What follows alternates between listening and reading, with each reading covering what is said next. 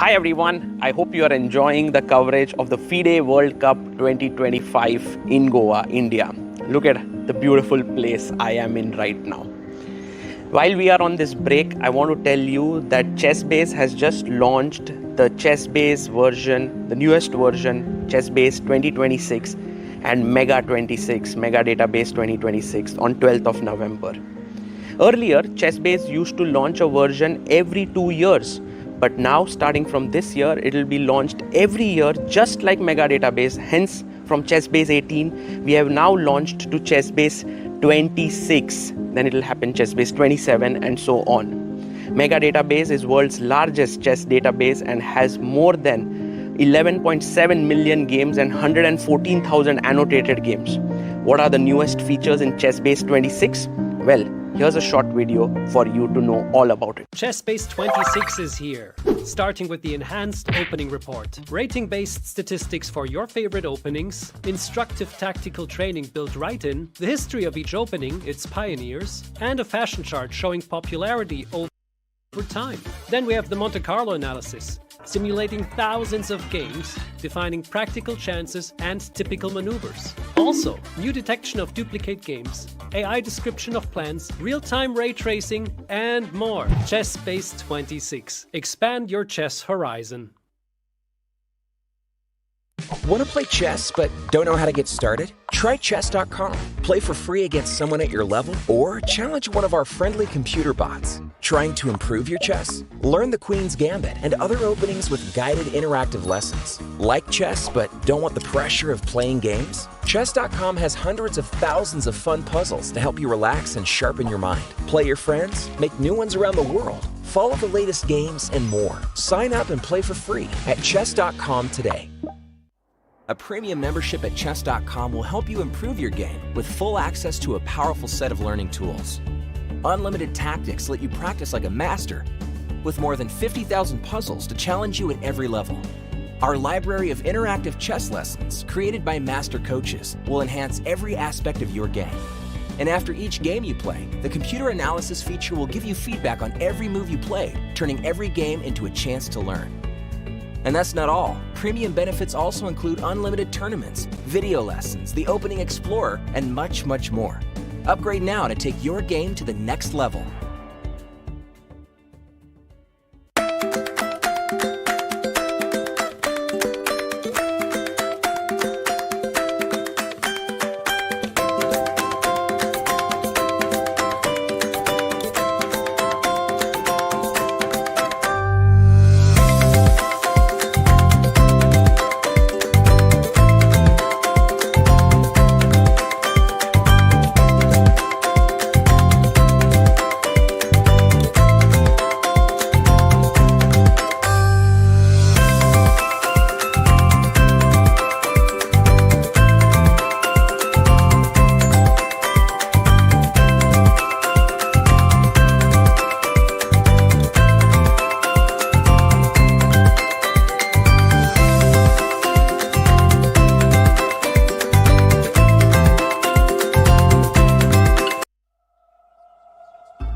The crucible of competition, the eyes of the world.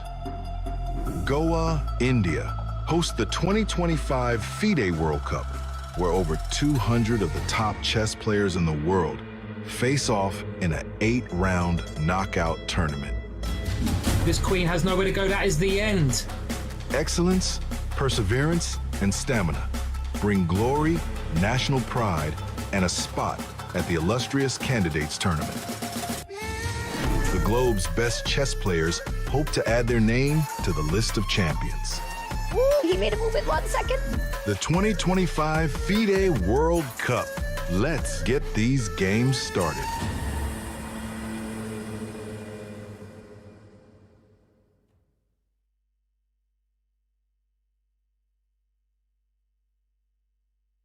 The most prestigious tournament in chess has come to India, the home of chess. अरे यार देगी अरे क्यों चाल्यो घोड़ो Yes! Yes! Yes! Yes! Chess chess chess chess खेल ये हमारा है।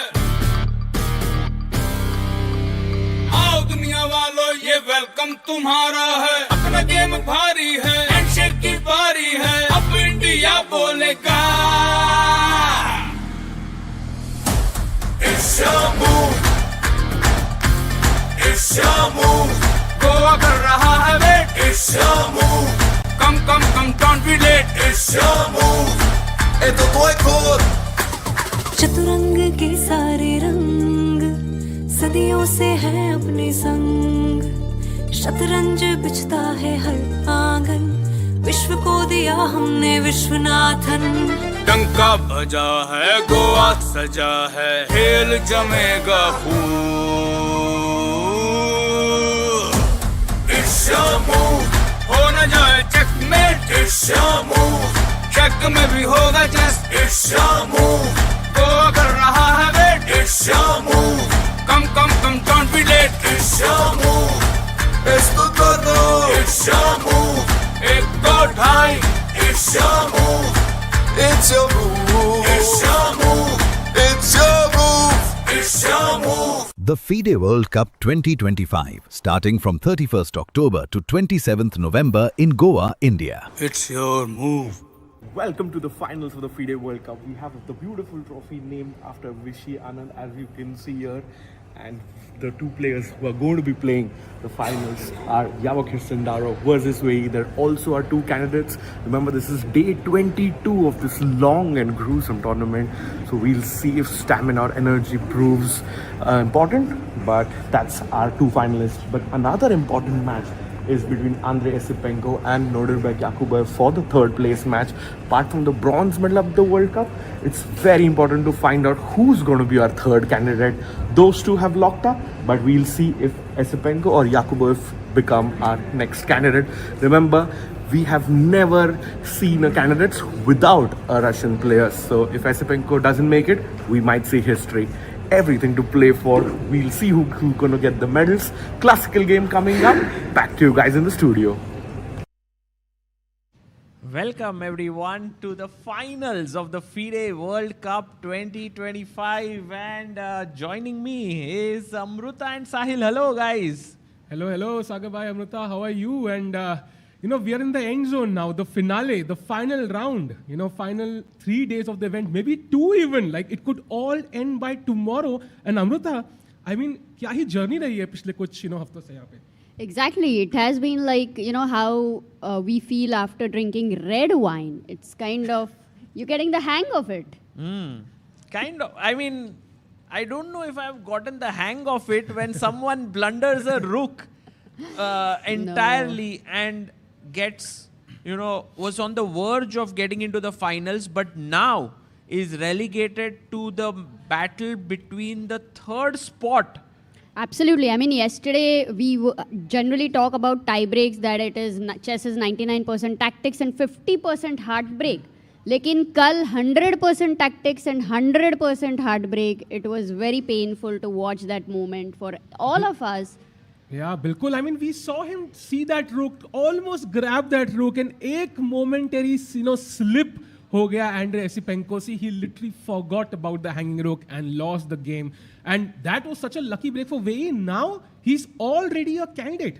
Oh, wow. Yeah. Big congratulations to Yavakir Sindaro and Wei. Both of them have got into the candidates. I think for China and Uzbekistan, they were celebrating. Yeah, it was a huge moment for the chess in both these countries.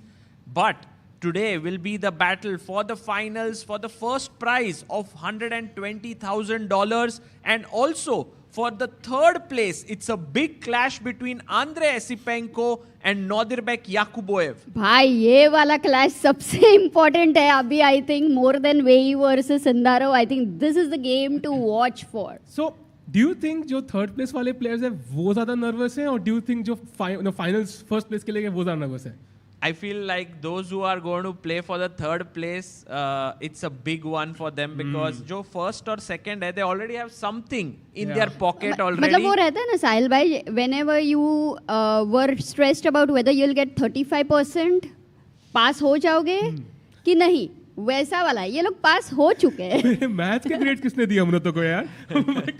But regardless I think the big thing is कि अभी भी 2 वहां पे chairs हैं, 2 boards हैं, 4 player है. For the first time no player gets knocked out. They get another opportunity. As you mention yesterday Sagar भाई, अगर वहां पे उनका टूर्नामेंट खत्म हो गया होता, this happened 1 round earlier, I mean, that would be so hard to come back from. Correct. And now Andrei Esipenko, who was on the verge of beating Wei, now will be fighting here. The important question is, will he be mentally ready for this switch or will he collapse today? You know, after the slip yesterday, you can call it like an emotional fracture which he is facing.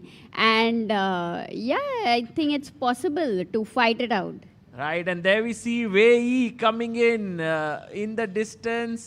He takes his chair. He's playing on the for the finals. There maybe the other board. Yeah, there you have him. He's the first one to arrive a few minutes before the start of play. And he's getting ready with the black pieces. And can we ask the chat a question over here to guess who will be making the first move today? Yes, hopefully, Amruta, I was right in telling you that person. And it was not just a guess, but yeah.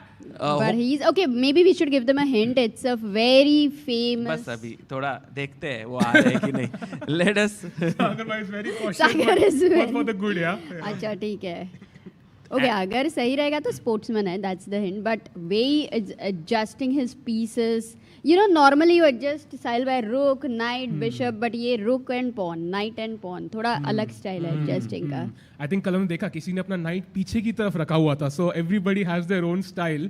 And Wei, the first player to arrive at the board. I think 3 more players remaining. And Sagar bhai, I mean, अब results wise, yeah, this is day 1 of the final round. Yeah. Do you expect bloodshed on the board? Do you expect like a calm draw? I think at least the 3rd place match will be very, very aggressive. They won't go for very safe play. That's my guess. And for the first place, I think we'll see much more aggressive play in classical chess than the semi-finals. Semi-finals, they were very, very safe.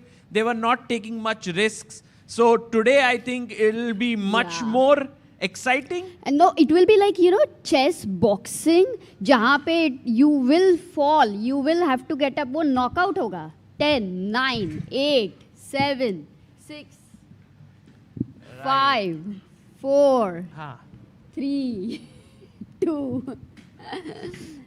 And guys, we have a guest over here. Yes, we have a very special commentator joining us for the first panel today. That is none other than Aloise Yankovic. Hello, Aloise. Yeah, hello everyone. Pleasure is mine, I believe. I'm so happy. You actually went inside the hall, made the first move. Were there for the first move and came back. Yeah, you have an Olympic medalist, if I'm not a great shooter. Wow. Yeah, Wow. And what was funny, we discussed a bit and met, and he asked me where I'm from. I said from Croatia. I know a few shooters, Olympic medalists from Croatia. And I asked, okay, and your place? He said, I won a world championship in 2006. Where? In Zagreb, Croatia. Oh, wow. So it was funny. It was funny coincidence, but yeah, so he has pleasant memories of my country. So let's see who this famous shooter is, guys, now that Aloise has given you a lot of hints. And chat has guessed it right. Wow. It's Abhinav Bindra who's coming here. Oh, so I revealed. Sorry, my bad. My bad, guys. So I think we started the guessing game already. And chat got it correct in the first guess itself. Yeah, that's crazy. Right. Let's see, by the way, Director Saab, if we can see the first move happening here today is so exciting. Actually, India, he's a legend in Indian sporting world. And if we can show him on the screen by dusra view hai, maybe the far view. Because the first ever gold medal, for individual gold medal for India in Olympics was won by Abhinav Bindra here. So clearly a household name in Indian sports. And we are so happy that he is here to make the first move. Yeah, I mean, it's the first time, right? We have Abhinav Bindra in a chess tournament. Yeah, absolutely. I mean, he never misses his targets, yeah? So we're going to have the first move. It is E4. Okay. Yeah, E4. And not just is he a great shooter, he's also been very responsible for the growth of sports in India. In fact, at the last Olympics, he was the flag bearer of Indian contingent. So just showing what an important personality he is. Amazing. Yeah. If I can add just one more thing, Viswanand was during lockdown in Granches Tour in Zagreb. He was in Zagreb for like 2-3 weeks because he needed to stay in this quarantine in one hotel. And at that time, same time, Indian shooting team came to Zagreb as well. So they have some training camp very long. So that's some also connection between Croatia and India in sports. That's amazing. That's amazing. And we have liftoff here. Let's go. E4, E5 in the game of Sindarov versus Wei. The finals here. I need your opinion, all of you. Who is your favorite to win the finals? Let's start with Amruta. Oh. No, I think we should start with the Grandmaster. Okay. Yeah. You can copy your opinion then, right? You will also. You can find, yesterday there was a video, I think, or reels by FIDE World Chess Federation. Charlize made it in like some last 2 days regarding who will qualify to candidates, and people were making some predictions. But I said to her that I made it already at the beginning of the event. I said that Sindarov is win. Wow. Of course, not to offend top guys like Gukesh, like Arjun, Giri, and every other top player here. Sindarov was seeded 16, but my point was that to like put an emphasis that he's capable of winning, that his style is good enough to win this kind of event, and we always have some surprises. So I would go with Sindarov, although I really respect a lot Wei, and he's a fabulous player. Amazing. Yeah, So I think... You are going with Sindarov. Yeah. What about Sahil Bhai? You know, Sahaj mentioned Sindarov. I am very scared of betting against him. But after what happened yesterday, you know, that was like God's hand coming in and pushing Wei to the next round. I'm going to go with Wei. What's your guess, Amrita? Ooh, you know, yesterday I saw Sindarov. He was walking here and there. He was so happy. He has his grandfather over here. He's in a very different mood and sweeping in. So yes, I'm going to go with Sindarov. Wow, all three of you supporting No, Sindarov not here. three. He's going for Wei. We can tie now. Sagar, Oh, we can Wei. tie. Yeah. Okay, Your I'm decision. going to read out a super chat here, and I agree with it. It says, "We will rock you." So I think Wei is going to win this one. It's going to be very close though. Yeah. I don't think it'll finish in the two classical games, especially when you have the Petrov. It's almost impossible to beat Wei. Not clear. I wouldn't be so sure because the line now they're playing. It's very known line, and yeah, here many games were decided in the same manner. So we exchange pieces. We exchange large square bishop. As a black, you are then super happy, but suddenly your opponent sees the e file first. Rook comes to e3, other rook comes to e1, and we have like structure where you solve your problems, but this e-file annoys you a lot. I can name many games of Nepo. For example, Rajabov was playing this line with black, sometimes suffering. There was an important game, European Team Championship, Ivan Šarić, Croatian player versus Rajabov. So it's possible to win. Don't think that this Petrov means that we will have some boring Now ending. that Alois actually explains everything, it does feel like white can win. We did see this, right? Someone played this against Wei. I believe it was Arjun who played it, right? With the black pieces with the white pieces. That was drawn. You know, and also C5. one more thing, Sagar, there has been in Norderbek's game, Yakubov versus Esipenko, Yeah. we have Sicilian on the board. Shall we go there? Wow. Whoa, Fighting we chess. like Sicilian. Yes, we love Sicilian here. And here we have this 4 knights coming out, and e6, knight takes, pawn takes, e5. Maybe Alois, you could tell us a bit of the history of this line, because it's very weird, and bishop b7 seems to be the new sort of wrinkle here, because Queen c7 is what they used to play, right? Yeah, I just want to add that Sveshnikov is a great opening, but there is only one problem. Sometimes you cannot enter it. So yeah, it was like a preparation of Boris Gelfand versus Vishy Anand. If you recall that match in Moscow, Vishy won.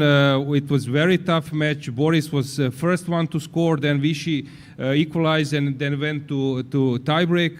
And it was quite interesting match. I discussed with Anand a bit about this match. Vishy body language was not great. There was a famous documentary movie. Check this. It's album 61, something like that, where they are actually covering Boris Gelfand's life and also that match. In that match, he had helpers like Elyanov, like Rothstein, also. There were some other grandmasters, and in that match, Boris played this Sveshnikov. And later, you recall probably match of Magnus Carlsen versus Caruana. In that match, Magnus opted for this Sveshnikov. It's quite forcing, many lines, many variations, and if Black is well prepared, then Black is doing fine. But then White started to avoid it. White can avoid it. How will you enter Sveshnikov? You can enter with two ways. Maybe Sagar, we can show now e5. Yeah, this is a one way. Now e5, knight b5, d6, bishop g5. This is one way to enter Sveshnikov. Other way is to go with e6.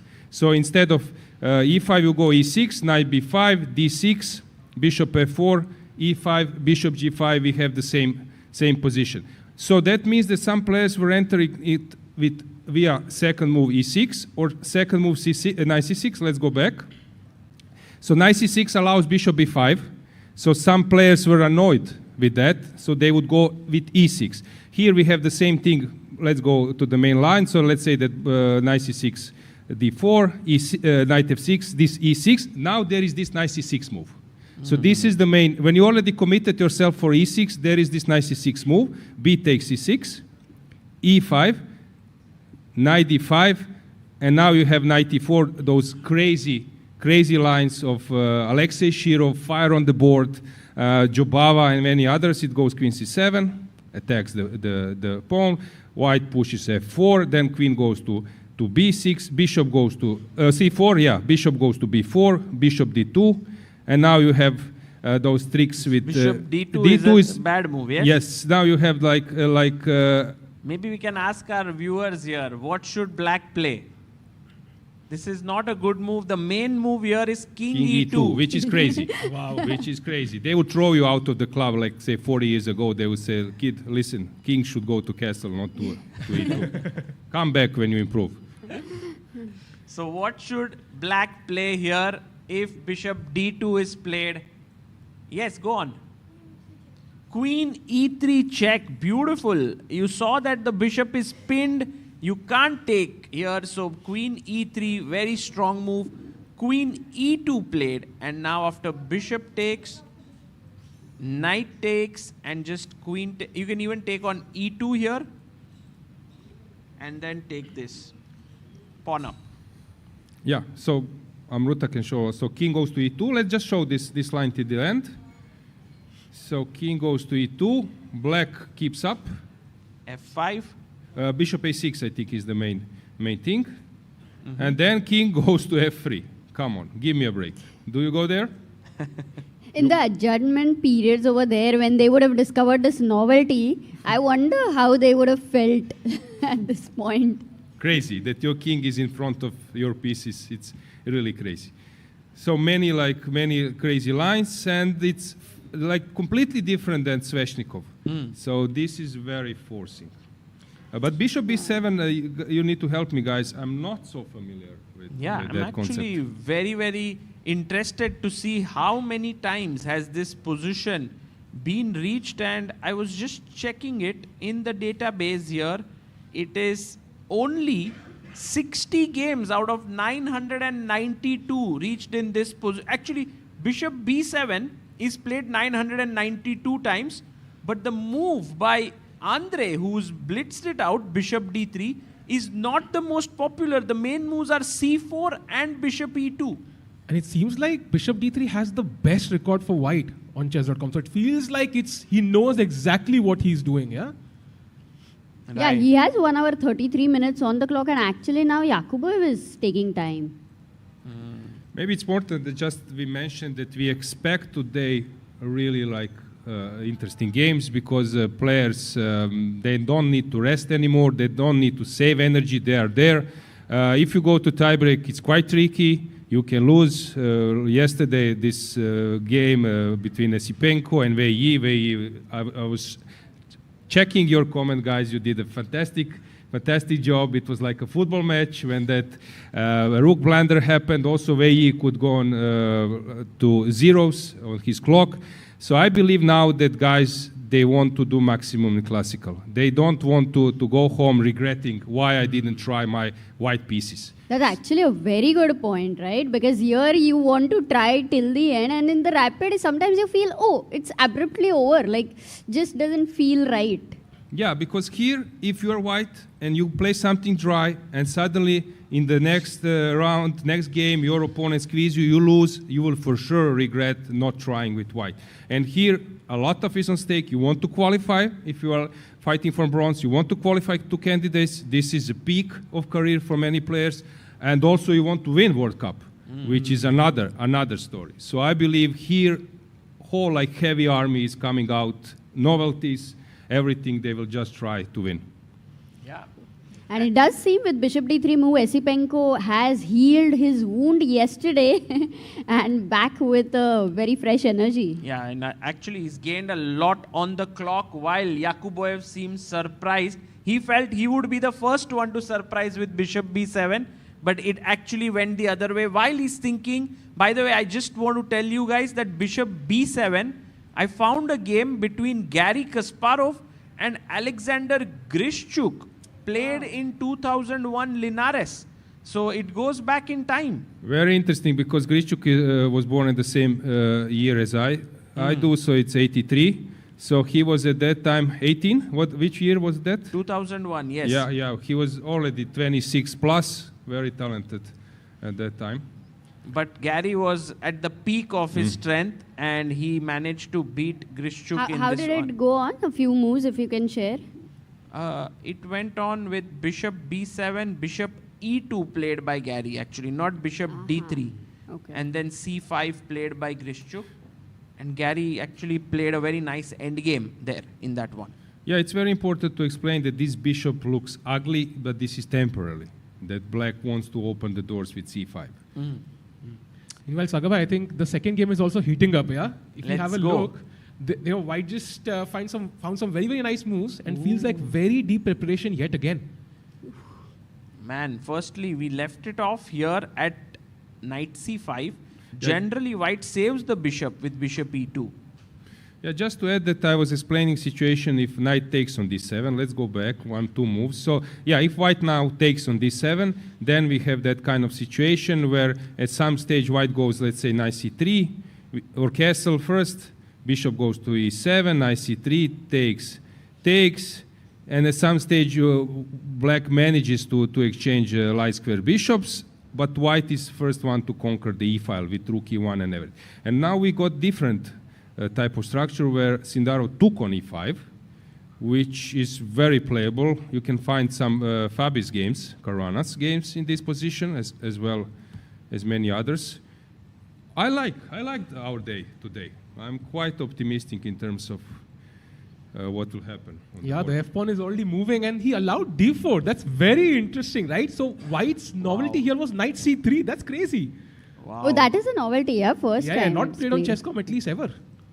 So guys, if you blunder sometimes piece, don't be too worried. It might be a great novelty. So D4 is actually a piece that is falling, right? So how is it working in this position?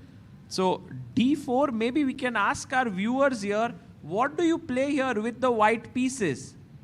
Yeah, go for it.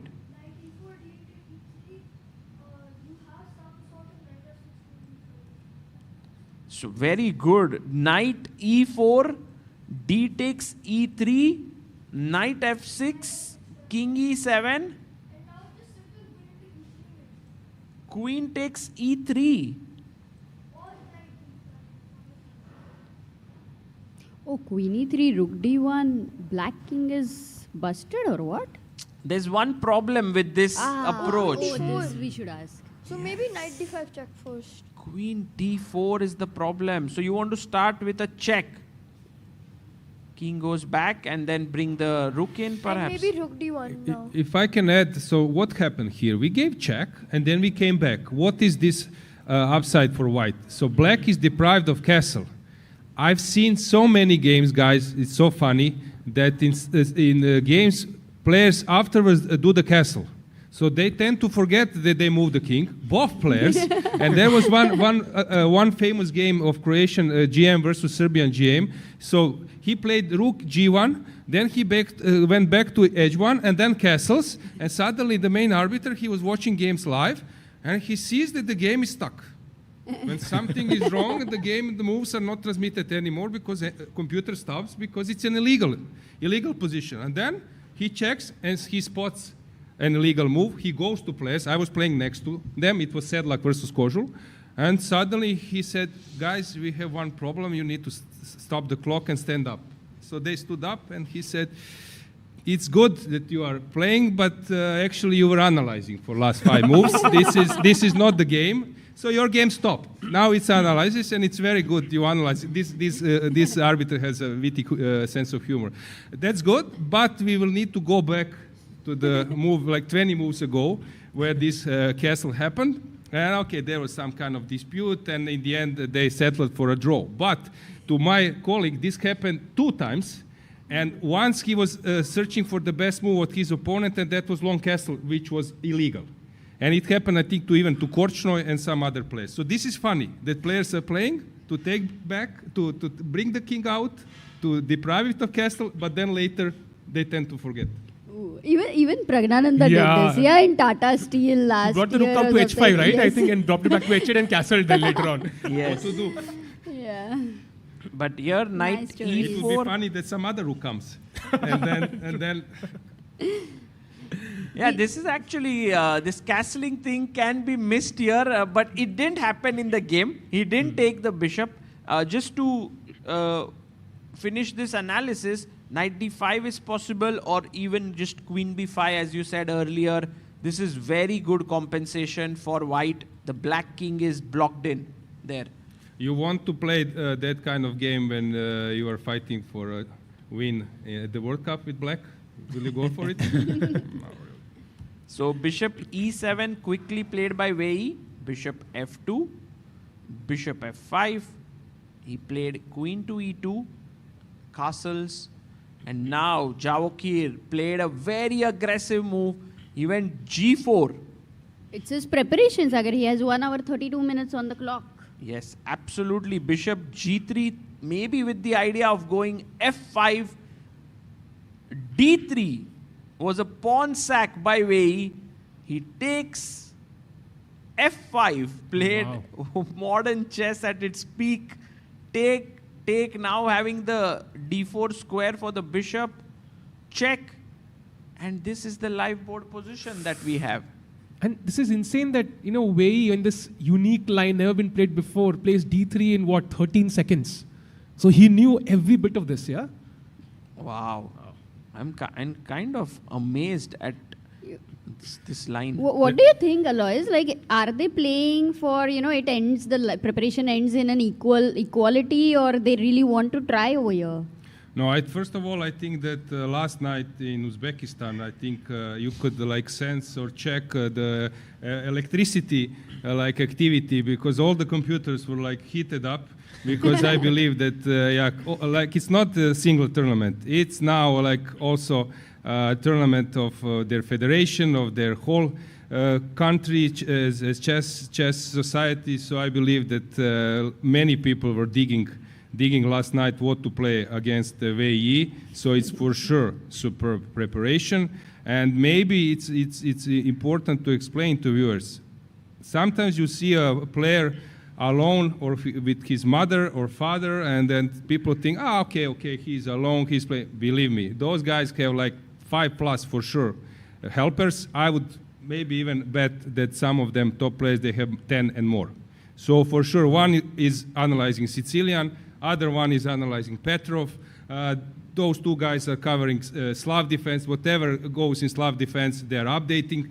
And there was famous story between Leko and Kramnik when they played this championship match. And there was this martial attack, and Kramnik is going to a board, and he wants to enter this martial attack, which was Leko playing. And suddenly he goes to the elevator, and they are in front of the room, and they want to tell him there is a problem in that line, and the elevator went down. Kramnik played the line, and he lost against Leko. Leko refuted brilliantly this concept. They wanted to tell me, but there is a problem in that line.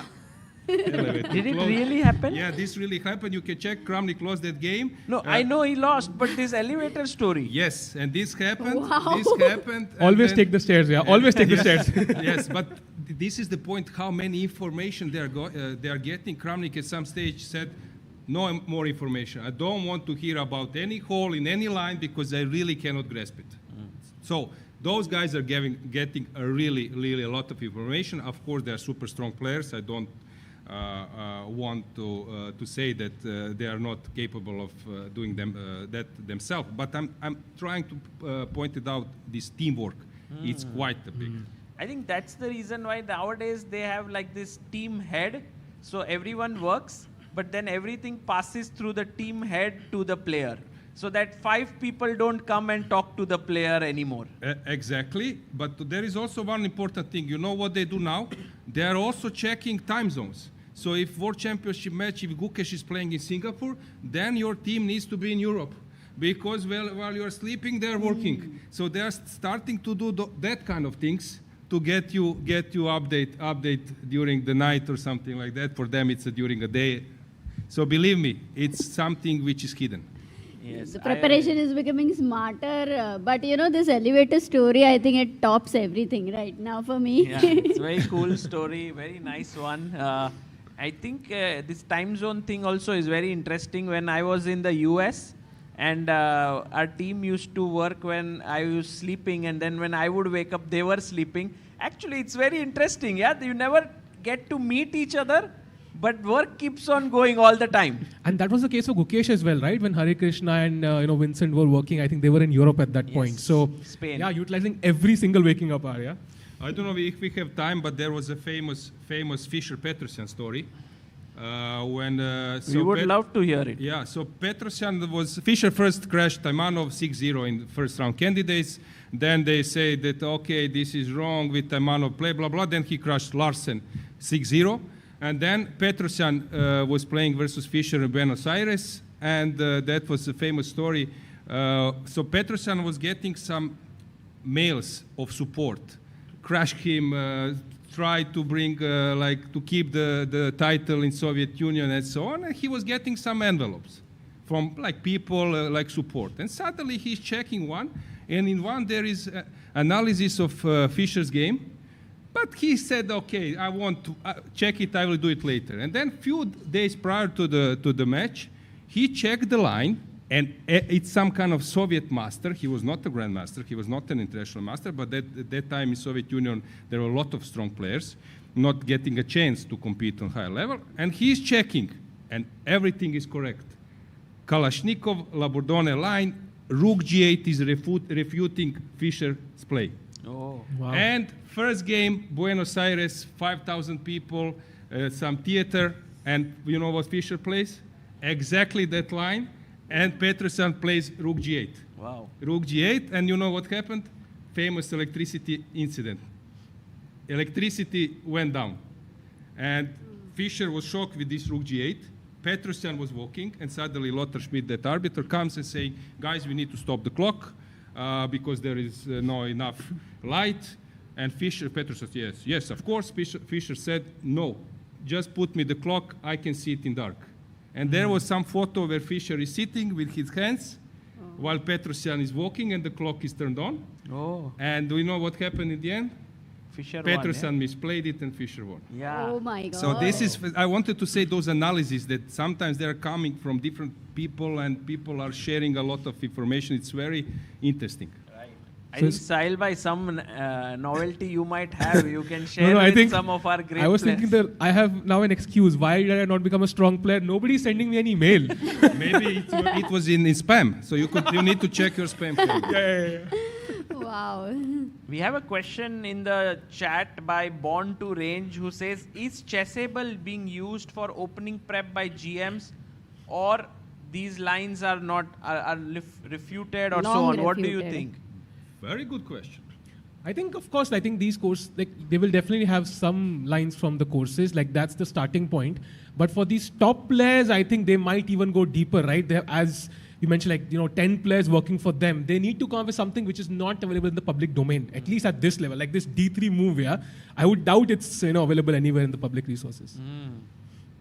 I think they go deeper, as rightly pointed out by Sahil bhai, but yes, it can be a very good starting point for them. But I want to add that these days information are flowing much faster than before. So usually in the previous time you had that chess informants and some magazines, and then people will put some crap in an analysis just to analyze the game, but keep the main things hidden. But these days, if you don't play it, even if you don't show it, after 1 month someone else is playing it with armed with computer. So at some point they are getting relaxed, not afraid of sharing information. So maybe they are sharing more than before. Interesting. By the way, I have a question here for everyone. If take on F4, does this work or not? Is this a good move? Because the pawn is hanging. The bar clearly says it's not a good move. But why? Can you calculate?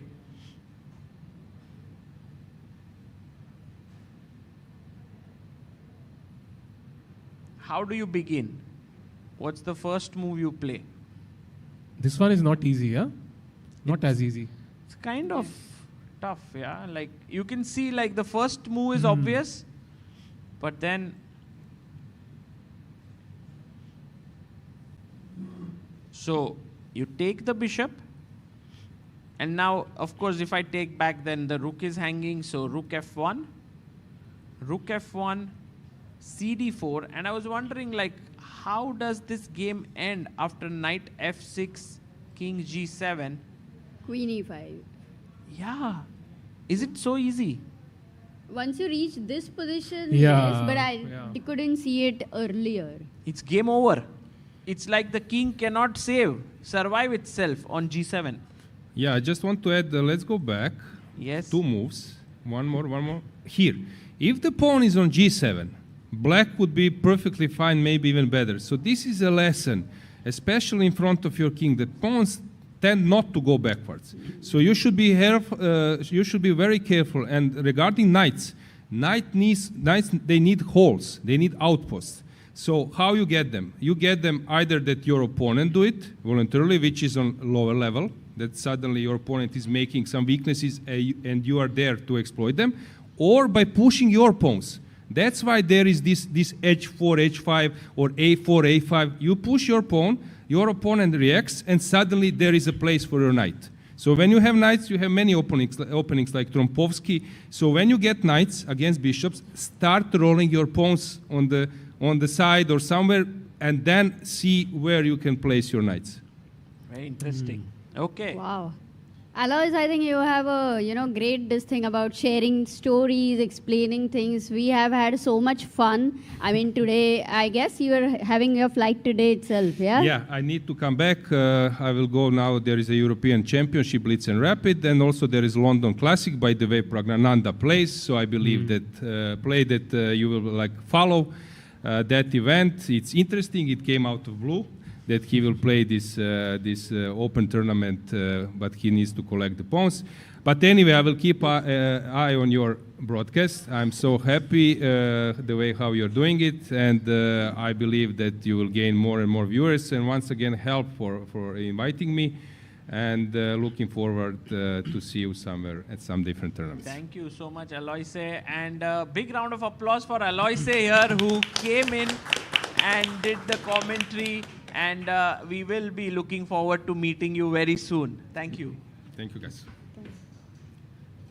Guys, Aloise Yankovic, the Vice President of European Chess Union and also a very strong Grandmaster, close to 2600 ELO at his peak. We also did a master class today with him from 2 p.m. to 2:45. If you missed it, do check it out on the YouTube channel because he is a wonderful educator, very, very good at what he does and was very kind to join us. And he's a great storyteller as well, yeah. भाई बढ़िया story भाई 2-3 story आज बताए मुझे पता ही नहीं थे खत्म क्यों हो गई भाई और सुनाओ भाई और लिफ्ट के बारे में भाई क्या क्रेजी स्टोरी थी Why did he go right now? He has a Yeah, I flight, think he has yeah? a flight at 6 p.m. or so. So that's the reason why, Amruta. But it was very cool to have him here. I think I won't be able to forget the elevator story for sure. And It happens with me and Amruta all the time. I'm going downstairs to buy something and the elevator closes and she's like, oh, please bring. Unfortunately, these days there is WhatsApp now, so she then sends me a WhatsApp. No, but now sometimes you don't take your phone also. नीचे ही तो जा रहा हूँ मैं, आ जाऊँगा फटाक से करके. Right. So then That makes me now feel good that Kramnik also did it. You know? But I think for him the stakes were much higher, yeah. हाँ इधर तो तुम आलू ही भूल जाओगे उल्लू के पट्टे आलू के पट्टे टाइप. अरे. I mean, yes. By the way, you had a question here. Can we give you a mic? Maybe a microphone for our young friend here who has a lot of interesting questions. Yes? Into f4, bishop into d4, rook into g4 check. There you can actually sacrifice your queen with queen into g4. Whoa. And then after bishop into g4, there's knight f6 check. This is a beautiful line, yeah? Man, that was well spotted. And now king g7? Wherever you go, there's knight into g4 check But again. then you will lose your bishop with a check and then the knight maybe Wait, has to is come Knight back. d5 check here. Knight d5 check. Rook e7 can it work? No, knight d5, yeah? Knight d5 check. Actually, knight d5 check and cd4. That's the problem. Wait, rook e7 is nice, no? Can it work? Here, rook e7, king h6. No, earlier I think. Acha. Because now I move the queen and now there's some knight g4, knight h6 mate or I don't know. Doesn't work. Queen e7. Check. Knight my bad. d5 मैंने देखा, but then. And then this is a winning endgame for black. But a good try, Sahil bhai here. Although there is a very nice move here, guys. Anyone wants to try. This shows how to attack is very difficult in general in chess. We might think it's easy. But it is not. We have a grandmaster coming in the distance. I can see him. Bhai, you can only join us if you solve white to play. I mean, not that we want you more than you want us here, but still. Guys, we have Grandmaster Sahaj Grower here trying to solve, but can anyone solve here? White to play. Knight e8, king g8. कहाँ से आप आगे नहीं बढ़ पा रहे हो? Something you have to find. I think bishop c3 should work, no? देखो भाई, Grandmaster intuition, well done. Bishop c3. Bhai, how did you come to this move? Because everyone wants to do something. Yeah, and knight you h5, knight d5, rook e7. Threat is better than execution. अरे, just one word. Calculate किया कि सिर्फ mind में ऐसे आपने वो. No, I was thinking knight g4 check because I wanted to give knight h6 checkmate, but I saw queen takes d4 is there. And any other knight move besides knight g4 is not as nice. Take the bishop. Yeah. I mean, even if I just go king g8, it doesn't feel as nice because I can't do anything with the knight. So I just thought, okay, let's just move the bishop and keep the option. Too good, bhai. Too good. You have won the right to join us here, bhai. Okay, guys. While Sahaj bhai joins us in the panel, Look whom we had. We have here many interesting guests joining us in our studio here in the fan zone. We have someone from the Oos Chess who has joined us here, and that is wonderful. And he is been here since yesterday. We also have some very special friend who has joined us from Mumbai. We'll tell you more about it once Sahaj bhai settles down. Yeah, but and maybe we can give a mic to him. Yes. Hello, hi. Hello, everyone. Wait a second. Just 1 second, we'll get you on the screen right now. Sahaj bhai, baith jao bhai. Sahaj bhai, आज coffee and all, but I think Dubai to gaya na. I have coffee every single day. I can't survive a day without coffee. Okay. It's a bad habit, but you know. Hi. Hello. Can you tell us your name? My name is Bobo John. Bobojan from Uzbekistan, and yeah, you are a course. content creator. Yeah, of course. I'm a global content creator in Chess. I'm working there, like doing live streams and doing global contents for social media. Wow, that's amazing. And you are here since yesterday, right? You came yesterday or day before? Day before yesterday. And how did you feel being here? Yesterday was a very special day. We spoke to you about for Uzbekistan. You got a candidate in Sindarov. How is the emotion back home? Yeah, emotions are just insane. Like being here and watching from the fan zone, watching from the behind the board is just another kind of emotions. I can't just describe these emotions by words, and seeing the Sindarov's emotions, I mean, like he's so excited because he just guaranteed the candidate spot, and this is so amazing. Yeah, and also excited like you guys how like created the fan zone, and you're asking the questions from the fan zone, like the people who is sitting in the fan zone. This is amazing. I just excited. Wow, that's so nice. And what are your feelings about the finals? You know, there are two Uzbeks, one fighting for third place, one fighting against Wei. We were told yesterday that lot of preparation must have gone on for these two games. How are you feeling about it? I think Wei is also a tough player. Sindarov is preparing for this championship like a lot. Like he tried for this in Uzbekistan before, but he failed. But now he's trying hard to get this spot, and he got it. And now his goal is to get the FIDE World Champion also. And now he's preparing hard for this. We didn't interrupt him since today, and he's hard. He's fully ready for this. The Wei is also a top player. I've seen yesterday. Like he got 1 second in his clock, and he has no emotions. He's just calmly playing the move and pressing the clock. Wow. Playing against this guy is, it's not easy. It's not easy, yeah. They both are tough players, and we see how he's going to win this. Beautiful. For Yakub Mayev also, like, I hope he will get the third place, and he's going to participate in candidates also. Nice. We are rooting for him. I also hope that happens, although Esipenko is not at all an easy opponent. And we also have another special guest just sitting behind you. We have Manikantan MVL here from IMC. He is someone who loves chess, and IMC is someone who is very, very deeply involved with chess. Sahaj bhai, Sahil bhai, I want you guys to know that IMC is actually supporting Team Liquid. Did you know this? Wow. Yes, in the Esports World Cup. So Mani is here, and he loves chess so much. In fact, he was, I think, one of the main forces behind Pragnananda's Simul in Mumbai. So very nice to have you, Mani. Thanks, Sagar. Thanks, team. Thanks for extending the invitation. Very happy to be here and witness this final. Yeah, how was your emotion here? You must have come, of course, hoping Prag would be here and some players. And now you are seeing this matchup between Sindarov, Wei, Yakuboyev versus Esipenko. How's your feeling for that? I'd like to, when Abhinav Bindra started the day, he said something. He said, as a sportsman, what you did yesterday doesn't matter. So I think chess is one of those sports where your ratings, your rankings don't matter when you enter the field of play.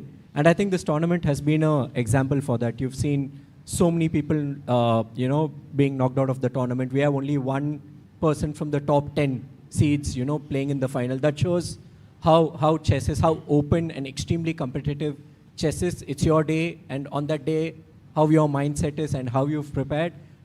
This is what makes chess so special as a sport, and that's I think what it's unique for chess. There's hardly any other sport which is which matches up to that sort of emotion or that on the day unpredictability. Yeah, it's the sport where you can have the best upsets. So yeah, I'm so happy to see this field of play, and thank you for inviting us here. Thank you, Mani. Thank you, Bobojan, for coming here and for enjoying this with us.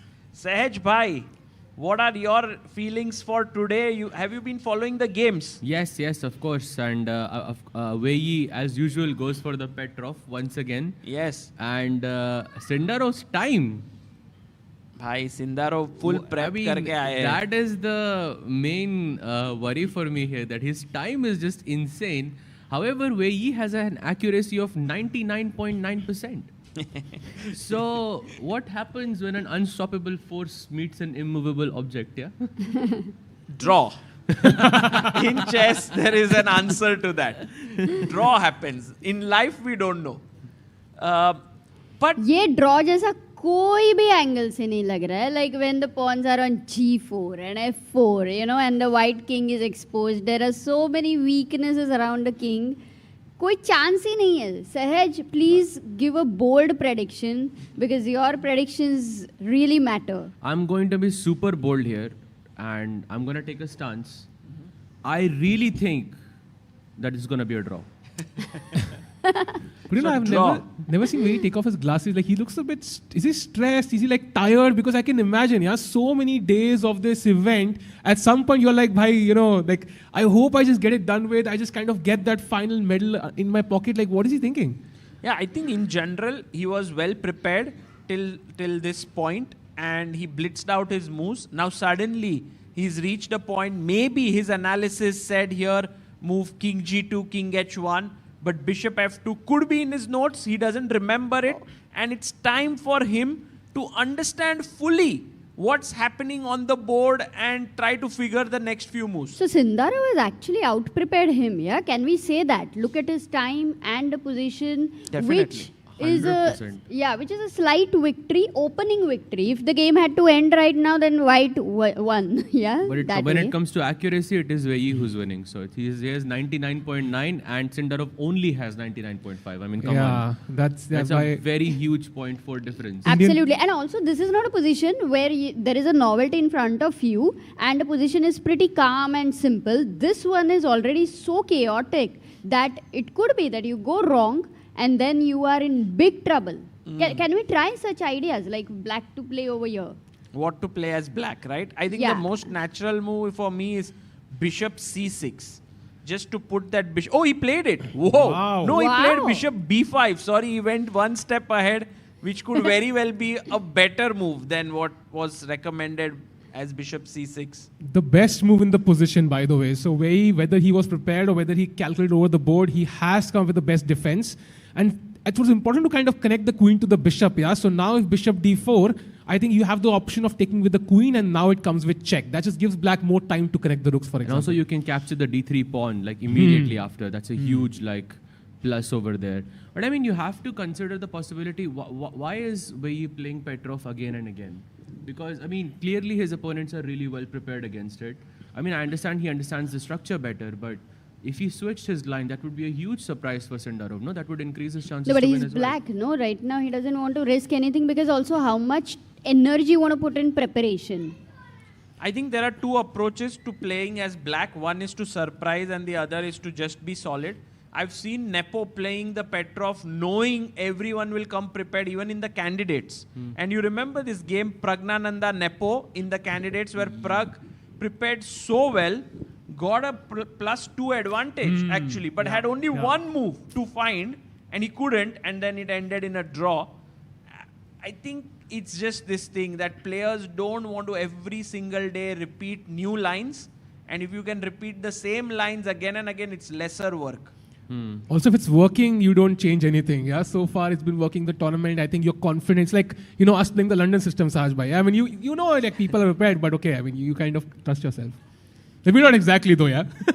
I mean, I also like other variations, but London system is great, but if your opponent can predict the first 20 moves, like what happened in this game, I mean, maybe it's not the most ideal, yeah? Because then you can easily go into equality. There are many ways, but yeah, I mean, clearly he's played bishop b5, which is, I think, a great move and position. Direct threat, no, bishop takes f2, there is knight f2 and you defend a d3 pawn. No, but f4 will be lost.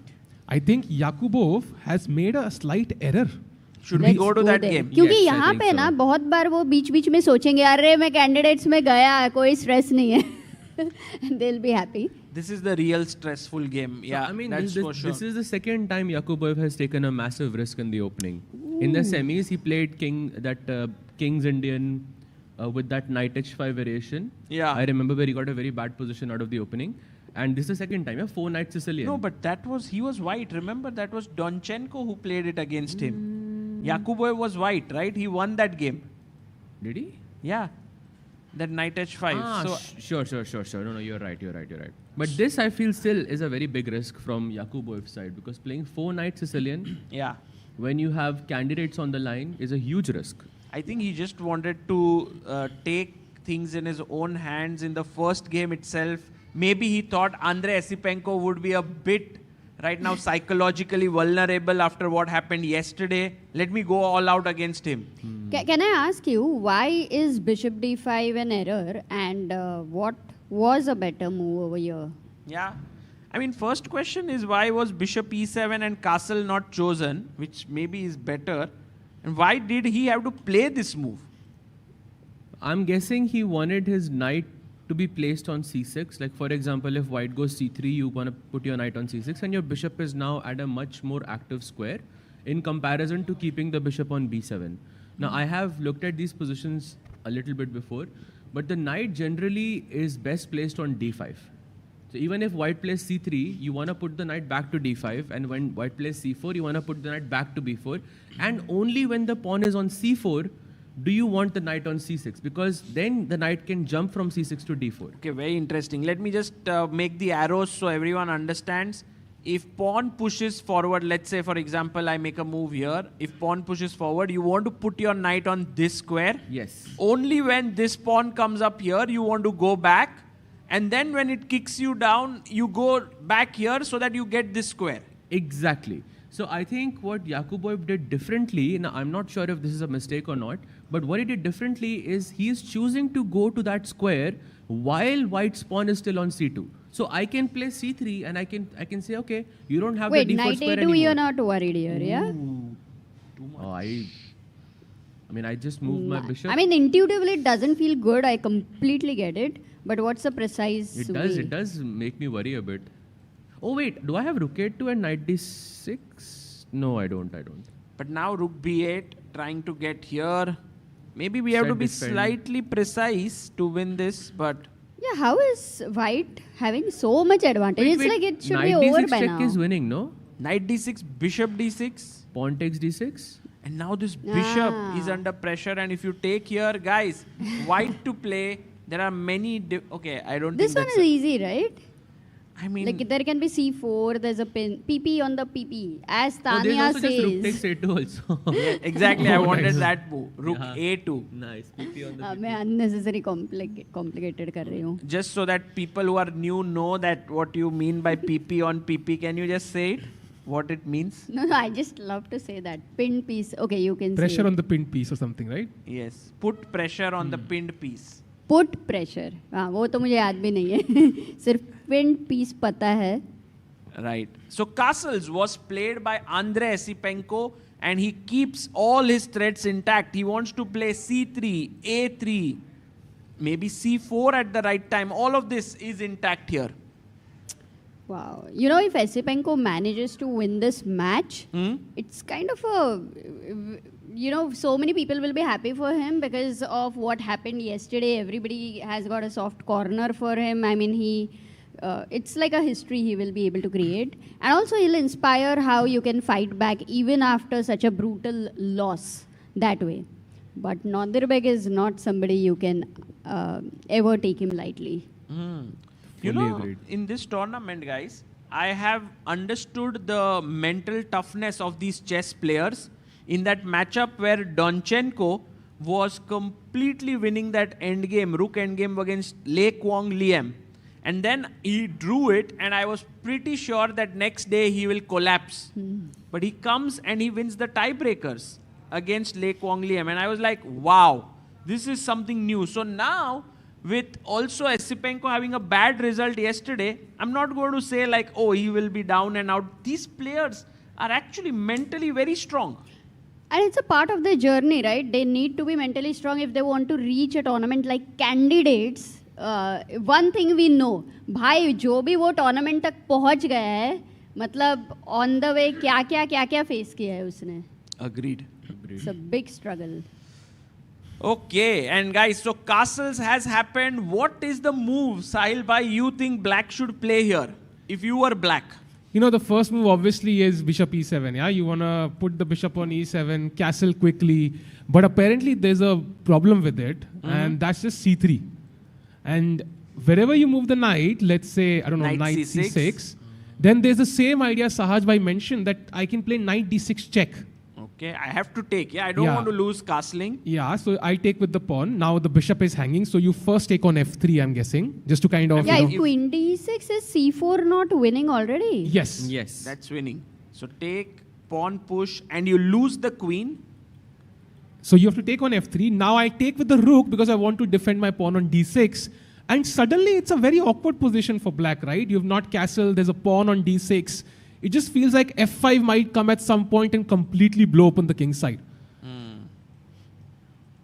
Yeah. Wow. How can black avoid this? Because it's a very dynamic situation. I understand bishop d5 was not the best move, but there are a lot of ideas, for black as well. So what would be the best practical way? Sahaj bhai in your preparation or Sagar if you have? Thinking maybe you just capture bishop e4 at the right moment and you just don't allow knight d6 check altogether. Knight d6 looks like but then double bishop advantage, you are okay with that maybe. Knight c6 here, bishop e7, g6 and a short castle. I mean, at least there are no... Play this like as if you have accepted that you are worse. Yes. But he would have done the last move, right? Bishop d5, direct e4 maar sakte the. He just wasted a move. Now it's going to be incredible. He plays bishop e7 on the board, guys. Northerbek Yakuboev in some trouble. But will Andrei Esipenko feel that this moment is his? If he manages to win today, he'll be very close to getting that third place. Okay, is c3, knight c6 the only way, or can you go back knight, a6, which is so ugly? Apparently, there is an intermezzo here. You can play queen b7. Which is quite interesting, actually. Putting pressure on the knight. And then maybe I shouldn't be taking your knight, you take mine. I can defend my piece with queen e2. But now knight c6 is different because you don't have that knight d6, bishop d6. And you also don't have a tempo, which I think is really important. So check. So check, takes. And now I first take this guy. Oh. So if you take here, I take this with a check. No, वो bishop को पीछे लेके जाओ. So you go back. And I go back. Bishop e4, maybe? Yeah, bishop e4. And I have the double bishops here. And you can't short castle because queen h5, g6, queen h6, rook f3, rook h3, khatam. This looks like, practically like a dream for white, yeah? Rook f3 incoming, bishops active. Oof, this is so hard to play as black. Yeah, big problem. But Sagar, in that last position, was it not lost? Wait a second. Engine said it was fine. Yeah, something maybe went slightly wrong, Amruta, here in the attack. Maybe you have some rook e8, bishop f8, something like that. Yes, rook e8, bishop f8 or just f5. But I think it looks very scary though for black, this position. No, if you get a successful f5, then you are okay. Yes, then it's... So you had to do it more subtly. I'm pretty sure Esipenko would think through that right now. He's just concentrating as we go back to our finals where Javokir Sindarov, fight for the first place, is now going into the thinking mode. He has 1 hour 21 minutes. So he's thinking for already 10-11 minutes here. And where he spent, 23 minutes before he played his previous move, bishop d5. Yes. So clearly out of his prep. But was it possible that bishop b5 was not one of the top moves for Sindarov for his preparation? Because normally they take time like that. Yeah, my opponent is... That's a great point that Amruta mentions. Yeah, because generally when you're preparing, you're looking at the top moves of the engine, and bishop b5 is the top move here. So it's surprising that Sindarov is thinking. Maybe after bishop f2, the prep just ended for both of them. I think both of them just remember till that point, and it happens, yeah. Sometimes when your opponent thinks for a long time, you also are like, ab mujhe bhi sochna padega. So you start thinking there. Anything had happened recently when we were at St. Louis. Aditya was asking some questions rapid fire to Magnus, and it was about some dates, yeah. And the final question was about one date, and Magnus was thinking which tournament I must have played in January and so on and on.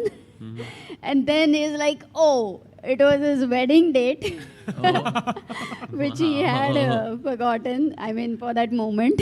So it was a nice tactical trick. I'll not forget any dates. Would you like to say Sahil something bhai. about that? Sahil bhai, we are So- in the final match. So at least Please, I am better than aisa- Magnus at something. I can remember dates, non-chess dates better.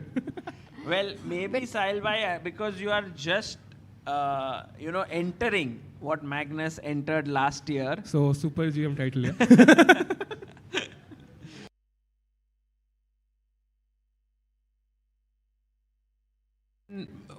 It's important for you to remember, the dates. But what's the date you are going for your friend's wedding in the next month? So Prakhar's wedding is I think 3rd, 4th December. I think he invited me, but I'll try to go there as well. भाई साहिल भाई अब तो प्रखर के wedding में हमको उसके photo से ज्यादा आपके फोटो का इंटरेस्ट है. Wait, the wedding is where exactly? Some in my heart, I think. In my heart, I think that's where the real wedding lies. दिल वालों का कुछ. In the chat, everyone is Okay. like, "Wow, Sahil bhai getting married." Yeah, Sahil, Oh, we'll what? at least have a dare. If your result is wrong, okay, your prediction is wrong, then you have to reveal. Reveal what? वही वो जो भी बोलेंगे वो you have to reveal. Reveal Yeah? the location of Prakhar's wedding. So we have 2 results. I'll reveal it. Done. 2 results today. Oh, today 2 decisive Haan, games. Done. Decisive. Wow. Games. Oh, bye. Bro, it can happen. Sindaro, come on. Come on, man. Esipenko, we need some more info from One Sahil bhai. result, you reveal one thing. One result might happen. Yeah, Yakubov is already But worse. So, one result and you just reveal one thing. ठीक है? so Prakhar's location. Yeah? Yeah, बिल्कुल reveal something. Or I will. Okay, Giving you Bishop. a head start. Bishop b5 played here, and of course the threat is to take on f2 and take on d3. So maybe a simple move like rook d1 makes sense. But look at that, the engine just drops massively. Yeah, because F4 is hanging, no? Yeah. Now it doesn't. So I don't mean know what's the anything. move here actually. Is It's anything tough. like Tor 4 F5, like Oof. Bishop takes F2, Knight takes F2, G takes F5, Queen E6 check. I don't know. I mean, just looking Wow. at things like Amruta, that. that's crazy calculation. Take, check. Do you need a check or maybe you take on F5 first? That also I'm not sure. Ah no, Queen G5 Queen aa G5, jayega. yeah. King H1, this Bishop C6. Oh. Ugly. No, but you have Knight E4. Knight is a nasty piece here. Knight E4. Nice move. Yeah, somehow white But- survives here. But Queen E6 check, and I think it does look a bit scary for black. Okay, so not so easy to find a move for white here. By the way, C3 played by Esipenko on the board. Yeah, let's go to that game. What did he as play? of C3, now. the best move. I think these are the next 3-4 moves are super critical for this game. Maybe the whole evaluation or the whole result, I would say, would be dependent on the next 3 to 4 moves. Correct. And maybe it's a good time to ask our viewers here. Anyone wants to guess where the knight is going here? What should be black's move here? It's not like the best move or something, but what's your feeling like? Anyone wants to suggest? And while somebody is thinking, look at that, Sagar, we have an absolute huge contribution on Help Chess by Kumar Gaurav.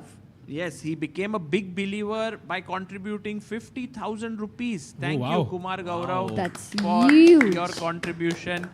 He's actually the founder of Circle Chess. So I'm very, very grateful to him for all the support that he gives right through his, not just by building that wonderful platform that he's building, but also by supporting young talents here.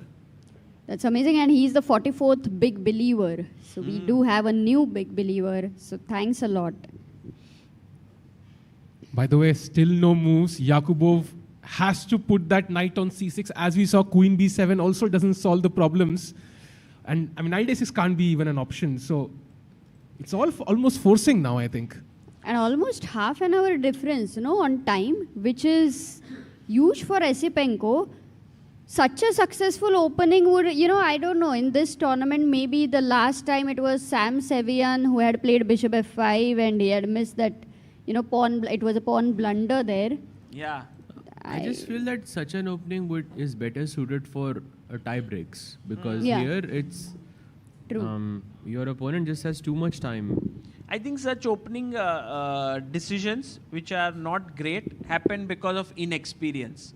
You are playing something for the first time, you take a decision, then you kind of... I remember Vishy Anand talking in 1995 about his match with Kasparov, that the moment he beat him, it was the 9th game with white pieces, he should have immediately shifted from e4, e5 to something else, because he knew Gary would come with everything that he's got.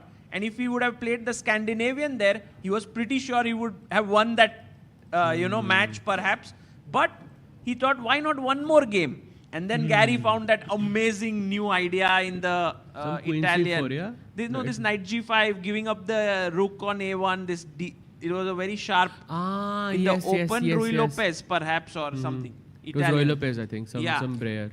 These are the, on the spot, you have to be very spontaneous, flexible mindset and adaptive to the situation. And sometimes it is very scary to do that in an important game. By the way, Nordirbeck just played knight c6. Oh, he played it. Okay. And now is the critical moment for Esipenko. If he finds knight d6 check, खेलना ही पड़ेगा, नहीं तो king castle कर रहा है. It's almost a winning advantage. देखो कैसा बैठा. He just right now moved. He relaxed on his chair right now.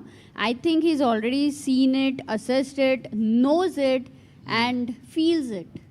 Yeah, he might. This is the key moment, guys. Knight d6.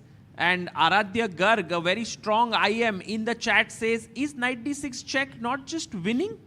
Well, Aradhya, maybe it is. Let's wait for, see, knight d6 check, bishop d6, and we are taking with the pawn here. We were analyzing bishop f3, here rook f3, right? Sahil bhai, you had mentioned. And then queen b6. And then just f5. f5. And this is not over from a computer angle, but from a human standpoint, it looks like you are going to checkmate this king, yeah? Maybe if you castle long side, you can survive. I don't know. It looks optically interesting. Interesting, but I don't know, b4, king h1, b4. Check king hataya h1 perhaps, or do I have bishop e3? Okay, king h1. And now, let's say I short castle. I mean, I don't know, f6, right? Yeah, f6 is so tempting, right? This looks very scary. No way, G6, no way queen you d2 can is just enter lost. here. Yeah, let's mate. The Angel say after f6, just calmly, just play queen c5, no big deal. Wait, let's ask a question to the audience. So g6, queen h6. Yeah. g6, queen d2. g6, queen d2. King h8, queen h6. Yeah. Black plays rook g8. Nice. To defend queen g7 checkmate. Question to the audience and to the chat, white to play and win. Great question there. Maybe we have this little girl here. Do you want to try? Do you know chess? You know? Oh, wow. Can you tell us the move? Can we give her the mic there? Behind? Wahan pe, udhar piche. And we'll come to you for the next question. Rook h3. Wow. That's a very good way to win. Now, what's your name, by the way? Vanya. Vanya, can you find another way to win this position instead of rook h3? Rook h3 is awesome. h7. Oh, wow. Very nice. Queen Good. How old are you? 9. 9. Beautiful checkmate here with a queen sacrifice. Wonderful. Great job. Okay. So that was Vanya finding this beautiful. And we have to find another question later for her. Yes, we will have Sahaj Bhai. If you ever get a question again, please do ask it out here. Done. But I'm still wondering, after knight d6 check, what happens if I just go long castle? So let's say knight d6, bishop d6, ed6, bishop f3. Oh, right? sorry, bishop f3 I need. Because otherwise I'll just take and the king is mated in the center. So take this. And now rook f3. Yes. Queen goes somewhere, let's say b6, you play f5 and I go long castle. Is this really that bad? Wow, it is completely lost. King h1. I think Amruta was right when she bishop said e3 maybe bishop and then e3 b4. and b4. b4 ke liye I don't think you want to think at all. Somehow it doesn't feel as bad, but the more you look at it, the more it looks horrible for black. Maybe because of the d6 pawn, because visually it does look okay with long castle and safer over the here. light squares look amazing, no, for black. Like, okay, you're completely safe on the light square, so it feels optically fine. Maybe that's what Nadirbek is sort of banking on. Right. So let's go back to the position here, and looking at the body language of Esipenko, it feels that he wants like 10 minutes. Can we get that other angle of Esipenko just to see? Look at him there. Full screen, yeah, let's go full screen for a while. And there we see him just completely into this position. And guys, today, by the way, while Esipenko finds his move, I want to tell all our viewers here and also back home that we had a very special guest making the first move. It was Abhinav Bindra who came here. Sahaj bhai, were you aware? Yes, of course. And he, for me, it's a special significance. I would love to meet him if he's still around, because back in 2012, I read his book, A Shot at History. That was his... he wrote in the title, My Obsessive Journey Towards the Gold.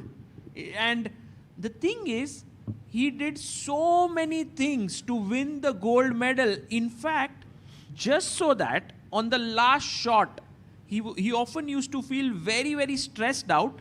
Just to take away that stress, he actually climbed a pole, which was like, I don't know, some 300 meters high or something, and stood on top of it just to feel that pressure and overcome it, so that when he's going to shoot there, he could feel that pressure that, oh, I've already overcome it there, so I can do it here as well, and all that stuff.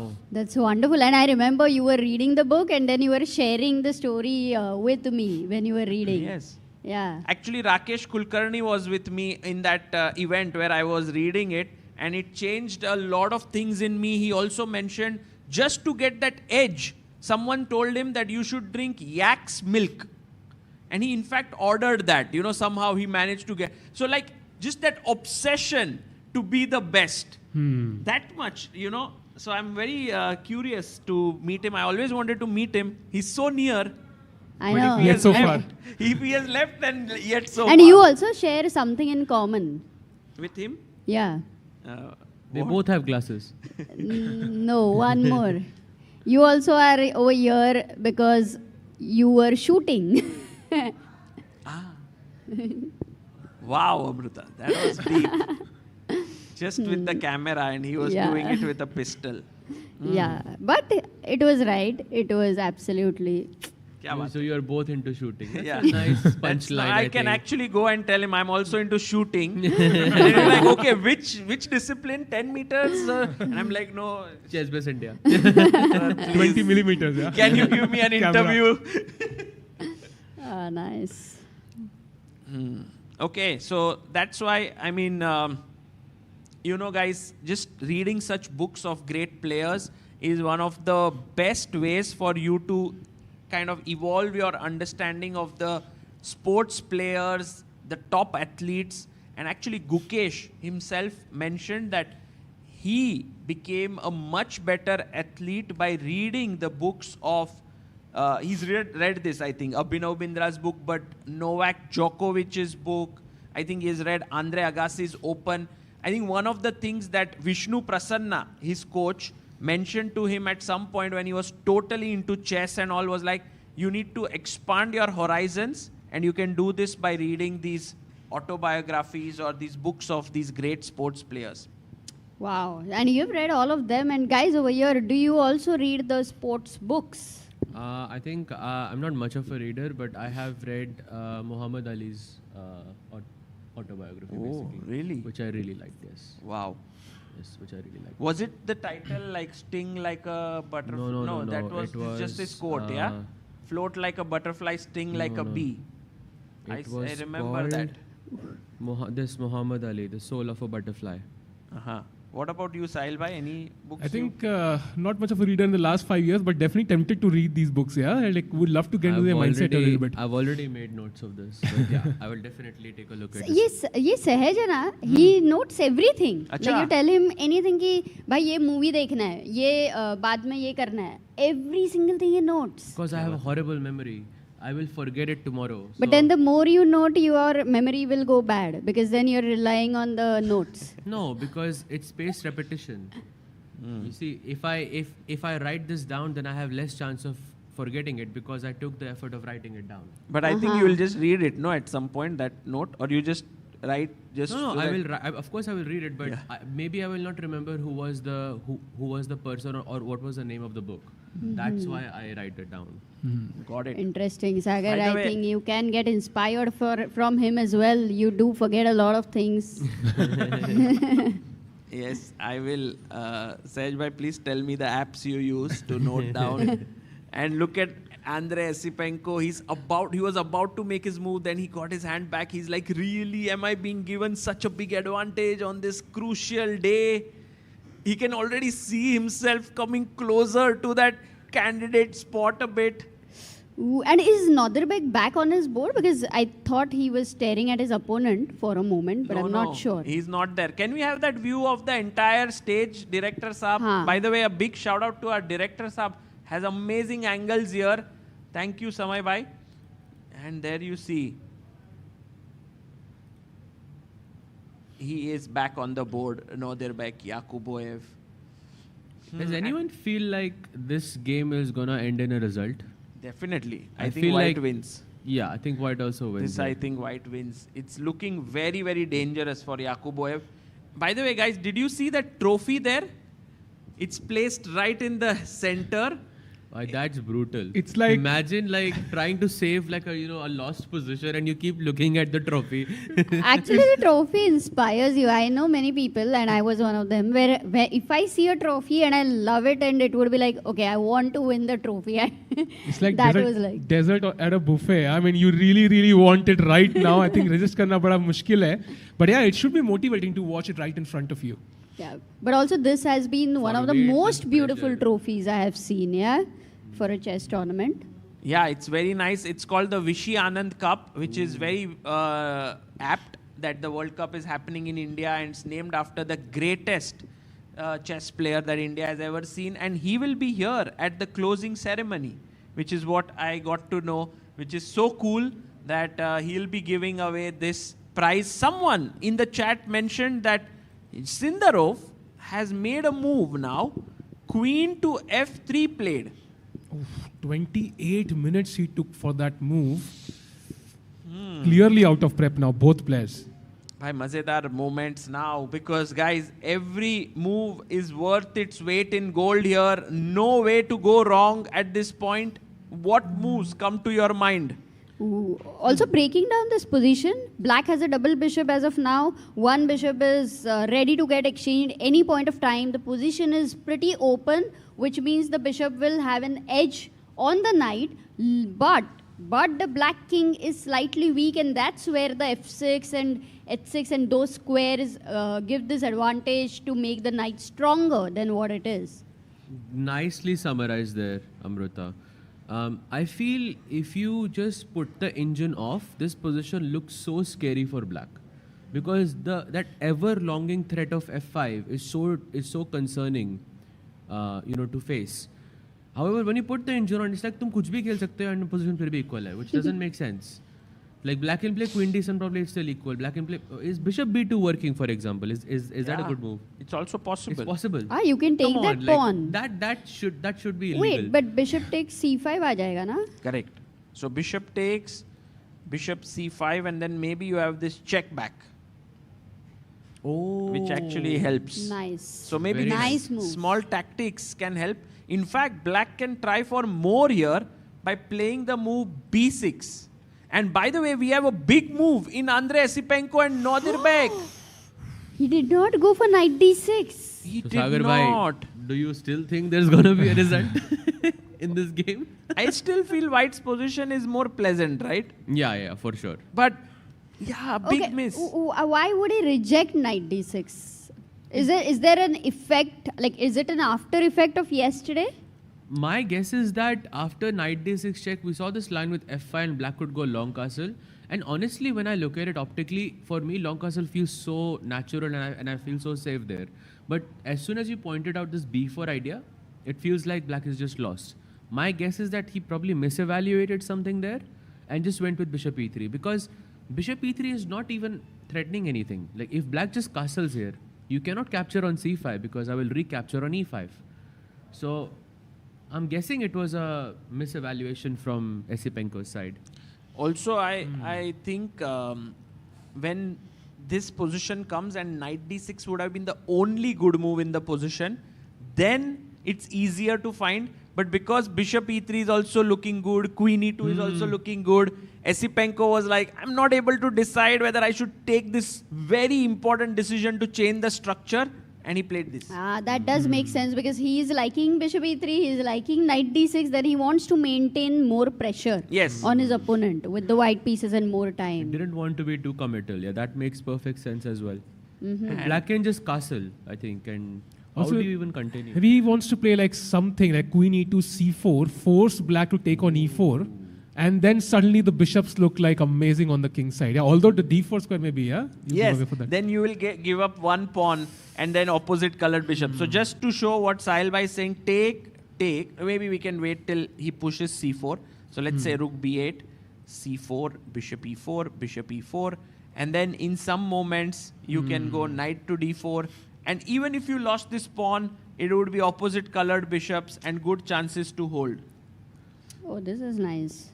Yeah, so that does mean that Yakuboev right now is happy after bishop e3. Not sure. But Not still sure about happy. Big task on. Yeah. Maybe some relief. Some relief, but again, once more the question is, what should black play here?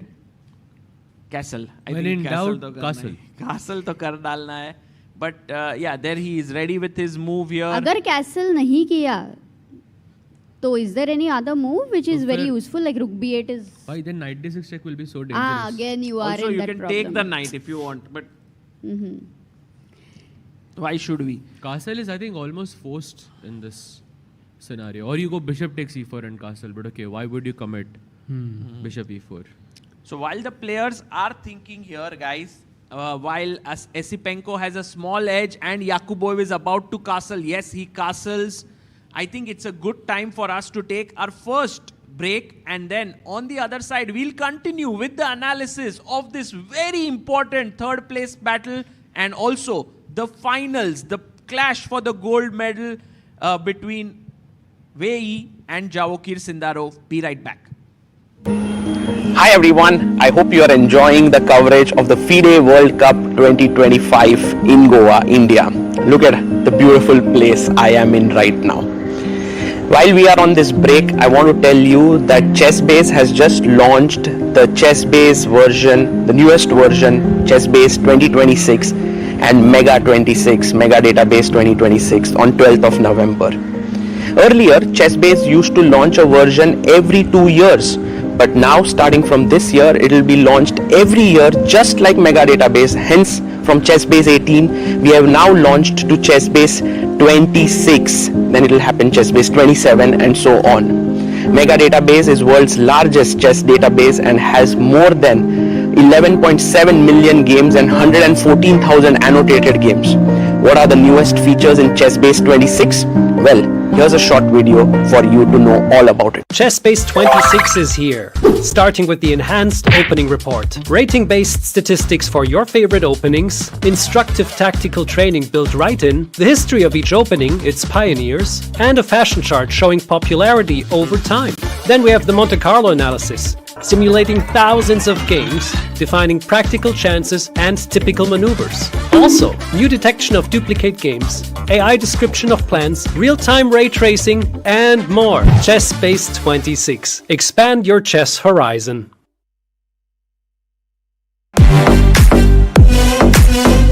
In December, the world turns to Doha, Qatar for chess at its fastest and fiercest. The 2025 FIDE World Rapid and Blitz Championships bring the globe's elite to battle under lightning time controls.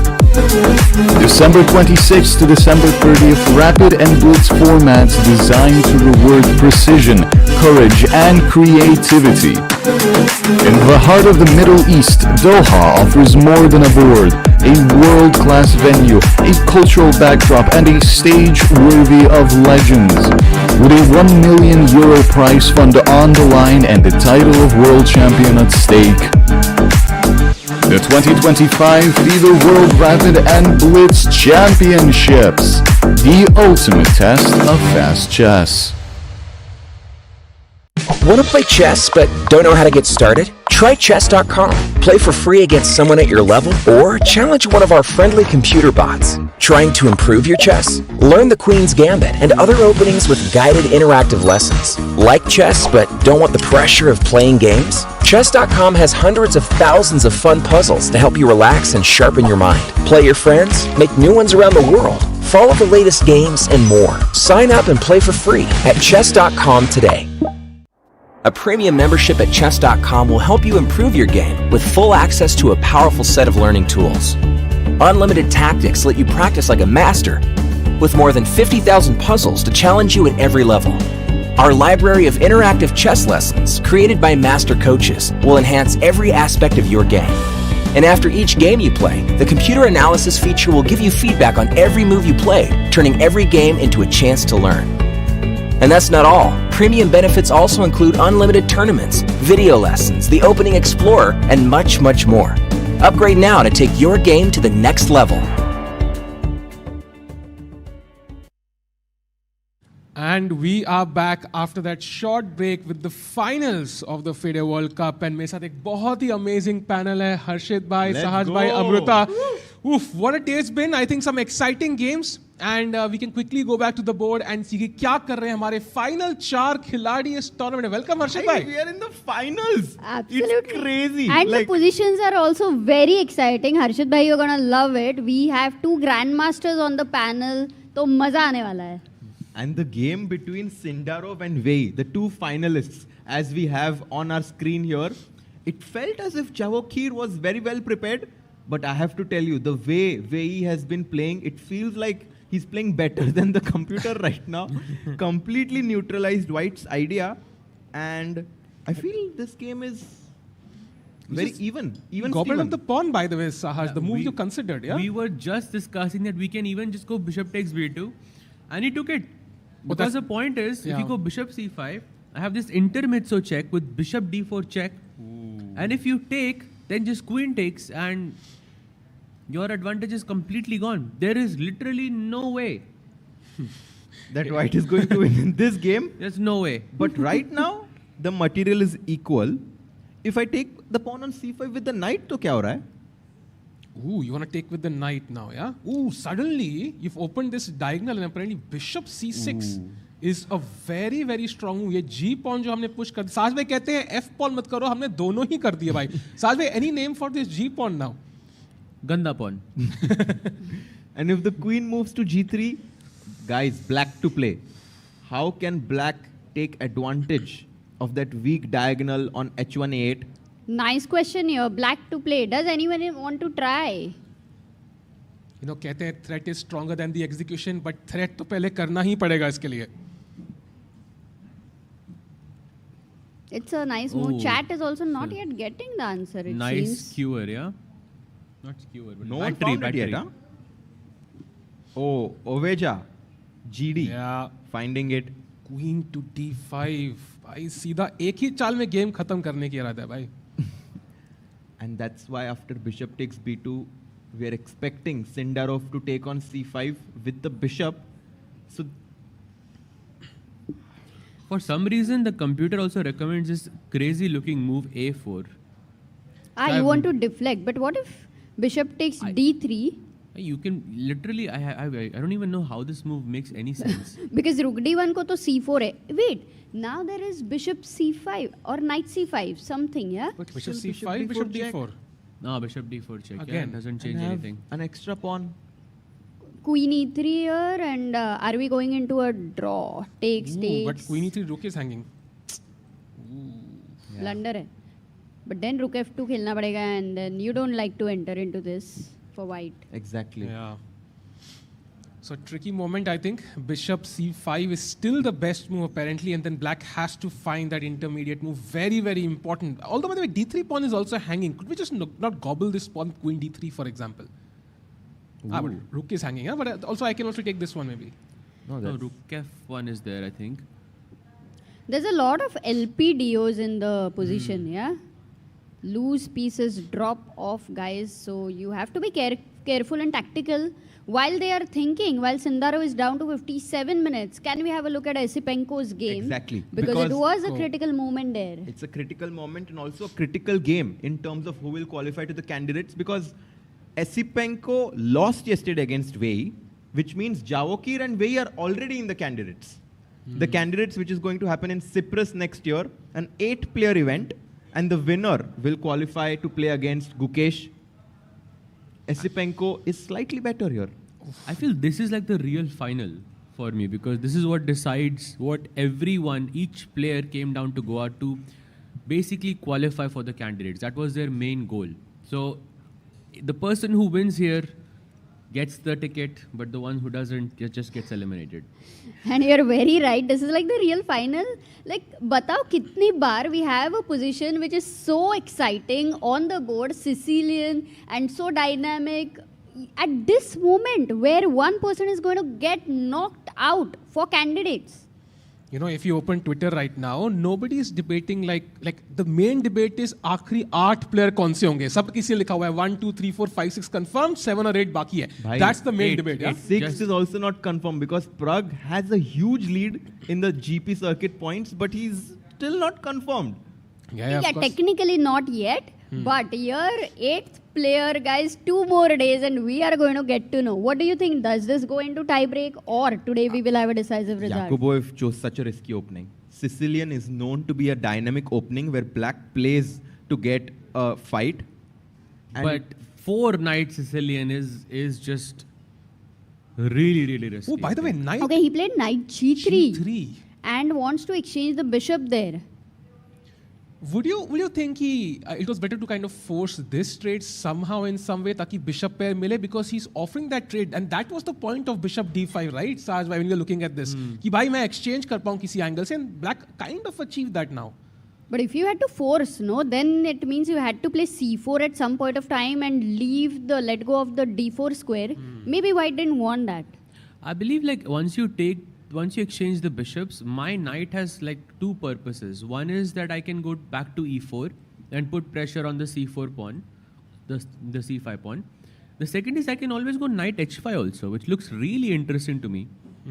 To put pressure on the king side. And also there is this ever-longing threat of f5. Kabhi na kabhi to we are going to play it.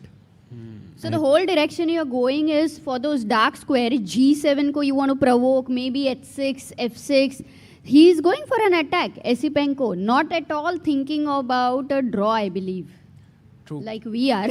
And the pawn on e5 is definitely going to play as a catalyst to help white attack on the king side. And I think after knight g3, black will immediately take the bishop on f3. You know, Saj bhai, jab bhi aisa kuch attack aata hai, usually it's supposed to bring more pieces into the game. Somehow black can play f6 or f5. And if f5, for example, maybe black is now holding. Move. Yeah? Very bad. Right? But I mean, a bad one. Just looks bad. I don't know why. He might be thinking it's golden pawn. But you know, Sahaj, one thing about that f5 pawn, it's an attacking move. Oh. So how will be your perception? I didn't look at it like that. If attacking move, then yes, I agree. Har time bas perception change We should go for that. Yes.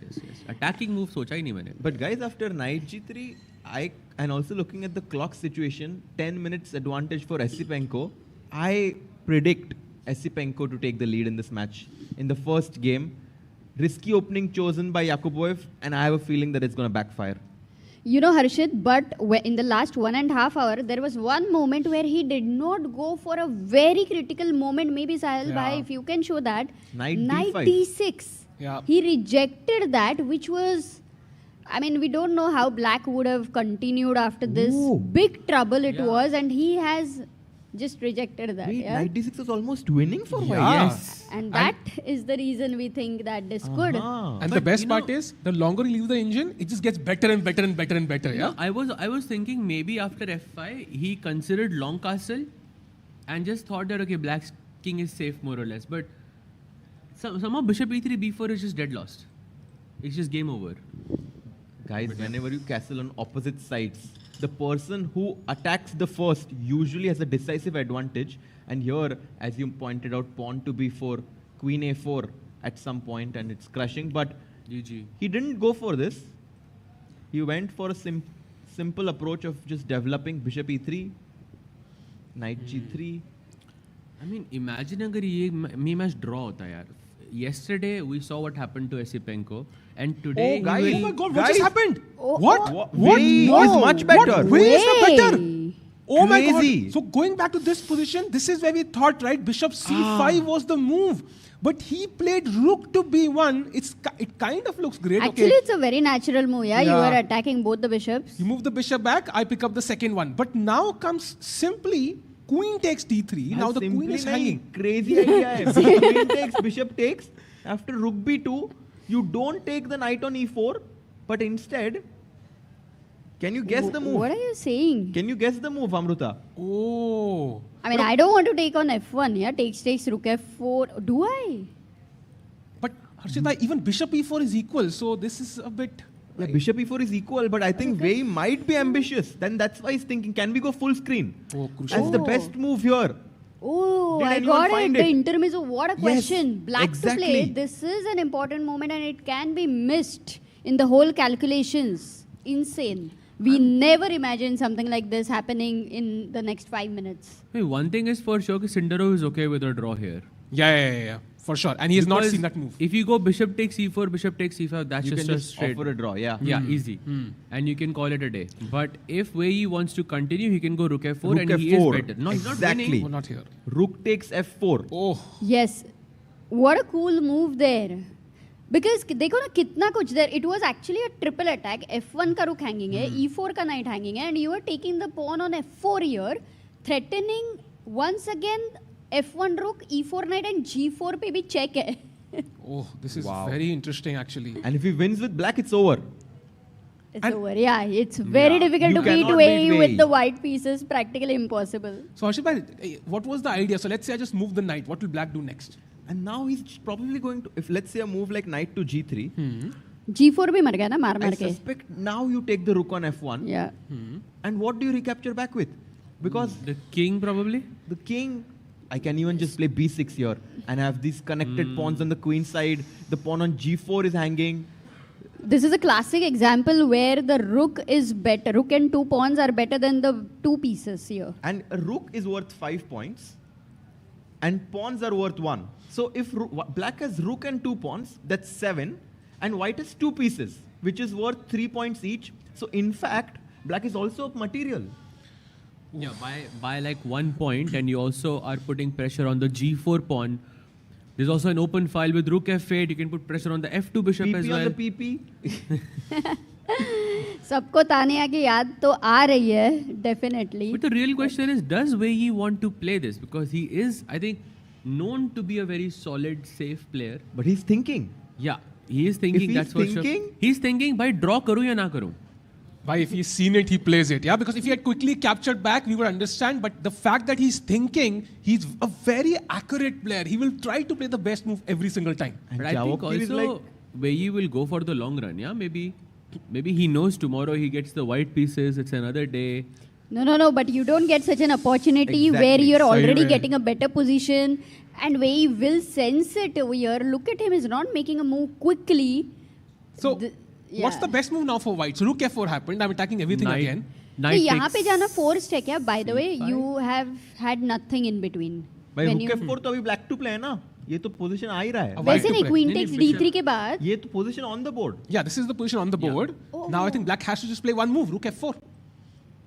This is all on the board, Amruta, and it's black but to to play. फिर rook f4 is a direct move Exactly. here. He just has to decide, like candidate moves bishop e4, bishop f1 and rook f4, and he has to assess all three and decide which one is the best. True. Which is not a big task for Wei It's at not all. that tough to play rook takes f4 And Sahil, you asked what's the best move for white? It's knight takes c5 to take that pawn, because you definitely can't allow black to have connected pawns. Now you take the pawn on g4, I suspect.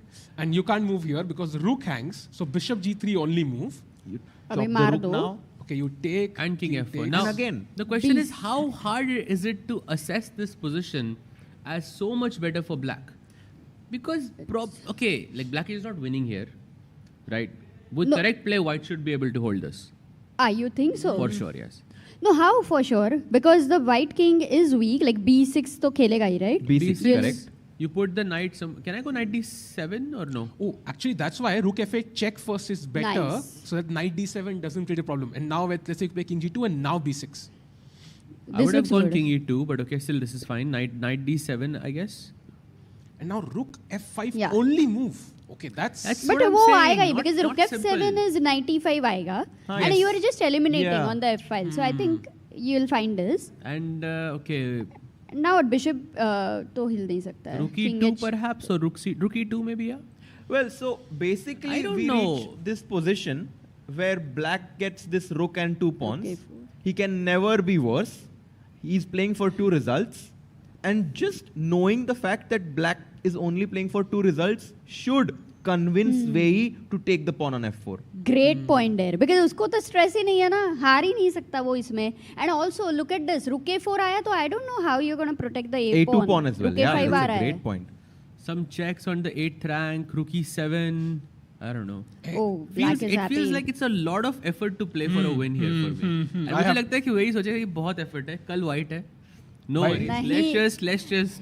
ऐसा नहीं सोचेगा. अच्छा क्या है? What is your prediction? I think he will play. I think he'll go bishop e4. भाई decisive I think result he will होने go वाला bishop e4 है and और he will do Sahil this भाई very आपको soon. Reveal करना पड़ेगा. भाई मुझे थोड़ा I'm with Sahaj here. I think this looks like a lot of effort, a lot of risk to kind of win the game, and उसमें भी guarantee नहीं है. 2 pieces से खेलना बड़ा आसान होता है कई बार, and rook से खेलना बड़ा मुश्किल. That's a good point. In blitz, I would surely choose having the 2 pieces. Yes, for sure. Because you can Completely just, agreed. the knights are known to be so tricky. But I think with, in a classical time format, when you can think so much, be accurate, I think rook takes f4 and going for that imbalance should favor Wei. He's thinking here. By the way, bishop takes f3 did happen on the game of Esipenko. What we were expecting there, queen takes. And now Yakuboev is thinking whether he should play f5 or not. So one big change now that double bishop no more exists. And I don't think it was ever a double bishop advantage because constantly the bishop Black के takes पास भी तो e4 था. होने ही वाला था कभी ना कभी. Okay, so he's thinking. I think the other game is very Yeah. critical right now, as Wei has this decision to make whether to go bishop e4 and accept a draw. अच्छा, how long is he going to think here? What do you think? It's been 7 minutes already. I would say 20 more minutes, yeah, because he's known to think for That's long. a Yeah? lot. Like he will get very low on the clock often in these games, and this is the moment he knows कि भाई अगर मैंने bishop e4 मार दिया फिर सोचने के लिए बचा क्या भाई, फिर तो draw ही है. I think 4 more minutes. Oh. Sej bhai. I think he will think for a bit, 3-4 minutes, and he goes bishop takes e4, and Arey, then no. he does 3-4 minutes. He will do No, this. bhai. I'm telling you. 10 Why I'm minutes telling at you, He does will least. do no to this, no draw. Like, अच्छा, you will उसका see action like तो a very, देखो. very soon where you doing this. You cannot accept draws But if he until plays move rook 30. f4 very quickly, it means that he understands that he's already better. Of course. Because right No, but now... then he's going to try and he's going to try and convert in a classical Yeah, game. yeah. This is the kind of level moment. you Wait. convert such positions. I'd like to change my answer. It's actually not bishop takes e4. He might go bishop takes f1, king takes f1, and then maybe rook f4 or b6. But ऐसा Maybe change नहीं B6. कर Nah, सकते no आप. chance. Maybe b6. Nah, no chance he does this. Yeah, I mean you still have to play with the 2 rooks and you don't even get the best advantage, no? Yeah, but because you have rook e2. But the thing is that you are seeing as black कि मेरे पास 2 connected pawns है queen side पे, and that looks like you have a better chance of playing for a win. And again, the fact that he does this No, doesn't but change. now He's still going to after do this. g5, knight f6, I'm not so convinced that black is better. g5, knight f6 looks scary. Yeah, this would be... I mean, a lot of play for white. Watch him go bishop takes e4 in 3 minutes. No, I have another question, but I mean, I want to show it. If rook takes f4, and let's say you try to go rook e1, bishop takes e4, Okay. यहाँ पे, It is opposite colored bishop. Black is 2 pawns up as of now, but white can take on.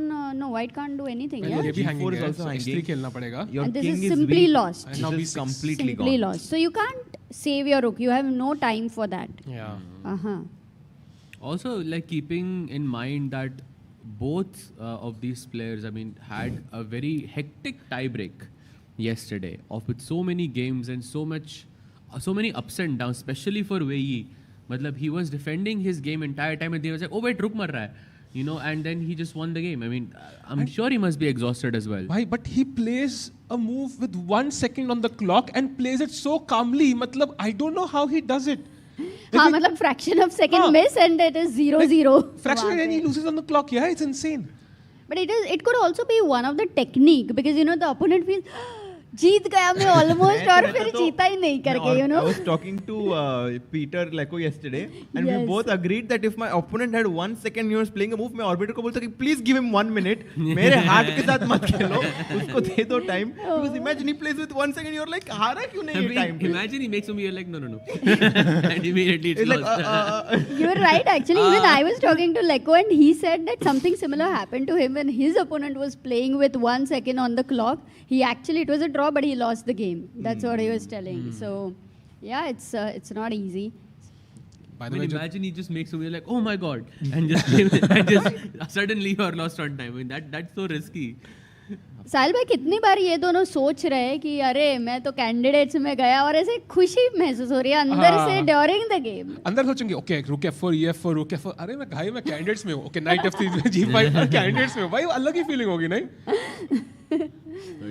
क्या हर्षित भाई आप सोचते थे ऐसा मतलब situation रहता था या एकदम अल्ट्रा फोकस्ड रहते थे I mean obviously complete pressure निकल गया दोनों players में से and that's why you can also see Sindarov like kind of take like you know like not being super ambitious in the opening because he has already done the main job of qualifying to the candidates and that's why I think the main focus obviously is going to be between the match between Esipenko and Yakuboev because if you qualify sabka dream every chess player's dream is to become the world champion and at least have a shot at it and qualifying to the candidates means you're one step away.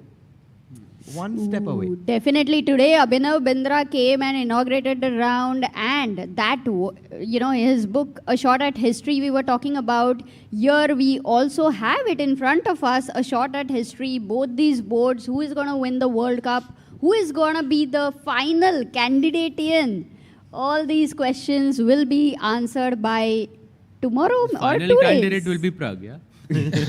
For sure. Okay, good point. No, if the games, again, the format is 2 games, 2 classical games. If it's 1-1, then it goes into the tiebreaks, which will happen on the 26th of November. So that's when we will get to know the exact standings and who will qualify to the candidates. Okay, let's go to Esipenko's game for a while. And by the way, वो 4 minute हो गए by the way जो कहा नहीं 10 minute मेरा तो 10 minute था तुम्हारा 20 है वो भी just देख रहा है इधर उधर and I'm sure he's just gonna take भाई वो वापस आएगा बोल के तो मैं ड्रॉ पूछूंगा सहज भाई very optimistic No, you cannot offer a draw until move 30. I know but like bishop takes e4 is kind of like a polite draw for yeah like subtle. Okay, going back, we don't even have any moves No here. moves yet. Yeah, 35. But 35 Wow. and this is move number 17 only. So 24 moves to be made by black. And position in such a position, 24 moves are not easy. Guys, you have to agree. After what Esipenko blundered yesterday, everyone has a soft spot for him. Like the whole world is like, he blundered. I don't know if you guys saw, but yesterday Esipenko in the tiebreaks was 2 pawns up, and he blundered his rook in 1 move, and the whole world kind of shared his pain and were rooting for him to do well. And that's why I somehow feel like in this match, it's going to be Esipenko. Or at least that's the player I'm rooting for. I completely agree in that sense. And, I actually blundered something very similar. I can show you actually. It was completely similar where I dropped an entire rook on almost the same square by a knight 2 months ago. But we cannot see it. But I think everybody relates that thing. Yeah, you're so close to your dream and then it all falls apart in 1 second. And D5 played. Yeah. Exactly. And a question. First question, guys. Like, French में बोलते हैं ऑपसा Is that a good idea, isolating the c5 pawn? Same. I think looks like a good move, unless you want to go all in right now. I think ED6 definitely looks logical. What do you think, guys? Yeah, this is the special move in chess, right? Everyone has seen it or heard about it en passant. Whenever your pawn is on the 5th rank and your opponent advances the pawn by 2 squares, you can just capture the pawn, e takes d6. इसका logic ये है ना कि भाई you cannot run away without fighting. Yeah, you know, you have to at least give me a chance to fight you. And now d5 you just take, and I guess you take with the bishop back. And then you bring the knight to e4, I'm guessing, to put pressure on the c5 pawn. Bishop jumps back, probably to e7. Man, this looks very good for white. And now that c5 pawn, And when f5. are you giving me the c5 pawn? Can I just push f5 here? Opening up my rook on f1, the queen on f3. Oof. I thought knight e5, but then queen g3 is very strong, yeah? Pinning This the knight. looks crushing. Okay, so we There's can't too do many that. PPs. Bishop h6, नहीं knight मार on दो, e5. समझो e takes f5, And now queen queen takes takes f5, and now you don't have any immediate threat. Okay, C5 c5 is pawn. hanging. Okay. But knight e5 here, Knight e5, bishop f4. bishop f4. The pins are dangerous. extremely irritating. I mean, it is not at all a safety pin. यार एक बार वो मेरे को लग रहा है क्या बोला सहज? कुछ नहीं. भूल गया वो. Nothing. Guys, queen f3, d5, and after ed6, white does have a nice strategic advantage, because after ed6, let's just explain that black has 3 pawn islands. And what I mean by this is that you can see the pawns are disconnected 3 times. Whereas in white's position, white only has 2 pawn islands, a2, b2, c3, and f4, g2, h2. Which means that white does have a better pawn structure, as the pawns on c5 and a7 are going to be long-term weaknesses. Yeah, nice. So pawn structure wise, you are saying that white is better.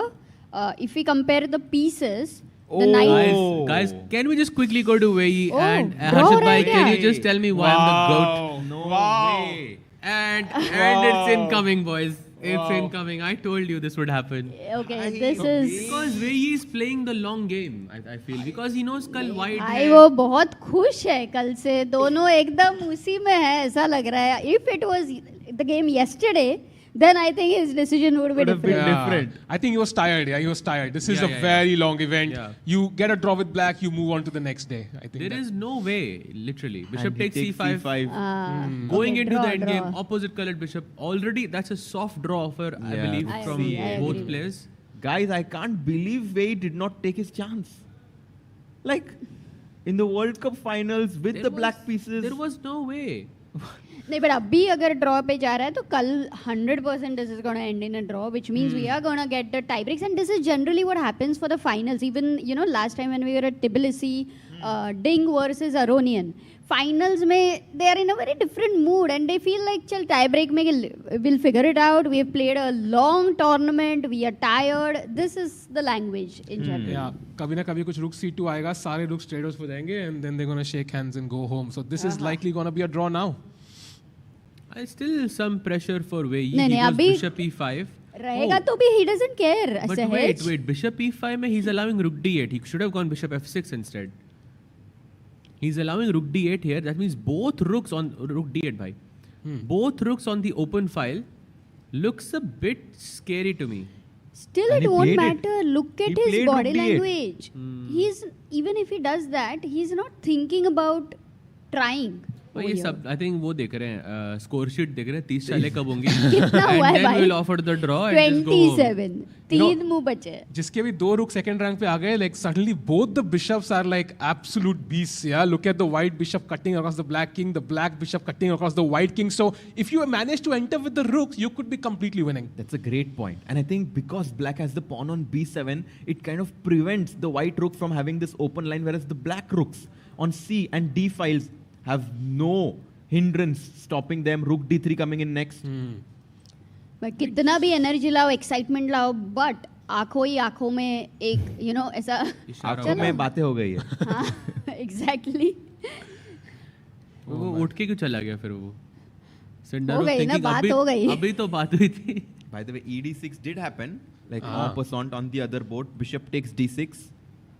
And we were expecting this move knight to e4 to be played by Esipenko. Can we also go f5 directly? Or Acha, but no, we don't have the g3 square now, right?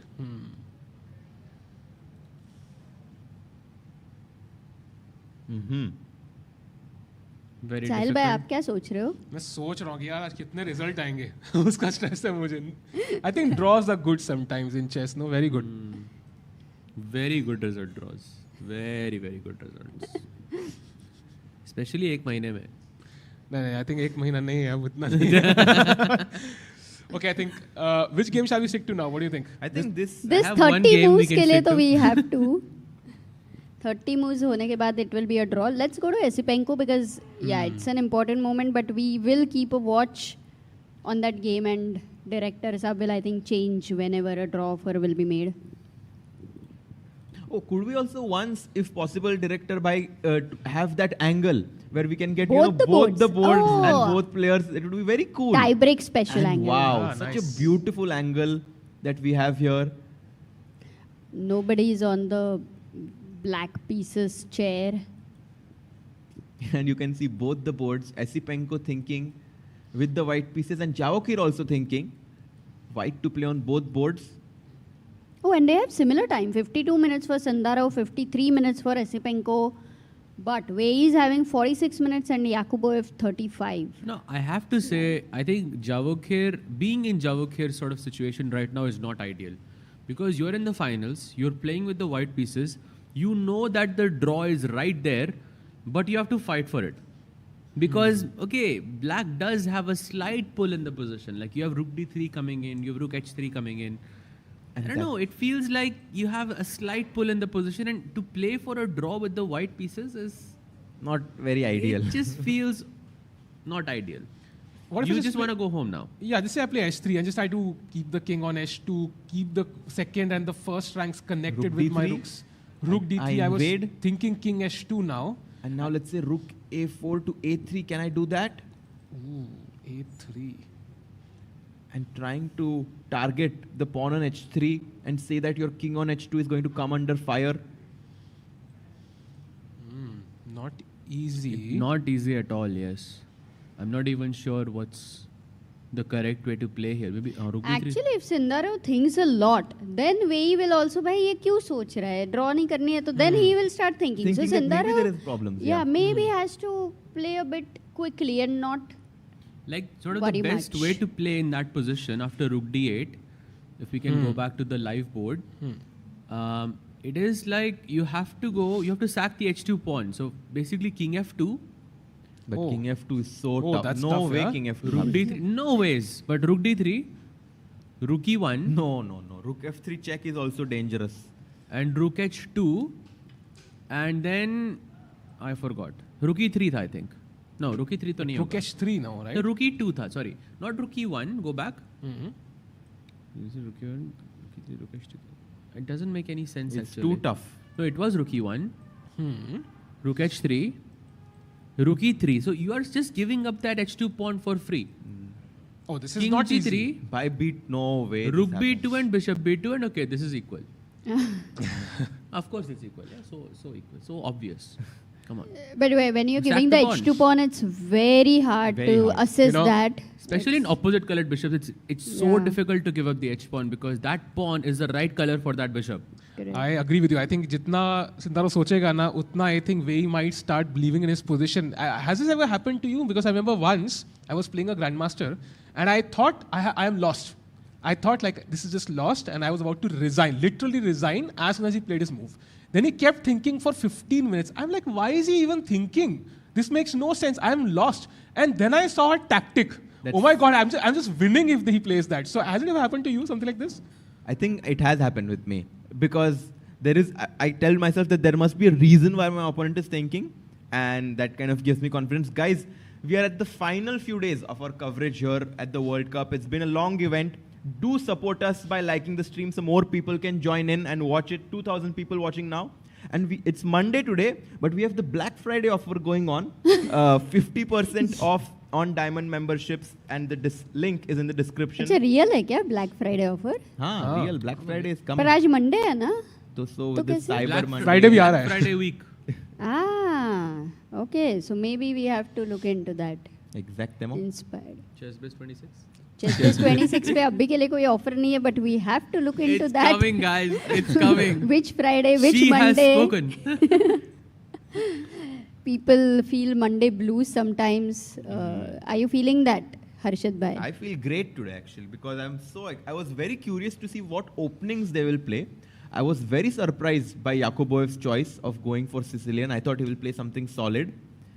And I think that Esipenko has a clear advantage in his game.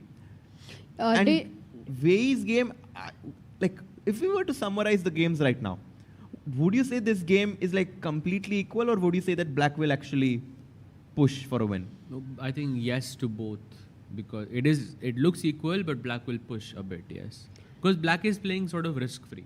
पहले वाले scenario में I think Black को थोड़ा risk था हारने का. यहाँ पे कोई रिस्क नहीं है, but also if Sindarov makes a move, let's say 46 minutes है Wei के पास, if he uses another 2 to 3 minutes, it's still okay because they are equal time. But if he goes much below that, then I'm sure Wei is going to be wondering, why is my opponent thinking? Then there is a way. Yep, absolutely. Is King F2 the only way to kind of completely equalize, or is there something else as well here? For example, Rook E1, I just keep this bishop under my eyesight. So whenever you try that plan, right, you try to pressure my... Rook D3. And now I just... Can I play... I can't play S3 more. Wait, maybe Rook...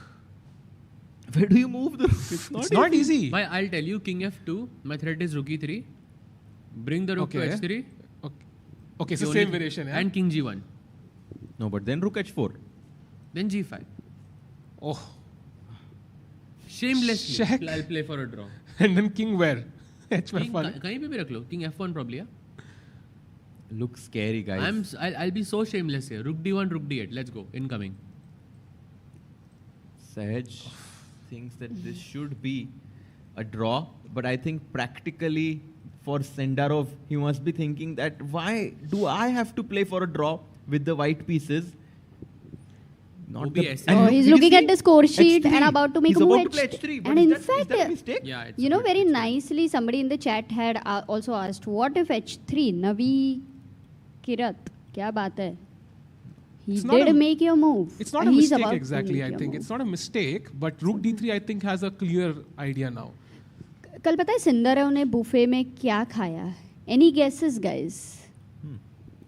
Come on. Sindarov had कल तो What बहुत बढ़िया buffet था यार. Sweets में क्या खाया? कल तो crazy buffet. Very nice buffet. पर उसने क्या खाया? Dessert में. Dessert में. Let me think. Something is coming, I know. नहीं ये तो मुझे आना ही है. This I cannot let Ice cream. I don't know. नहीं. It's something to do with. Wait. Why? I'm not sure when to guess. Is it something to do with his second name? You may have got it. I know it's there. क्या भाई लोग कितना time Something to लगा do रहे with हो? Jabokir, guys. Something to do. Sing Kheer. dal. He had kheer. Let's go. खीर खाया खीर खाया उसने. जाओ खीर सिंदरो. See, I knew it. Harshad bhai, not at all happy. But chat is like gulab jam, jalebi, rasgulla, jao kheer. Physician, well done. You did find it. एक uncle छोड़ के जा रही है. उन्होंने जोक सुना आपने बहुत चेस हो गया. I think he's going to have kheer right now. इसके लिए गए वो. पानी आ गया होगा actually. Of course. Oh my God. Yeah, let's go to Esipenko's game because I think वहाँ पे बहुत कुछ चल रहा था. And it was interesting moment. Oh, F5 played directly, by the way. Oh, allowing Bishop G3. Is Bishop G3 a good idea or not? Because you are giving your bishop for that knight. Doubled pawn ho raha hai. Can you explain? You are very good in exchanges, Harshad bhai. I'm surprised he allows Bishop G3. Because after knight E4, you kind of develop your knight and centralize it with a tempo. Hitting the pawn on C5. And now you go F5. Which looks like a better version. Instead, he goes F5 directly. I guess he's saying that if you take my knight on G3, I'll take with the queen. I thought he'll take with the pawn maybe. You want to maintain the queens, no? and then he's arguing that the pawn on c5 is going to be very hard to defend. Why c4 if I play? And maybe some sort of rook I mean, f4 first maybe- concept. Also, f takes e6 does. Oh yeah, that's right. You know what? Instead of c4, if I try to first capture on f5, rook takes f5, No, no, no. c4 हो नहीं रहा है, rook c5 आ After रहा है. ef5, I will play bishop takes c5. Oh, intermezzo. It's a nice intermezzo there, and rook f5 also hanging. But maybe you can play rook f b8, attack your b2 pawn, and when you push b4, I'm guessing. No, Here? अभी नहीं भाई. Okay, e5, bishop c5 के बाद, rook f b8, b4 and okay g6. And is it But I really think that bad? Because I have these pawns on g3 and g2, it kind of completely stops your pawn majority on the king side.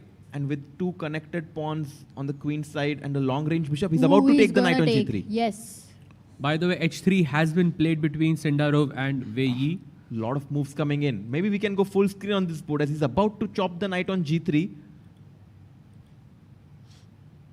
And here we see... Guys, I think we are looking at two potential draws and two potential tie breaks overall. भाई कहाँ draw? अभी तो कितना complicated है.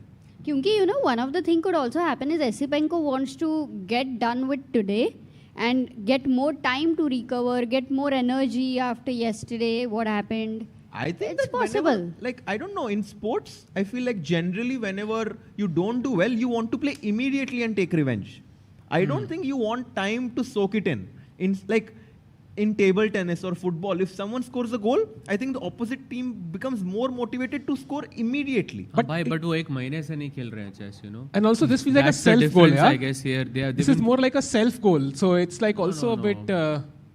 I feel this is just the tournament has been very, very long, I think, for the players, and you know, so many ups and downs, and they know one mistake means they have to take a flight back home, and they want to stay in it for as long as possible. And usually game one, especially in the classical format, has been super solid, I think, from both sides. I think that's what we are looking at in both scenarios.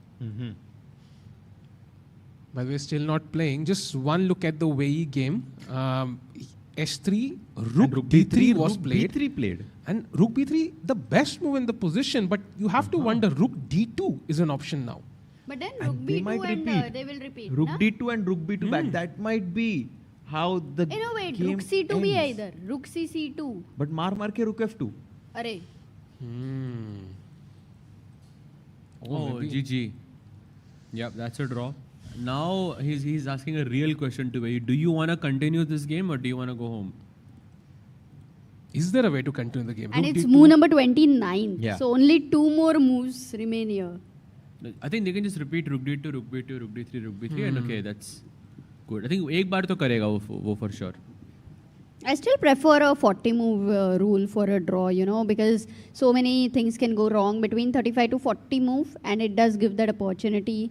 So I'm generally for 40 moves. But I mean, if there is the question of repetition always remains in chess because there are so many openings that have repetition, so many times like situations like this where you can just repeat and there's no other move to play. So I mean, if players That's true, but really the want to draw, tougher I think you you can't make- avoid it. You make it tougher. Yes, that's true. That is true. I agree with you there. By the way, 30th move now, 29th move now. So 29th very close to a draw. Sindarov gets up from his chair. But in this situation, it helps 31 moves because all these players, as we know, it's very harsh sometimes, you know, to keep playing such a long tournament. And it's not like chess players are used to such a long tournament. Normally, it is 9-day event or 10, maybe max to max 11. But this is a rare tournament which happens every 2 years. For sure. I think he's going to go Rook D2 And- very quickly.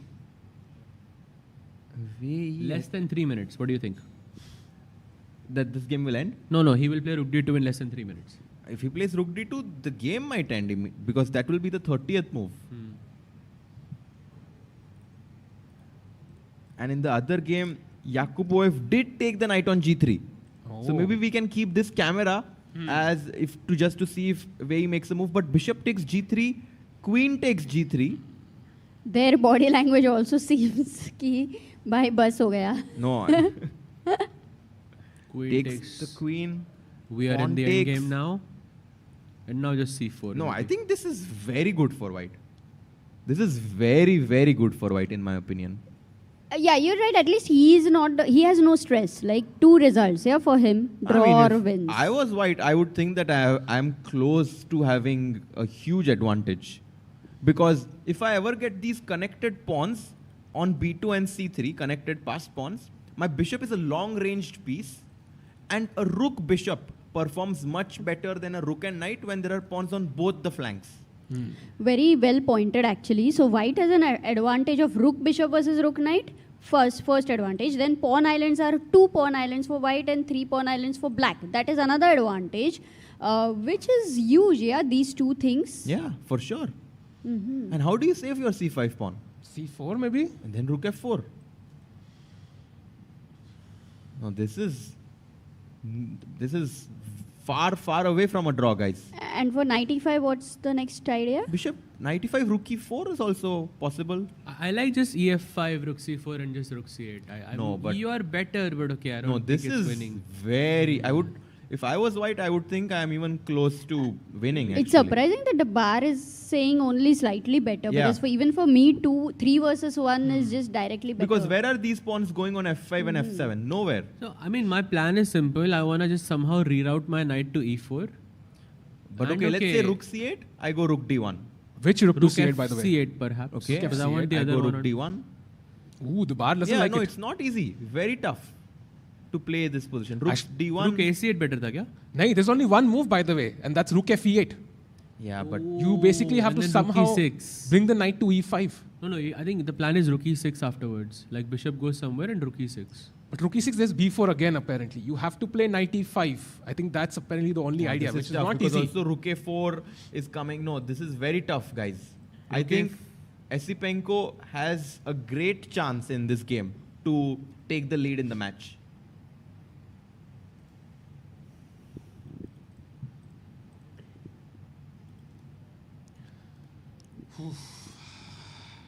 Yakuboev thinking c4 is the only move to not give white a big advantage here. And it's possible in this game, both of them look very relaxed, shanti se baithe rahenge, and suddenly, like everything changed yesterday in the final moments, here it could just drastically change. Less likely, I think यहाँ time का चक्कर उतना नहीं है. So maybe we might not see such a drastic switch at least. I hope not. That's true. What is happening with the other board? Any moves there after rook b3? No moves by Wei. I think he's coming to the realization कि यहाँ पे कुछ है नहीं. Rook d2 is the only try, but then just rook b2 and It's like that final deep thought before you want to accept a draw and you know that you're reaching 31st move. Yeah. Making sure if he has any winning chances, because if not, he can just go rook d2. No, I think there is no way here. This one I think will finish very, very quickly. But yeah, Esipenko might fight. The more I look about this, the more I look at this position, the more it kind of feels difficult. Yeah.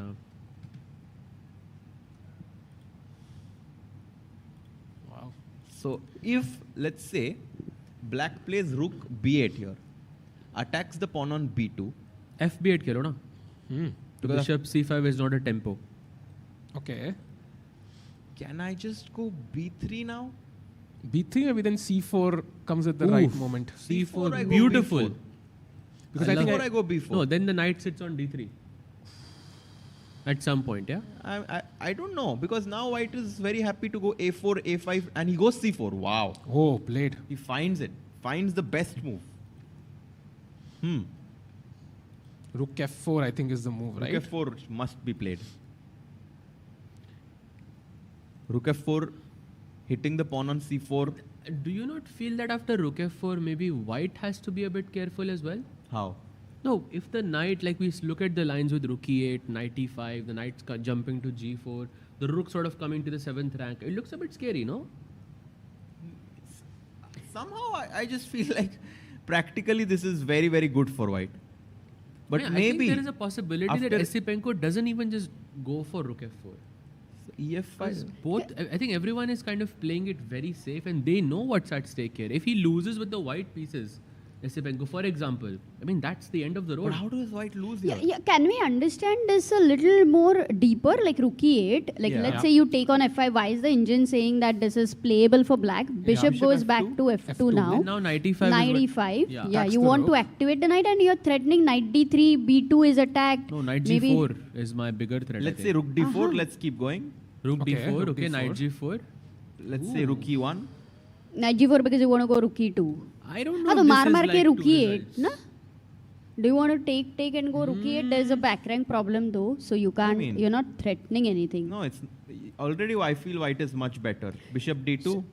Let's go with the best Indian moves then, not Rook E8, Rook E1 because it's a very tough. Best is A5, Tough which is position. not Ah. easy, yeah? But okay, let's play something normal like g6 or something. It would be one slow mo, I think, gone. b4. Yeah. But okay, A5. Still, to understand, if you go A5, what Okay. is it that you are achieving? How Rook many of takes you think C8. it will be a draw? One? No. Really? Just one, yeah. How many of you think black will win? No, I think white will win. I genuinely think white will win this game. You know, for me, more than the position, it is what psychology is Esipenko in and how much is the after effect. Because definitely, I have seen so many players collapsing the next round or at least not looking in that direction. These players are very experienced, Amruta. I think he has put that loss behind him.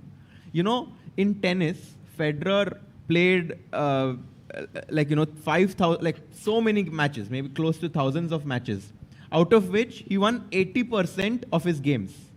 But when it comes to points, he has only won 54% of the points in all of his matches.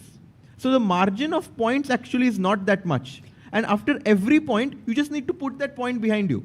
Like if it's 15 love, you can't suddenly be thinking that I lost that But point. that's different, no, Harshit? Because it's like, imagine you're playing a team tournament and 2.5 is like a win for a team. Then the points are, it will be lesser and it wouldn't really matter much. But यहाँ पे थोड़ा अलग scenario है. But It's tennis not is about an individual game also. Correct. अरे मतलब basically वो थोड़ा अलग लग रहा है मेरे को कंपैरिजन में ये फेडरर की स्पीच में था ना ये? Exactly. I remember. I know it was a very nice one by the way. I remember. I just remembered his speech. I would relate more with Jordan, or how do you pronounce it? Jordan. He says that I missed so many thousands of shots. Michael Jordan. And then still the success for him is to fight back, basically, that way. But Esipenko knew he was winning. I think that's important to know. I was winning in that position against Wei and I just crumbled in time pressure. So knowing that I was winning, I still have the ability to do it again. That's very important. It's also a sad thing, I think, in chess because you can always say objectively where you went wrong, how you went wrong, what you could have done better, how you could have done it. It's सब पता होता है आपको as soon as you finish the game, and that's such a tough thing to face mentally as a chess player. Yeah. So after c4, we think Esipenko should go for rook f4 and try to, fight for an advantage. On the other game of Wei playing against Sindarov, no moves have been played yet. Wow, what is he thinking? इतना time नहीं लेगा ना अगर draw करनी है तो. No, I think he's just kind of having that last thing. It's always long, the last thing, right? He's thinking is there a way? Wait, can he? I mean, he's thinking He's just about thinking, Amrita, is there a way? rook takes b3. No, he goes rook c2. C2, no draw. Wait, what? But No, it's there is a draw. still a draw, right? No, takes, How? takes. What do bishop. you play? Takes, rook Oh, f2, wait. right? Rook Takes, d3, rook g2 check है क्या? Bhai. Rook g2, Oh, wait. king h1.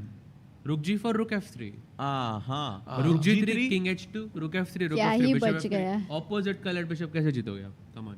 Okay. Oh, nice. 30 moves are done, but I think they will just And he takes takes and the rook simplify. on d3. Okay, so this is Check happening. Rook g2 okay. check. Going to be a draw now, I Is he think. just going to go rook f2? I'm just curious. If he goes rook f2. Rook f2, rook g2 is just a easy draw. No, I think he might take that pawn. Yeah, I think rook g4 looks more likely. Very also nice that Sindarov played so fast. It just looks super scary to be white here. No, I think he probably calculated the variation that you showed us.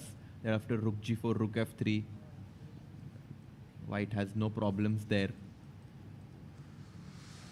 Wow, so draw likely in the finale, and that means tomorrow's game is basically a knockout, yeah? Or day after tomorrow. No, tomorrow also they will Tiebreaks, draw. baby. Let's go. No, I mean, we can still get results in tomorrow as well. But World Cup finals tiebreak mein ho to it's gonna be more fun, no? Come on, that's gonna be so much more because you get to experience World Cup in the most complete form.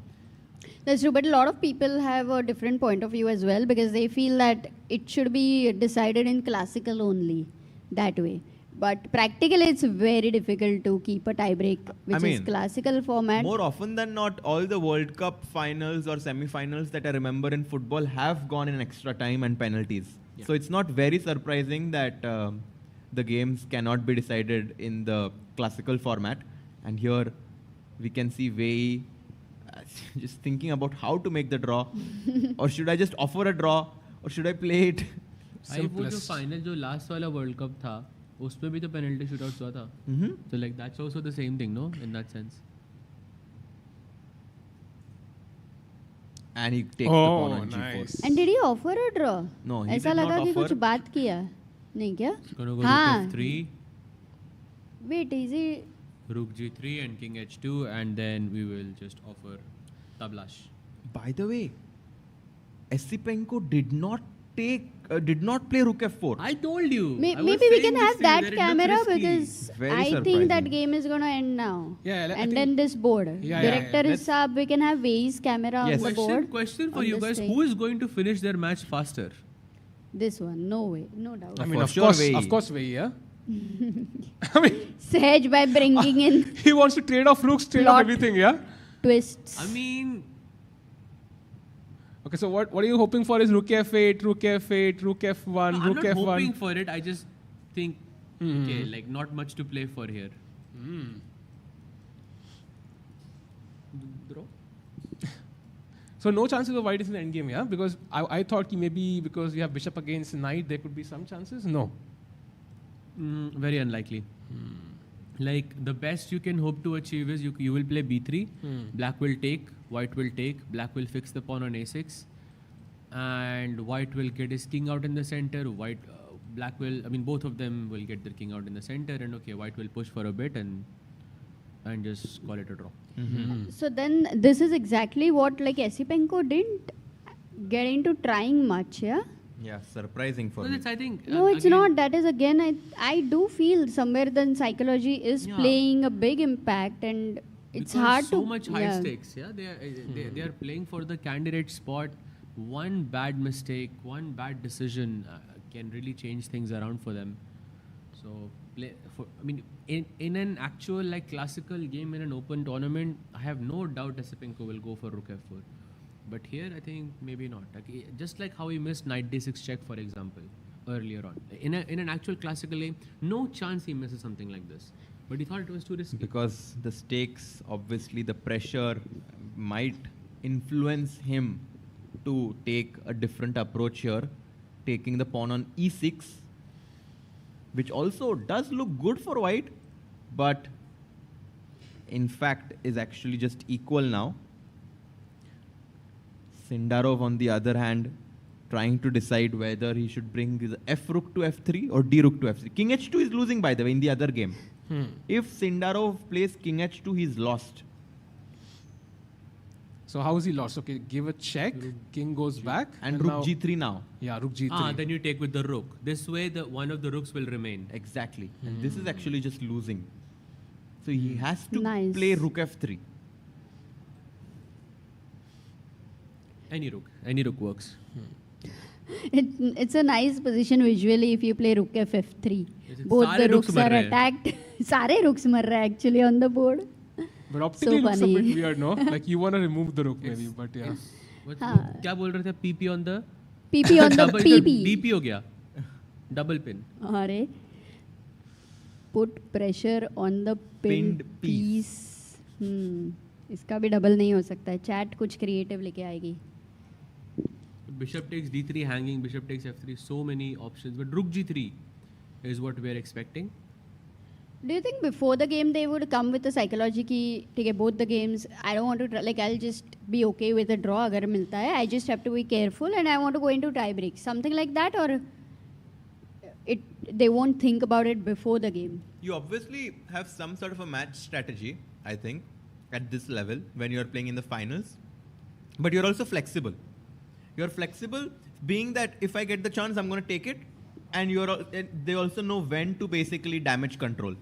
And I think in this game, Sindarov definitely chose the latter one as he's pulling the brakes right now. A random question in the chat. What do you think about 9x9 chess? If the chessboard was 9 into 9 squares. Extra piece chahiye hoga na. There was a thing. There was something called as giraffe chess actually. We have queen on the right as well now instead of the left. We extra queen maybe. There was a giraffe chess. They had a giraffe and they had this 9 by 9. By 8 by 8 इतना complicated है. Exactly. तो 7 by 7 कर देते हैं. कौन सा piece निकाल दोगे हर्षित? राजा रानी को निकालोगे? ये देखो. चाहिए ही नहीं.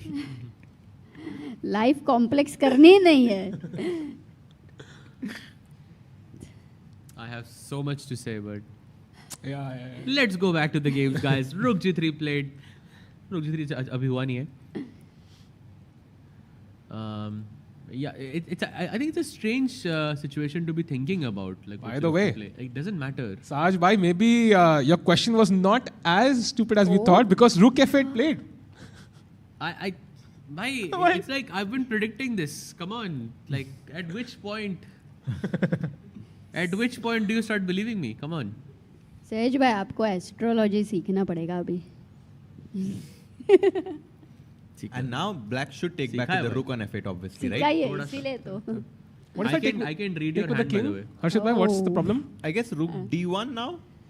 And king e7 there is check. Bishop c5 check. So we king e8 rook d6, yeah? I'll tell you point here. Like, rook d6 looks very risky here. Yeah, that looks super. And I don't really see a way for black to prevent rook d6. There is no way. If black goes rook takes f8 instead, yes. तब rook d1 क्यों नहीं आ रहा? Because I was thinking I have rook f7, but you have rook d6.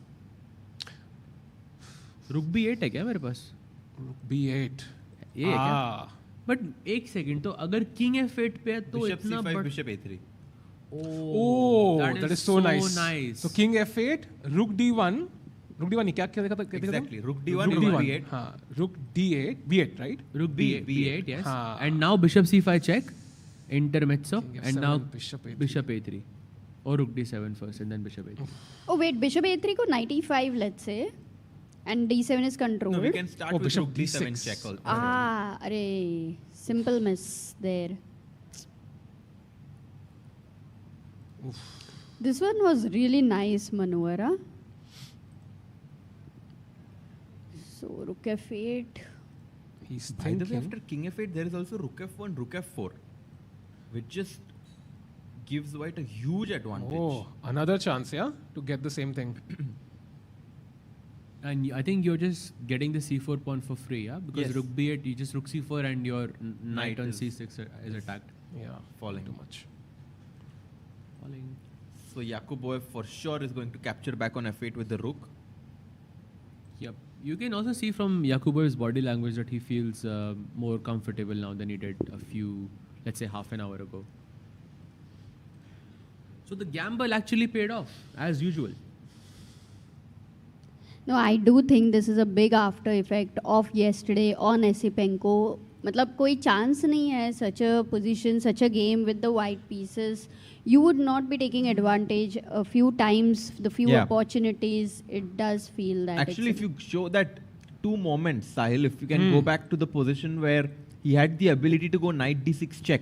Yeah, this in was the opening. So important, right? One move, knight d6 check. We saw this variation. You have to take, suddenly, rook comes in, suddenly f5. If you castle f6, I mean, this just looks like completely lost. And yeah? if queen takes d6, white could just go c4, right? That was the whole point. Yeah, and if queen d6, here, then simply c4. Because your queen is pinned. And was just completely winning. This was one chance. One big miss. This one was big miss. There was also another moment. Yeah. Where after, instead of f5, he could have just gone knight e4. Yes, knight Simple. e4. And then play f5 next. Yeah, this is also a lot of pressure, though we can't say white is winning, but a huge pressure, and normally you would continue like this because you are not worried about anything on you. By the way, Rook F8 has been And played. Rook D1 going on the open file, and now Rook B8 is a genuine threat, or I think probably maybe an only move for black to attack the B2 pawn. And now I think we are going to some hardcore calculation, because white can go Rook D6. Is that decent? Wow. It is a decent try actually, but okay, knight comes to E5, I'm guessing. Knight E5, E6, you don't have time for Rook Knight B2. D3. Knight, Why knight G4 D3 or opponent? G4? G4 looks very tempting actually, right? I would love to keep it on But G4. bishop C1? ठीक है तो pawn down खेलेंगे. Nahi, but why not knight D3? Is Rook there a D8. problem? Yeah, Rook D8, Rook D1, mate. Ooh, why? You have good compensation. Rook E1 जाना ही पड़ेगा. E1 या जाना king पड़ेगा. F1 नहीं जाना है. D3. भाई क्या ही पोजीशन है यार, ये काफी इंटरेस्टिंग है. Which you're not going to risk at such an important critical moment. I mean critical round. Risky is for whom? Risky किसके लिए? हाँ. ये भी नहीं पता actually किसके रिस्की है. Like you don't want to be white here, yeah? Completely passive, no clear moves. It's just sad to play as white. Okay, but tell me one question, Harshit, कि does it matter that if this game ends in a draw, then कितना advantage था white के पास? कभी +2, +1, I mean, plus. Does it matter? For I mean, I guess Result will matter, right? At the end of it, how much advantage if you have didn't matter. I think that was the point I was trying to make for Federer, because at the end of it, he wins. That is important. By how many points he's winning is not important. Yeah, but I guess sense. if he wins, if Yasipenko wins in the tiebreaks, we can say the same, right? No, I mean, I'm talking about the whole game. The evaluation changing is not making too much of a difference if you're winning at the end of it. Yeah, but we are considering this whole as a match, right? The match of the whole semi-final, like the third place. So even if this game ends in a draw, he can still, try with the black pieces tomorrow. Also, black is doing really well in this entire World Cup. I would We've say. seen a lot of black wins. Yeah. So Dubov defeated Prague. Yeah, for opening wise, example, this with World black. Cup has been very rich, right? I mean, so many amazing novelties and amazing opening preparations. Engines का सब ऐसा बाहर आ रहा है. I think it was like people kept novelties in the treasure box, and ये tournament में सब खोल दिया. Oh, I mean, Jospem playing, Perk so many times, Philidor so many times, Hari playing that G6, C6, Knight A6. That was insane, I think. Even Levon's Knight C3, A3, that was exactly. too good. Like, so many interesting ideas, I think. Also, employed. Sicilian kind of came back because earlier we used to always see Bishop B5. This time we did get a lot of open Sicilians. Yes. Alapins also were interesting. I think amazing tournament opening perspective. World Cup का format ही थोड़ा सा unique है. It's fun to watch as a player, right? As a spectator as well.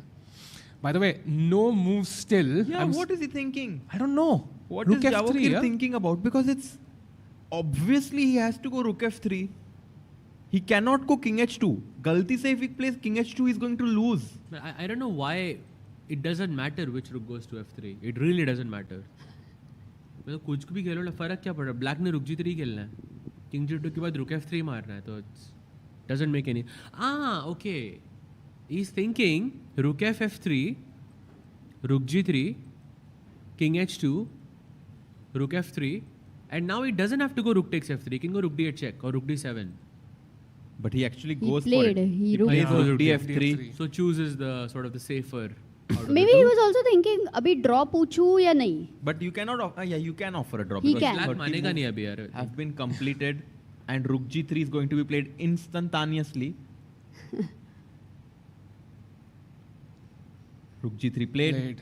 And then again, King H2 is going to be played in a jiffy. Yes, he does. And rook F3, bishop F3, and rook takes. draw. Maybe they will play. No, for they a will bit. play, I think. वो king नहीं, लेके I don't- आएगा A4 पे. नहीं, आँख में चोली होगी और draw agreed, I think. अच्छा, but black is a pawn up ना. वे ही खेलते जाएगा तो फिर he will keep you know on Sindaro playing. will be thinking कि अभी draw होएगा और वे ही will be like कि I'll play till the last breath. फिर तो एकदम ही King G3 for sure, bringing the king closer to the center. And the point here, guys, is that because the bishops are of opposite color, white can create a blockade for the two pawns on A7 and B7. Whereas if it was of the same color, black could have just challenged our bishop. Because they're opposite in color, white can create a blockade, and that's why opposite color bishop endgames have a huge drawing tendency. Especially absolute opposite color bishop endgames, जहाँ पे और कोई pieces ना हो. Like for example, rooks or queens or knights. This is a dead draw. But do you think Wei is really going to offer a draw? He will use that extra pawn and he will play till the absolute end of it. But the thing is, they are playing. That's why you will play. They will play out of inertia.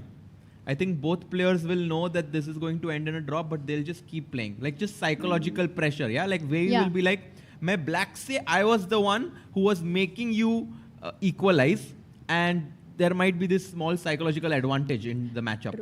But also, Wei, I think like in that rook knight versus rook or something, like he just agreed to a draw very quickly as Arjun. So I think he might just say ki bhai, okay, I mean you will he'll bring the king to the center, play a couple of moves and just agree to a draw. But also Sindaro should not, think of draw result any moment because he's the one on the defending side. तो उसको बहुत ही alert रहना है. And he plays A4. A3, I think, yeah. Simple. A4. Okay. Not so simple. I know what he wants. He wants to go bishop b8. Let's say you play something like king f7, bishop b8, provoke a6 and play a5 and just set up this blockade that I was talking about. But black has b5, no? When? Now. Sorry, when? Here. Right now. b5, but I just take, no? And a5? Yeah, but if he wants to play, this is how you would do, right? No, but यहाँ पे तो you're happy. Yeah, it should be draw by quite some margin. But I think that's the idea. I agree with you. I think bishop b8, a5, just A5. instantly bind bana lo, khatam. Okay, now I have a feeling Sindaro's game will finish quicker. I don't know how. Why? Doesn't मार लेते हैं? पता नहीं क्यों Feelings change हो रहा है सहज भाई आपके.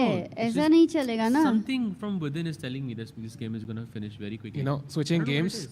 Do you know? No moves, by the way, after rook d1.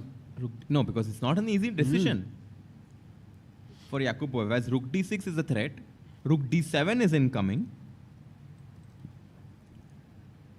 and yes, the position is equal, but only if black plays the next few moves accurately.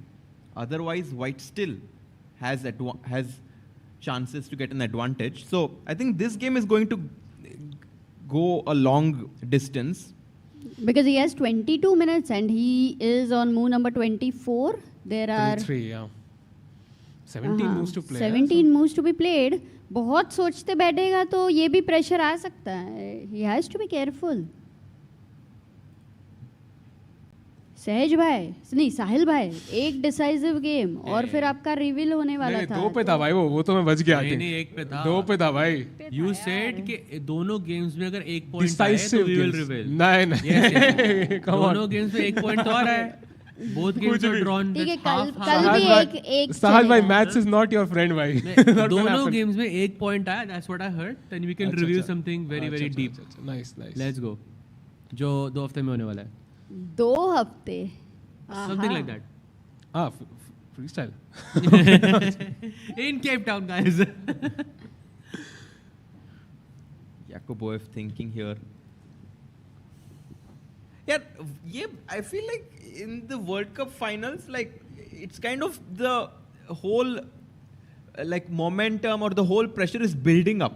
I think even if today the games are most likely going to end in a draw, the pressure is mounting. And even today's game is going to play a big role because the way Yakubov chose a risky opening and the way Esipenko did not take the big opportunity is going to mean that Yakubov might play even more risky chess in tomorrow's game or in the tiebreaks. Oh, I thought the other way actually because Yakubov was in some trouble. So maybe the psychological advantage goes to Esipenko that I was the one who had these chances. And tomorrow he will be alert for those chances because he knows today he missed them. So how I feel about this is that, let's say in tennis, I gave you a moon shot and you did not smash the ball. So I would be like, I can give you such an advantage and you are still not punishing me. Then I would definitely be like, this means that I can just do basically, like I can even play a verse or a dubious line. Also, you can go on a tilt, yeah? Okay, yesterday I missed an opportunity. Even Today I to- missed an exactly. opportunity. Like things are not going my way. And then you might try to create opportunity when they don't exist. Yeah. But at the same time, you also can think of it like that. I'm creating these opportunities for myself. I'm the one who has the better preparation. I'm the one who's the better player. Just that finishing, thing is missing. You're not able So to many finish it different off. perspectives, and any of them is realistically possible tomorrow. We will only know at this moment tomorrow. आज तो थक गए होंगे यार सब। It's about the mindset at the end, yeah? Yes.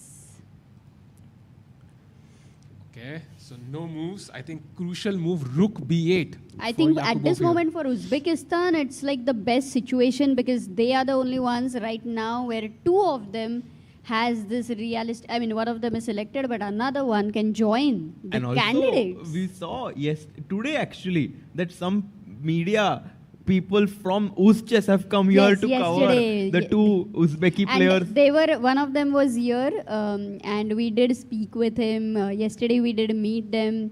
It's so nice to have your grandpa and grandma over here. After your game. Yesterday I saw them. They were watching the game while it was on. They were very stressed. I didn't know who they were exactly. I thought whether Nodirbek Yakubov's or Sindarov's grandparents. But it was Sindarov's. Yes, and it was very nice to see that. Very nice And indeed. Vanta Black makes an interesting comment. It doesn't matter if Vei or Sindarov wins the World Cup. It's just a prize money. But the third place is more important if Esipenko or Yakubov will be qualified to the candidates. I completely disagree about the part where you said the first game is not important because they are playing for the World they're Cup. playing for bhai. the World Cup title. Come on, that has a lot of value and a lot of Absolutely. weight on Yep. it. And World Cup title will have some entries, right? Like in some tournaments, you get direct invitations sure. and so on. So it's actually for both of them a very critical thing. I mean, Even Magnus played World Cup like what 4 or 5 times. Yeah, he only 5 won times once. I think. And he won only once. Yes. Like, It's very that just tough. goes to show how difficult this event is to And win. I think even in the Women's World Cup, after Divya won, I'm sure it changed her life in terms of tournament invitations, in terms of sponsorships. So I'm sure that for Sindarov and Vei, winning this tournament can be a life-changing moment in their career. I feel like low expectations is one of the secrets here. For example, whose chess wasn't even streaming this event. I checked on their channel. बाद में उन्होंने stream करना चालू किया जब उनको पता लगा भाई 2 लोग पहुंच रहे हैं भाई. So I think कहीं ना कहीं पे Vei also said कि यार it was not expected I'll make it this far. So I think having low expectations, that means less nerves, probably helps a lot. Sindarov at that point of time. So Sindarov at that point of time when he became a grandmaster, he became a grandmaster second youngest one. 5 days, I think younger than what Prague had. So that guy was always there, Guys, do we have any questions in the audience or any comments about the games today or anything in general? Do let us know. This would be a good time. But yeah, 16 minutes for Nodirbek. He's trying to defend. Right now, Yes. White is threatening to go on the 7th rank with Rook D7 or Rook D6. Yes, we have a question, I think. Focusing on going into tie breaks only. They are playing pretty safe. Except for Yakubov. He's being more, what we say, I didn't get He was that playing word. risky, yeah? Yeah. Playing a bit risky and being more aggressive. Mhm. Others are focusing on playing it safe and getting a means advantage and gaining it over the time. Towards the tiebreaks. Interesting. Yeah, I mean, it's also possible that, for example, Vei thinks that I defeated Arjun in tiebreaks and I've done so well in tiebreaks that they kind of feel like going into tiebreaks gives them the best chance. We saw Magnus also doing this again in the World Championship matches against Karyakin. If you remember, he drew and he just with the white pieces and went into the tiebreaks and won convincingly. Many of currently the players are more focused on engines and engines they are using engines for preparation. So there are many less surprises compared to 20-30 years ago. So catching someone in surprises is only possible in rapids or blitz or That's something. a very like good point, actually. very good point that it's very hard to surprise people now. Because everyone is using engines and everyone is preparing so much that even if you play e4, b6, people are checking it. Yeah, for sure. This is how chess is changing. And also, if we just get a look on the ratings, means classical format, rapid format, blitz format, Magnus is on top of all three. But when we compare the other player who are top in classical and then go to their rapid ratings, what about that? Correct. Means even Gukesh is really strong in classical format, but in blitz and rapid, he's in trouble many of the times. Yeah, thanks a lot for your comments. I think that, and that's why this World Cup format kind of shows the player who's good in all the formats.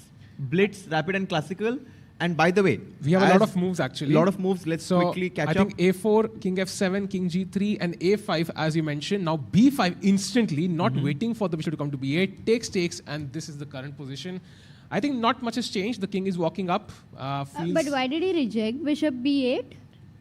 No, black just played B6 instantly. Yeah, B5. he didn't wait. King एक second रुक. अच्छा bishop B8 पहले बोल रहे हो आप हम लोग. You mean here? But there was A4 was attacked anyway, Yeah, so it would have landed in the same position. situation. No, it doesn't matter. Yeah, you can just play anything. I mean, guys, let's looking try to at play each this. other. कौन drop पूछेगा पहले? Let's try to play without engines. Yeah. Do you want to try to defend with white? Done. Let's go. Okay. King E6.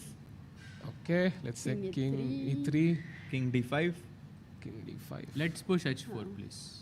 H4, yeah. H4. Let's just push H4 once. You don't allow King C4? Yeah. Okay. Come. Welcome. Sure. Let's say Bishop D7.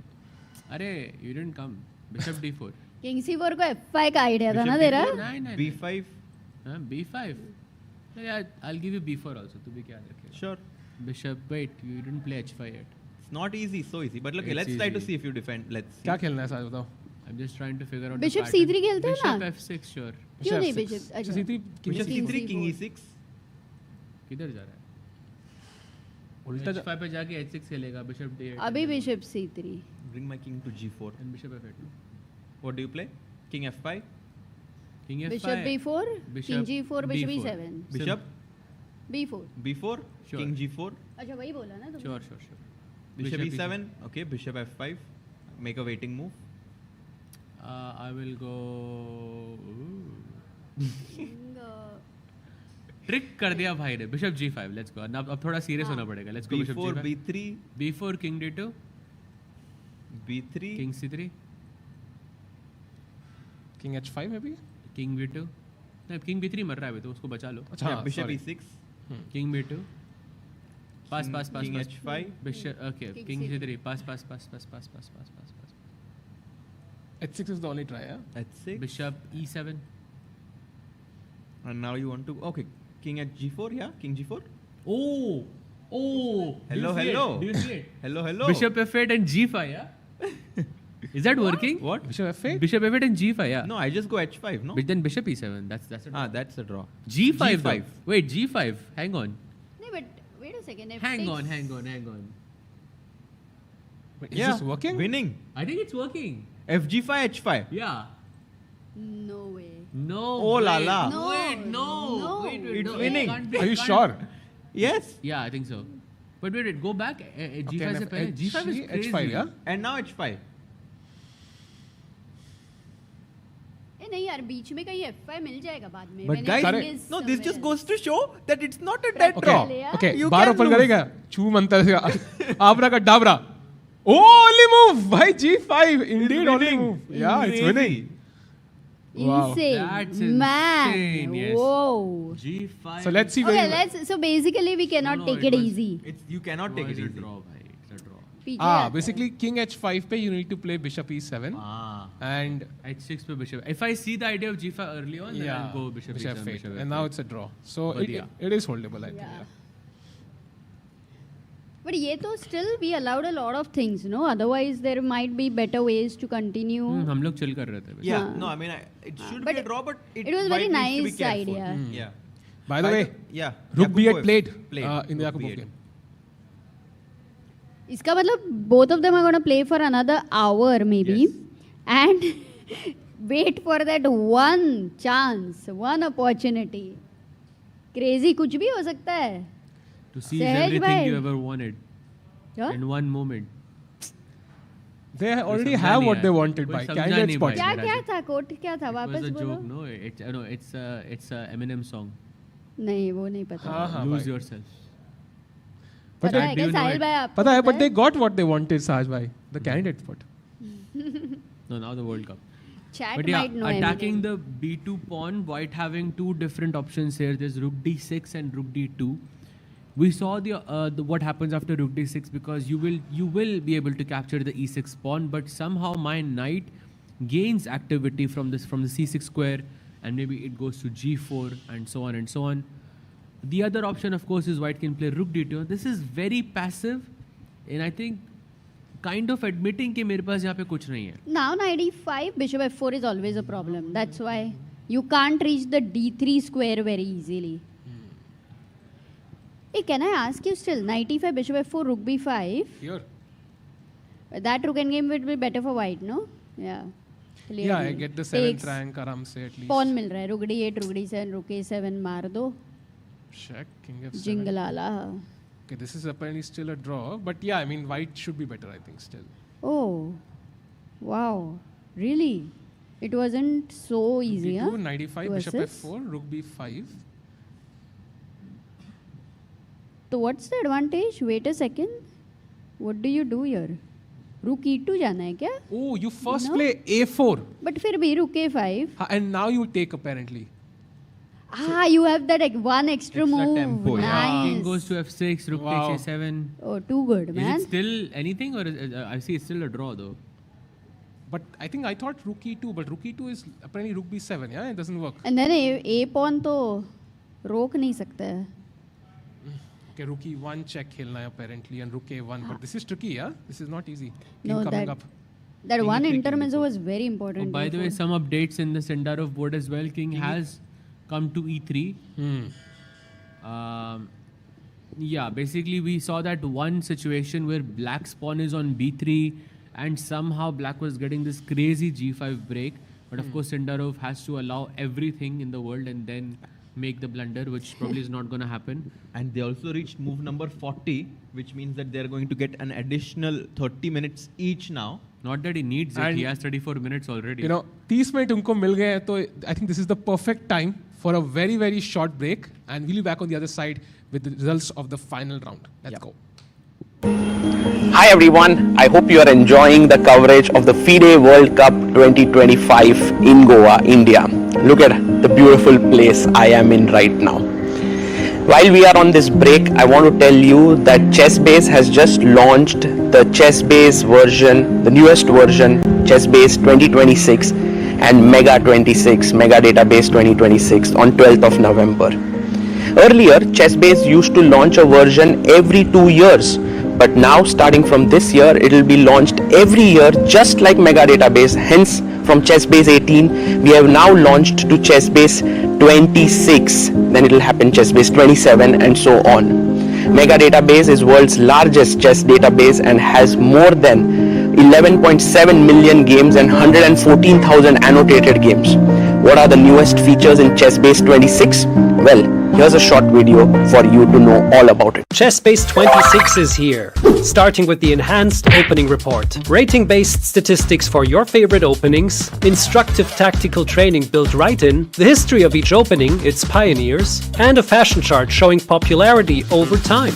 Then we have the Monte Carlo analysis, simulating thousands of games, defining practical chances and typical maneuvers. Also, new detection of duplicate games, AI description of plans, real-time ray tracing, and more. ChessBase 26. Expand your chess horizon.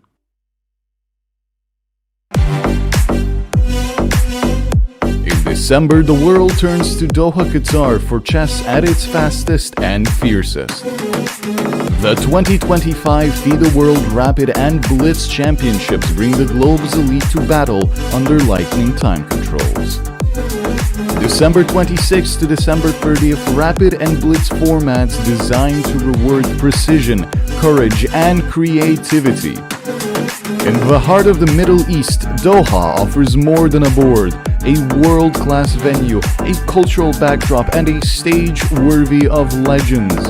With a €1 million prize fund on the line and the title of world champion at stake. The 2025 FIDE World Rapid and Blitz Championships, the ultimate test of fast chess. Want to play chess but don't know how to get started? Try chess.com. Play for free against someone at your level or challenge one of our friendly computer bots. Trying to improve your chess? Learn the Queen's Gambit and other openings with guided interactive lessons. Like chess but don't want the pressure of playing games? Chess.com has hundreds of thousands of fun puzzles to help you relax and sharpen your mind. Play your friends, make new ones around the world, follow the latest games, and more. Sign up and play for free at chess.com today. A premium membership at chess.com will help you improve your game with full access to a powerful set of learning tools. Unlimited tactics let you practice like a master, with more than 50,000 puzzles to challenge you at every level. Our library of interactive chess lessons, created by master coaches, will enhance every aspect of your game. And after each game you play, the computer analysis feature will give you feedback on every move you play, turning every game into a chance to learn. And that's not all. Premium benefits also include unlimited tournaments, video lessons, the Opening Explorer, and much, much more. Upgrade now to take your game to the next level. Welcome back to the most exciting finals which we are having between Sindaro and Wei. Guys, this is a very, very critical moment we are getting into कि ये लग रहा है draw होएगा, but एक moment जो बदल दे सबकी जिंदगी. Exactly. King B2, King H5 और इसके बाद King H5. By the way, Sagar भाई, welcome back. कैसे हो भाई? Guys, excited भाई, क्या ही आज का दिन exciting चल रहा है outside the tournament hall. And Bishop F6 खेला भाई, only move था.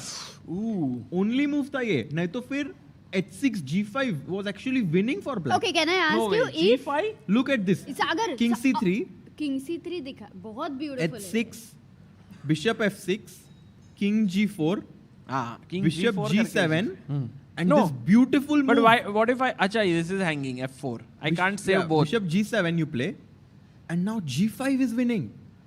Incredible. Only move. Only move.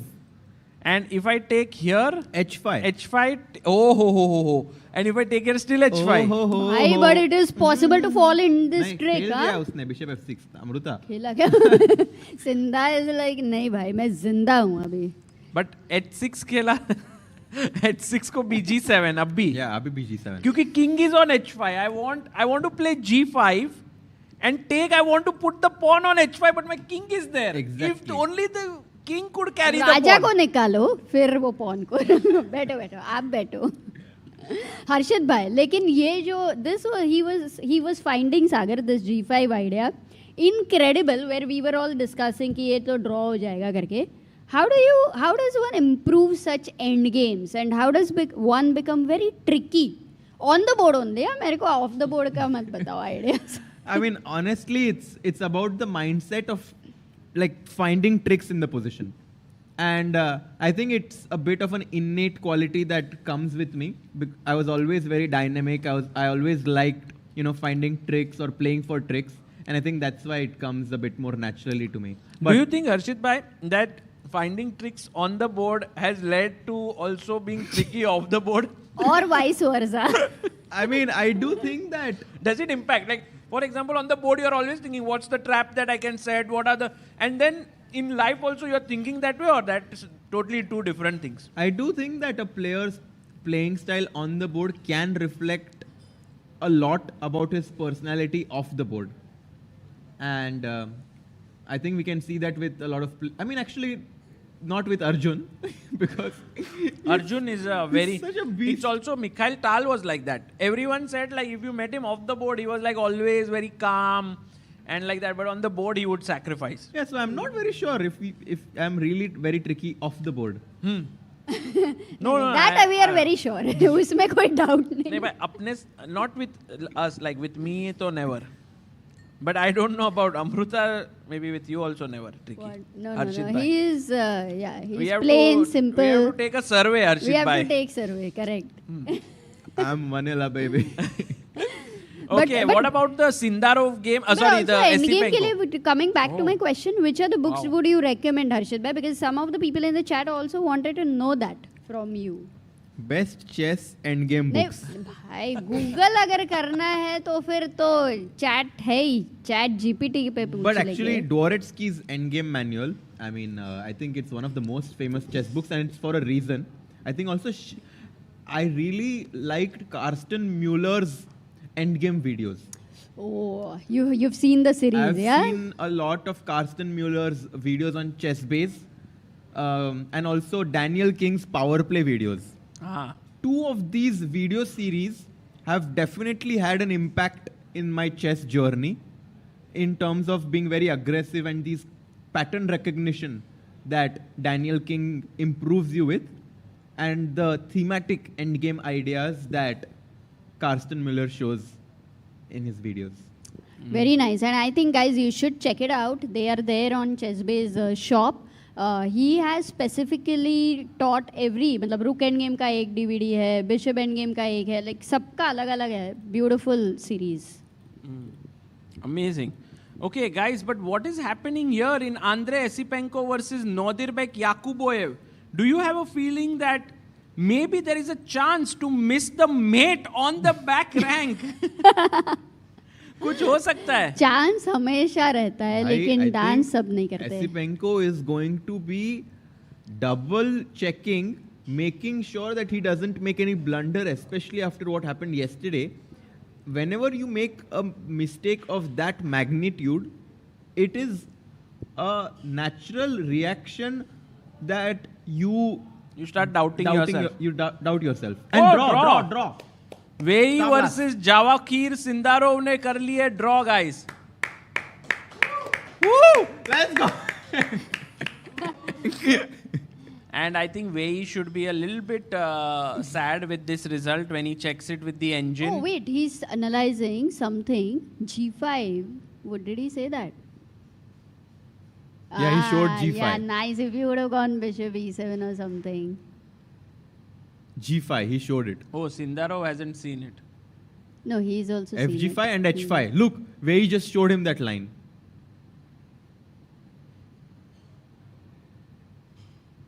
Interesting.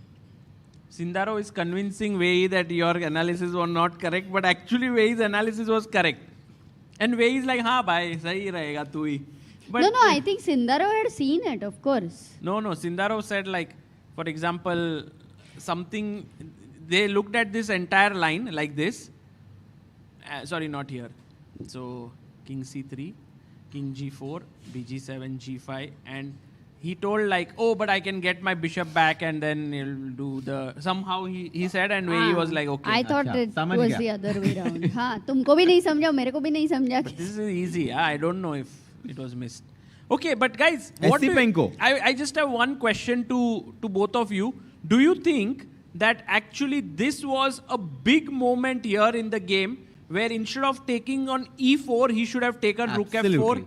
Absolutely, he should have, because he's not risking anything. And he's playing for two results. He's going to have rook and two pawns against the two minor pieces. And I think Wei should have surely gone for this. It's, usually you prefer two pieces against a rook, but यहाँ पे you had to break the rule, and Wei was in another zone. Otherwise, he would have broken the rule. Yeah, in this position, guys, it's like knight and bishop versus two rooks. Check deke, I can B6. play like Yeah, we were B6. looking at this, exactly. It does feel like white could be able to hold it, but it looks very tough. And he has to prove that this is a draw. Whereas black obviously is playing for two results.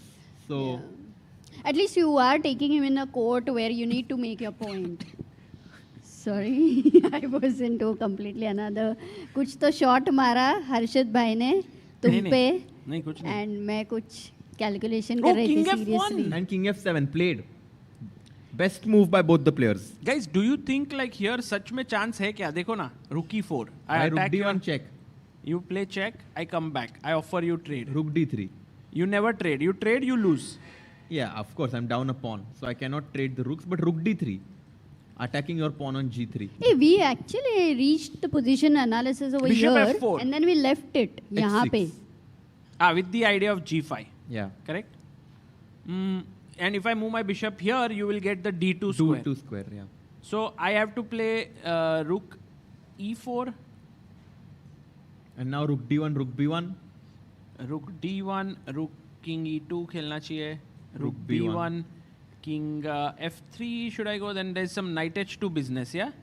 Knight h2 and rook takes b2. King f3, even h5 is maybe fine. Guys, have you observed that Nadirberg has 6 minutes on the clock and he has to make 12 moves? Oh. And he is already in a position where high alertness is required. This is practically still not very easy. But black's moves were quite easy as Harshit Bhai was making it quickly. But I'm still not convinced. Rook e4 attacks g4 and c4. Check diya, rook e1 aaye. This is what you were looking at, and then rook d3. I like this because how do you defend a g3 pawn? Bishop f4 खेला. हाँ. h6 यही तो देख रहे थे. यही देखा ना. You are looking at this, Amruta. And now or king f6. Yeah, now just improve the piece how about position. king e2, g5, g5, bishop b8, rook e3 check. Check king here. I cannot allow. Yeah, you don't cannot check. Why do you check? Maybe a6 or a5 खेला तो I'm worried about a4 in the future. No, don't worry about future right now. And a4. Just rook d1. You're happy with the rook trade? But rook d1? Check. Check आएगा फिर. There's also some sort of takes and knight e3, knight Yeah, but g2, that my should be knight will very trapped. risky. My Very knight is risky. trapped actually. That is King game f2. over. Can't do this. Jitu भाई. Okay, but what if rook e3 check? Yeah.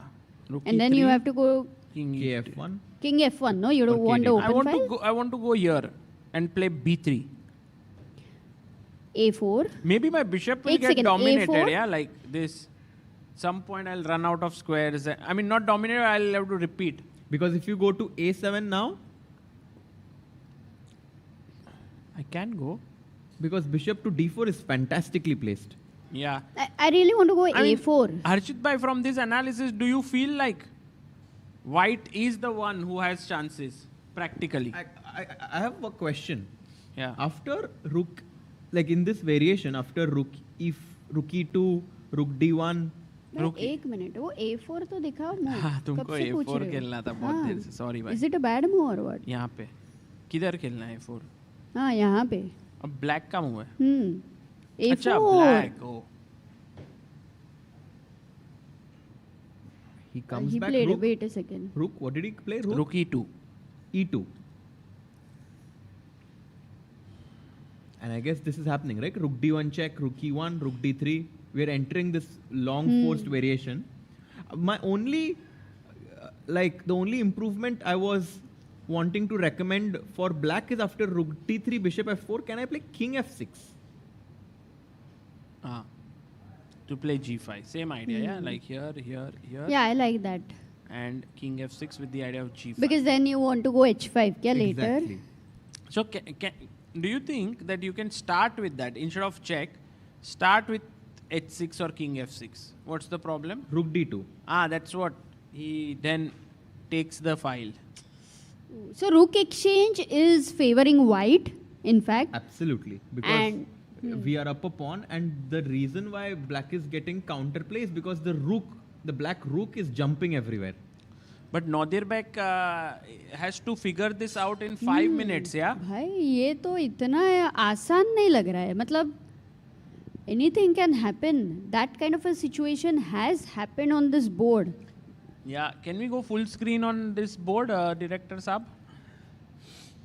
And guys, this is really I would say, to me, more important game than the first place game, because one person will go home with no spot in the candidates, while the other person will get the candidate spot. So that is a lot. मतलब दूसरे उसमें ऐसा है कि तुम world cup winner but दोनों को candidate spot है. And यहाँ पे Esipenko, the way you look at his body language, it feels like right now he is ready for a fight. Well, he looks, he was yawning and all, like he looks quite No, okay. no, but you know, many times he was just sitting on the chair, relaxed, ऐसे पीछे take के मस्त बैठा है, and he was chilling. Now he feels he has initiative. Go for it, Yakuboyev. You can't think so much. Come on. You need time for other critical moves. 10 more, 11 more moves. No, actually 12. We are on move 29, so he has to make 29, 30 and 10 more. Yeah. Go, go, go. भाई 4 minute बचे. खेलो भाई. Yakuboyev. सागर tension में आ रहा है, इसके लिए तो खेलो. Yeah, I'm actually worried for Yakuboyev because he saved like a insanely difficult position today. For sure. And now that he's so close to this moment to take the draw, or maybe just get equality, he's fumbling. He's waiting. He's not going in. I mean, I don't think he has fumbled just yet. I mean, he's not making a move. He's not making a move, but the position is quite good for him actually. No, but 20 minutes more, I will already add 0.5 advantage for white. Slide better. Yeah.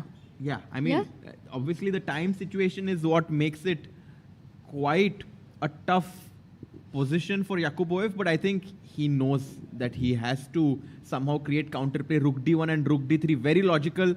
I thought he's about to make a move, but no. Not yet. ये बहुत stress है. This is. Guys, I don't think black can save this. He's shaky. He's 50-50 right now. And guys, 50-50 means 50%. We have an offer going on chess.com. Black Friday offer. 50% off on their premium membership. Go for it. Yakuboyev. Make the move.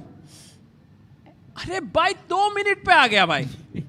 12 move करने. It's not like the position is already going to draw on the next move. He's hesitating, Sagar. He's hesitating. They do get an additional time of 30 seconds after every move, which can comfort him, but now has to give check, but he does not. What did he play? D5. Rook D5.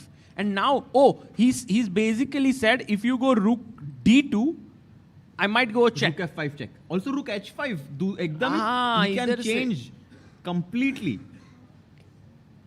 Rook D2. मतलब is he going ambitious here? Rook F5 or Rook H5. Actually, Rook H5 with the idea of getting in can also be very interesting because if you go for a check, King E6, suddenly it's big trouble because you're going to lose the bishop here. Man, he is tricky. I think he is going ambitious, Sagar. Yeah, I think he saw this line and he was like, bhai, idhar zyada hope hai. But this also gives Esipenko a chance here. What is the best move for white here? Guys, do you want to try? White to play, how do you try to create something more for yourself? Rook D2 we saw does not work because of Rook F5 check. What is that move? And Andrei Esipenko has 20 minutes to figure it out. Yes, bhai. Rook E4. That is exactly what we were discussing. But the problem, Shivam, here is Rook D1 check. Come back and Rook D3. Attacking here. And somehow you didn't get I think he much. wanted to try King E2 after Rook E4 Chat check. is saying King E1. Oh, we'll go there. Rook C1, Rook G4, Rook C2, and then this should be a draw. Yeah, because a lot of pawns are being traded. And yes, the chat is right. As King E1. What a move. Like basically completely stops Black's idea of going Rook D1 check. And now White even wants to go King D1, King C2 at some point. Tuck the king. And also B3, Harshit bhai. Like if you get CB, AB, C4, Amruta, that will be like super risky, Yes, those pawns. Exactly. So right now, if you see these 2 pawns are holding these 2 pawns here, even though they are doubled, it doesn't matter. We have an extra pawn here. We need to create the passer. Actually, black is hanging by a thread because normally if this position opens up, if the passer starts rolling, then white would clearly go for winning advantage. Yeah. मतलब बहुत ही risky चल रहा है. And Esipenko is safe here with the white pieces. I don't think he's going to land up in any danger. And Norderberg with less time, lot of pressure. Wow, if he saves this, it's going to be something, yeah? Yeah. It's going to be huge. Yeah, practically, I think black is in big trouble. By the way, Sagar bhai, we've been here for almost 1 month. What are the we know that Pragnananda is playing in the London Chess Classic in the open section to expand his lead in the GP points. Arjun is playing in the freestyle chess. Gukesh is going to play in the World Rapid Blitz at the end of the year, very, very likely. What's next for you guys? What's the calendar looking like? Right now, I think after this ends, we will go back home, get ready for freestyle chess in South Africa, where you are also coming. There's also in between a tournament in Jerusalem. Yes. And unfortunately, we will not be able to be there in person. But it's a great event. Where It's Anand and Arjun both are playing. Yeah, that's amazing.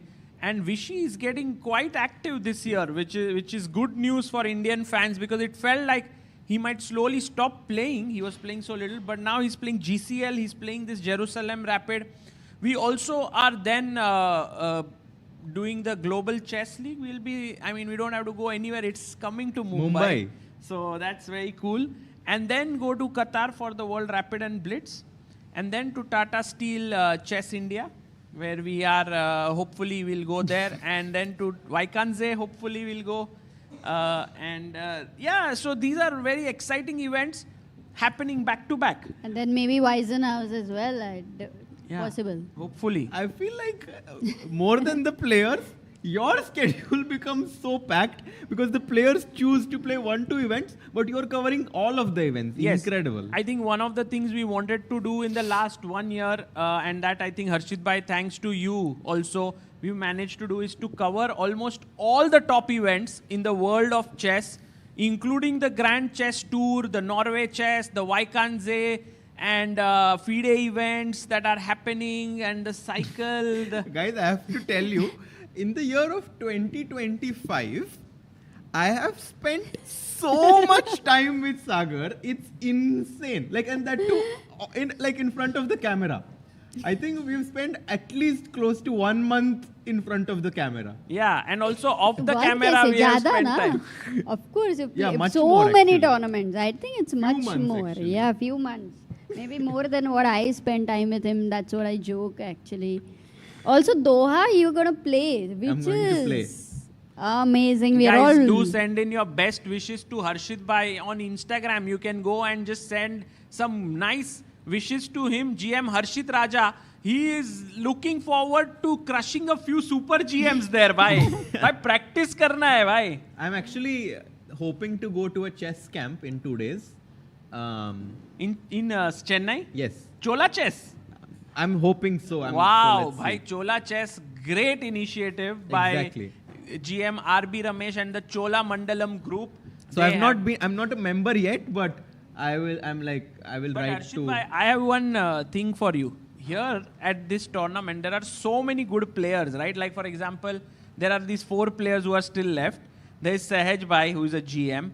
There is also Abhijit Kunte, who is there. And so, why don't you set up a board and just keep playing Blitz in the near the pool area? Yeah. Oh, good question. I should. Aaj ho jaye, Harshit Bhai. I think Harshit Bhai also No tired. rest for you. I think in 2 days, how can you go to a camp, bhai? You are exhausted. Yes, but it's been a long time since I've been to an intensive training camp. And I know that really strong players are attending it because they have a separate GM section. Oh, who's coming, bhai? I think Abhimanyu is there. Oh. And then really, really strong players are also coming. So I thought it would be a great opportunity for me to get back in the, playing mindset. I must tell our viewers about this initiative of Chola Chess because, Amruta, what they managed to do, I went to Chennai there. They have actually their academy in one of the most prime areas of Chennai. It's amazing. They've taken the full floor. It has different classrooms. Like there's a Vishy Anand classroom, there's a Judith Polgar classroom, there's a Kasparov classroom like that. Wow. And in that, everything is almost, I think all the sessions are free. Yes. So it is actually a CSR project of the Chola Mandalam group. Exactly.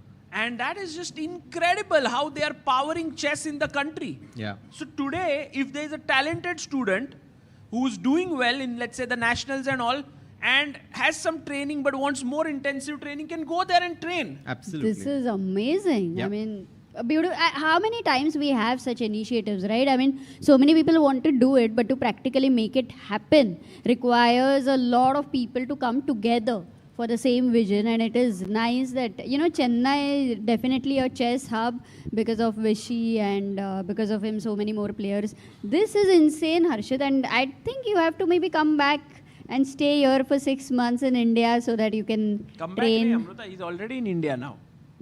Harshit bhai. नहीं, right now Half he Indian is. ही है वो. नहीं मतलब अभी now practice your के base लिए. is India or Portland? What do you think?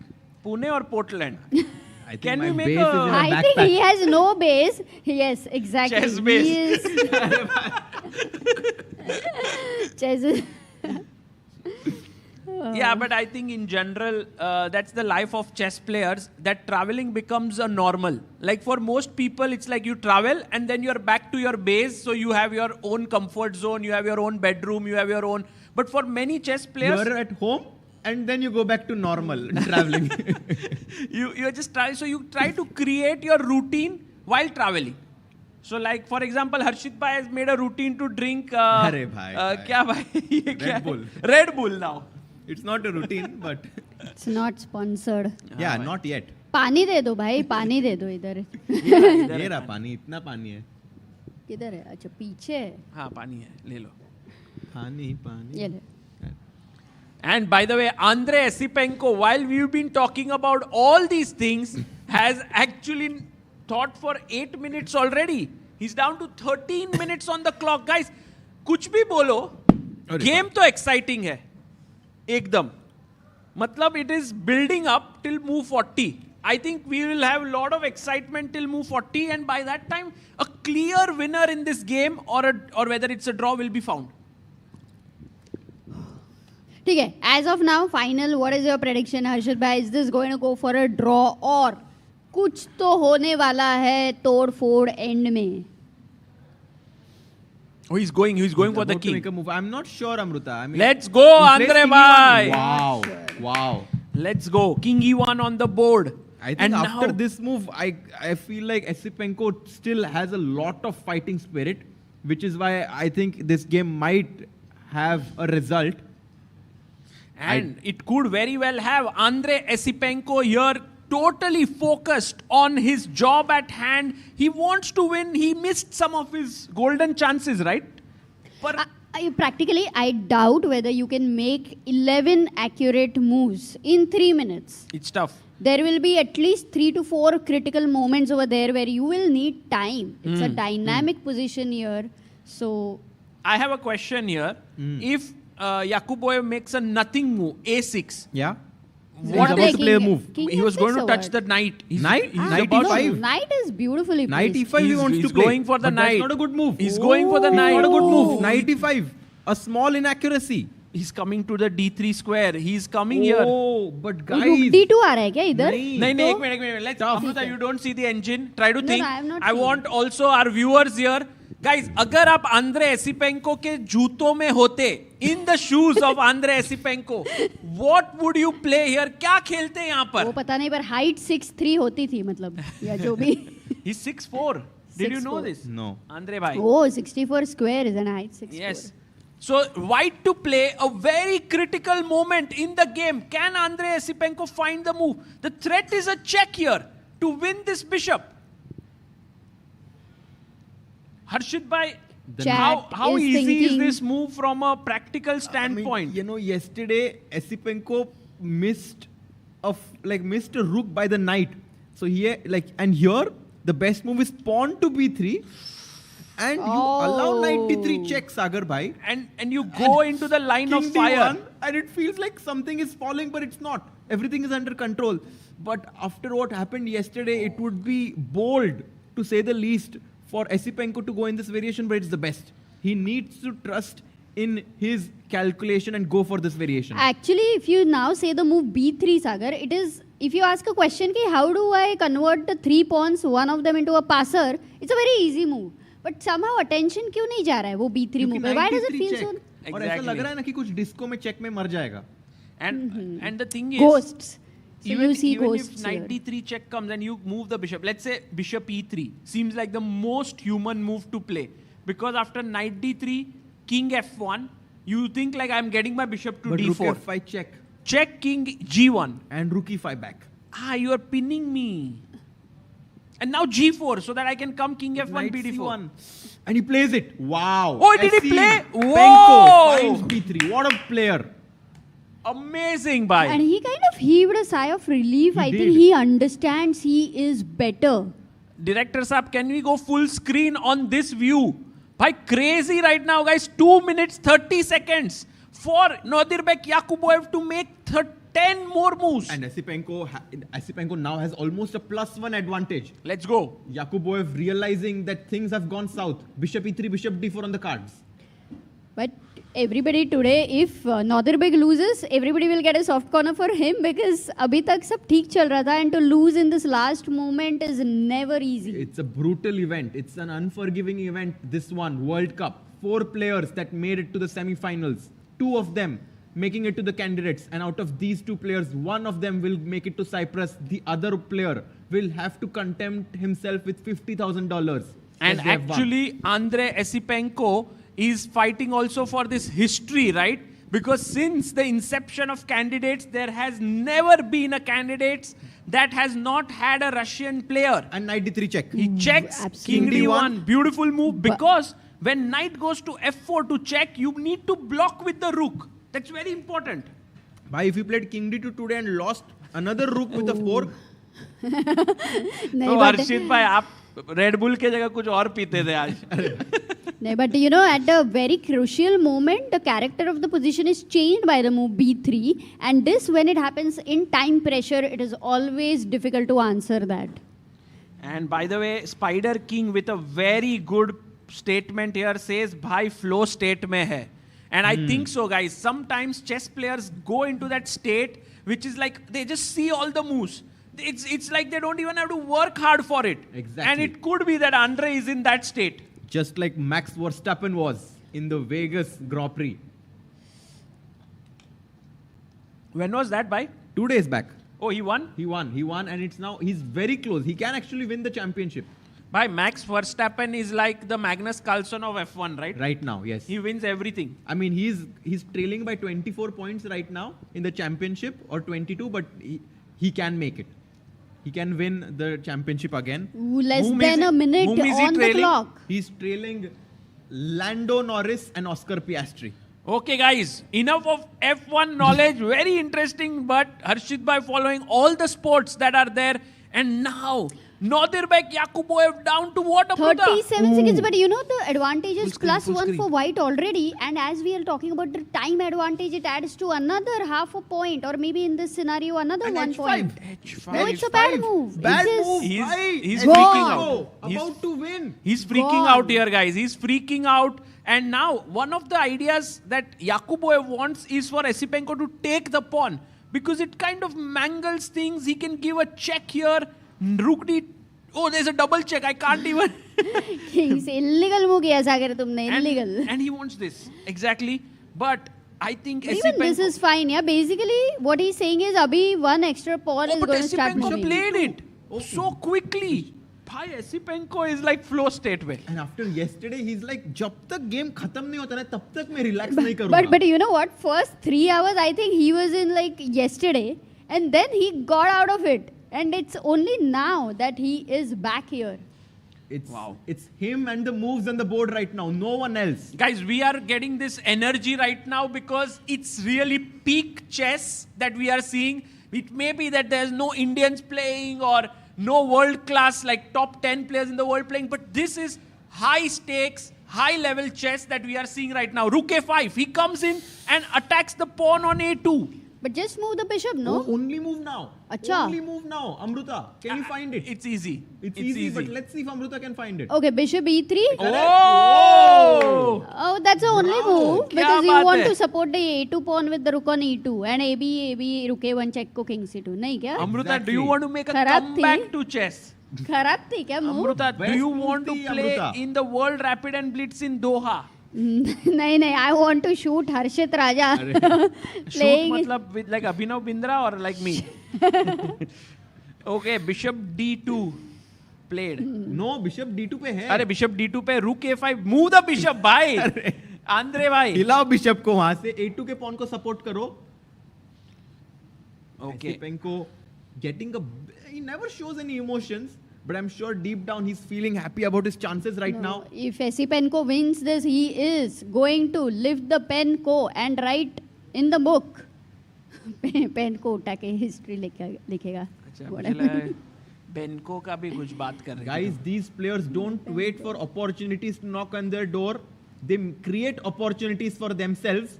And in an equal-looking position, Esipenko has garnered a huge advantage. Bishop is about to be moved to e3 and he plays it in style. कैसे खेला उसने? ऐसे उठा के एक square रखने के लिए ऐसे रखा कि 5 स्क्वायर चल रहा है. Bishop e3 because he knows it's a very important move. And भाई crazy हो रहा है साहिल भाई. याकूबोव in tension.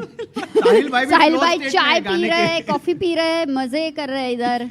Bishop e3 again down to what? 20 seconds. A6. A6. What is A6? Well, he just improved his pawn's position. You know, such a position. If you had 20 seconds and you were white, it was still difficult, but it was okay. But Amruta, I can just pick up a pawn. I can take, but Harshit bhai, they are double pawns. Do you really want to take है, yeah, खा लो जो मिल रहा है वो. Exactly. अभी मिल रहा है ना, फिर बुफे बंद हो जाएगा सागर. So take this and then bring your king from c2 to b3. Also knight c5, I think I can just take it. Take it. Because the rook cuts off the king. And this is cut off. And then if you take here king b3 and c4, c5, just win the endgame. This is winning. Oh. But still rook endgame would be the last choice, right? No, like you want to keep the bishop? Cut. Because the king on f7 can never cross the e file and the c pawn is just going to queen. So one of the things, guys, what I was thinking about is to become a good chess player, you need to calculate plus you need to evaluate. And when we are commentating, many of the times the evaluation bit for us is not needed because of the bar. Yeah. We are making moves which are logical without even sometimes looking at the engine, but we see the bar doesn't fluctuate, so we don't have to evaluate. But for someone like Esipenko to take here and not have the evaluation, it can be a very risky feeling, you know, ki bhai maru ki nahi maru. But now, also another very important point is that this move knight to e5 looks a bit scary. It feels as if black is going to recapture back the pawn on c4 with the knight. But no, there is bishop b6. Are crazy! Wow, winning the knight. He wins the knight. Exactement. And look at this. Good. Bhai, ye bishop ko bhi attack nahi kar sakte. Vamos. Vamos? Vamos. Esipenko, after b takes c4, has a decisive advantage. Yes. Ooh, Aditya says in the chat, I think Kasparov said some good things about Esipenko some time back. Yeah. It's definitely a big talent. If you can also copy-paste some things, if you know what he said, would be nice. You know, Andrei Esipenko was so close to last year qualifying to the candidates in the FIDE Grand Swiss. If you remember, last round he lost to Anish Giri and he was doing really well. He had the highest tiebreak actually amongst these players.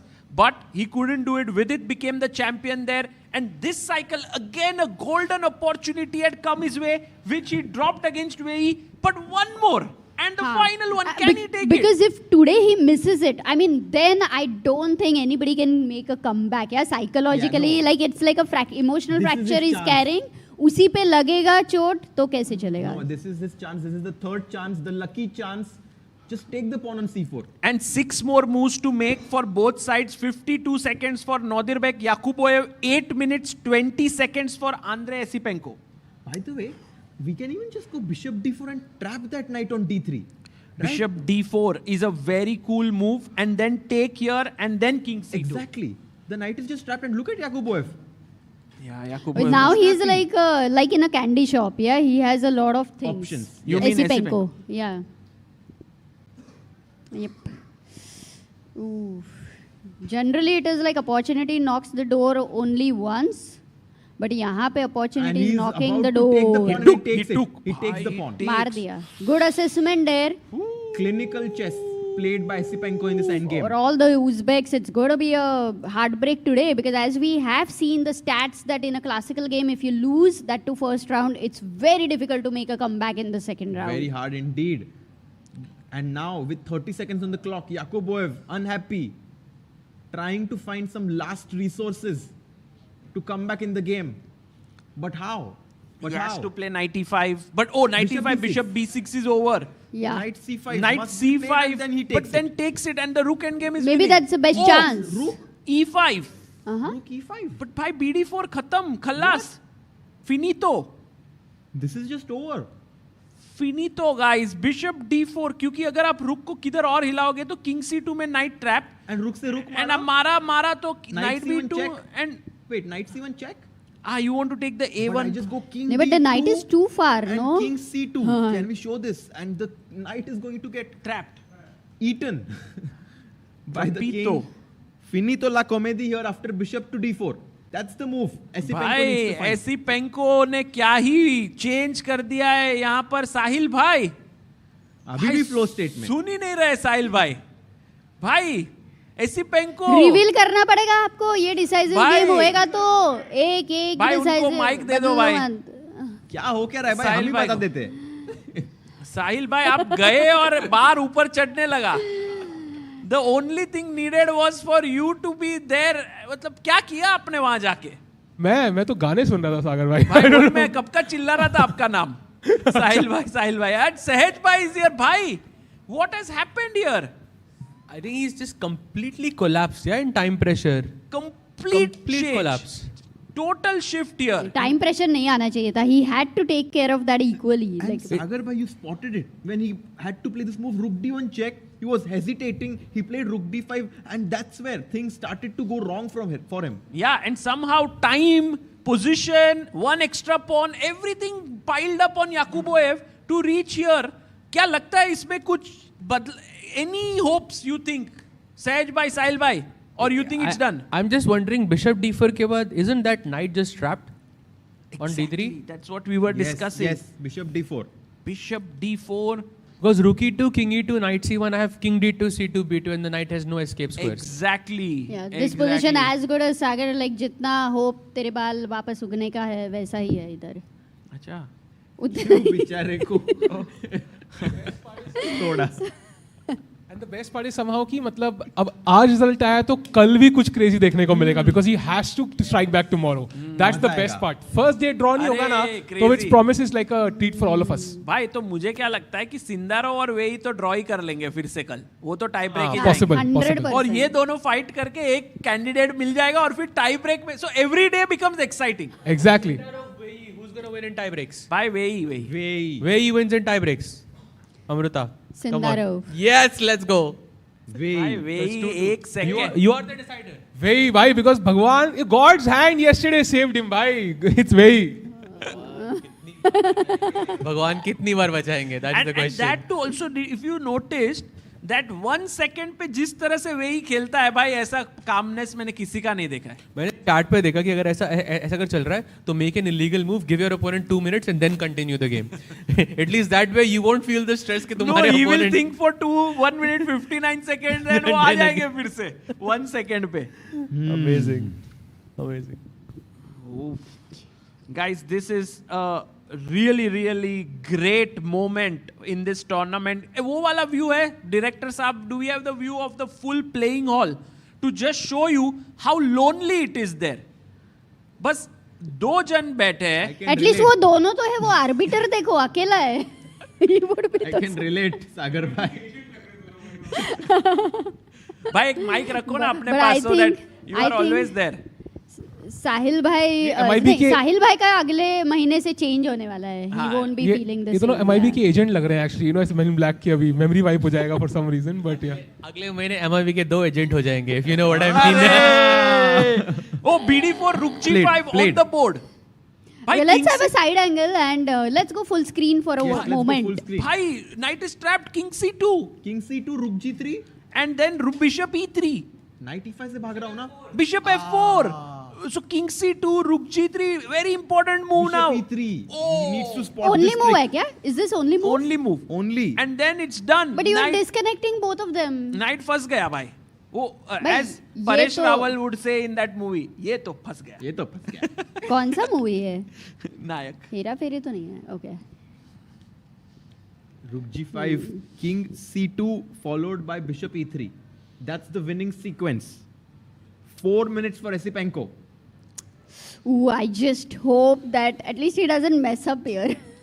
Aditya Pradeep asks, what about king c2 के बाद knight c5? But Aditya भाई मार दो and king को कहीं से भी लेके आओ and push. Because the E file is cut and that is a very critical situation.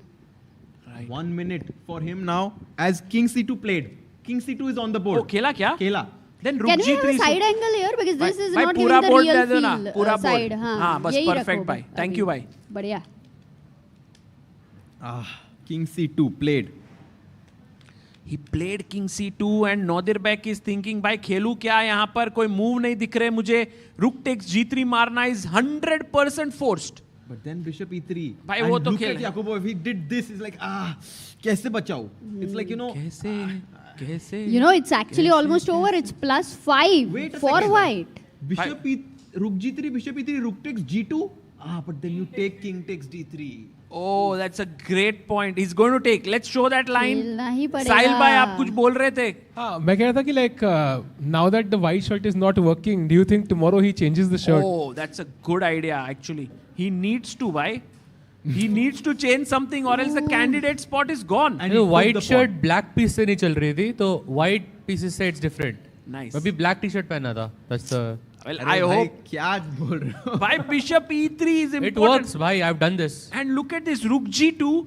And as Harshit bhai pointed, if takes knight e1 check is a fork, but by knight को मार दिया जाए. Yeah. And then you are a piece up with boom. Yeah. This game, you know, a few minutes back, everybody thought draw हो रहा है, अभी हो जाएगा 31st move, but not at all. Let's go full screen because I'm very curious to see the reaction of Esipenko after bishop e3 होता है, we will. So he plays it.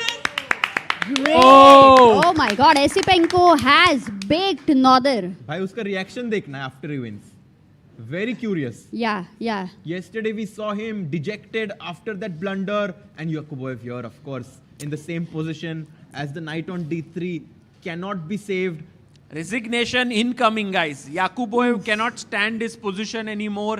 He's just going to resign here and then go prepare for the next one. And resignation. Oh my God. Esipenko strikes back after such a brutal loss yesterday. I mean, what character, yeah? What temperament, what attitude. Hats off to this guy, yeah? Doesn't matter how hard you fall. It's about how hard you get up and fight back. Esipenko with Rocky dialogue. Exactly. It doesn't matter how many times you fall. It's all about getting up and keeping moving. Yeah, कुछ तो यार. क्या यार? याद नहीं आता है. Important time. It's about how hard you get hit and keep moving forward. बढ़िया भाई. No, but this was epic and. This was epic, nahi Amruta. Epic. Epic Senko. Oh हाँ, Episenko. Yes भाई. Epic Senko. थोड़ा change कर दे. Epic Senko. Crazy Crazy day, guys. Now tomorrow is going to be another amazing But you know, day. I'm really hoping that Yakubov strikes back tomorrow so that वो मजा आ जाएगा. It will become much more thrilling for the tie break with the white pieces, and he can really do that. So what we had today, just to summarize, we had a draw in the finals where they're playing for the World Cup championship between Vei and Sindarov, which means tomorrow Vei will play with the white pieces, try to end the match right there, and in the game for the spot of the candidates between Esipenko, who lost yesterday, defeated Yakubov Nodirbek today, and now leads 1-0, and as close as he can ever get to the candidate spot. Absolutely, and this is the best way to heal yourself, to make a comeback, to fight there, to feel that I gave my best no matter what happened yesterday. Okay, the after effect was there in the beginning. We saw that he missed some moves, but then he kind of gathered himself and was out there with his best. You know, he's going to feel so good about himself today. Yes, absolutely. Well said, both of you. And I would ask the director साहब, can we have like ये view जहाँ पे हम भी है screen पे और साहिल और सहज भी है, हम पांचों एक बार स्क्रीन पे आ जाए. अरे क्या बात है इधर ही आ जाओ ना यार. दिल्ली से तानिया को लेके आते एक बार. देखो फोन करो, वीडियो कॉल ऐसे करके. Oh nice idea. Let's call. अच्छा तानिया फोन उठाएगी नहीं. देख 100%. सागर भाई का 100% उठाए. क्या बात कर रहे हो? 100%. अच्छा चल सहज बोल रहा है 100%. उठाएगी, हाँ या मैं ना? बोल रही हूँ नहीं उठाएगी. 100% I don't know yes or no. But 100%. 100% क्या है? ऐसे नहीं चलेगा सहज. Guys, we want all the commentators to be. Oh, उठा लिया. Let's look at her. Yeah, we are. Hello. Tanya, we have all the commentators for the first time ever on the same screen. Let's go. इतना अंधेरा क्यों है उधर? क्या?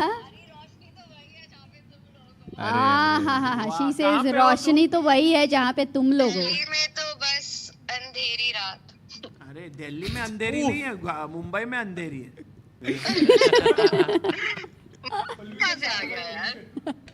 तो तानिया आज का गेम एसिपेंको ने छीन लिया है भाई. You know, crazy. I was watching live yesterday. What happened in that end, and मतलब goosebumps हो रहे थे. I couldn't believe what just happened at the very end, blundering that rook.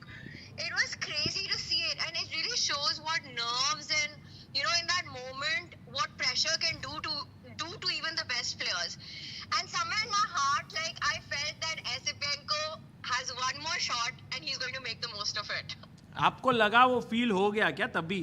वो फील मेरे को भाई मैंने तो प्रेडिक्शन पहले दे दिया था. I mean, okay, also on paper, Esipenko is a favorite in that match.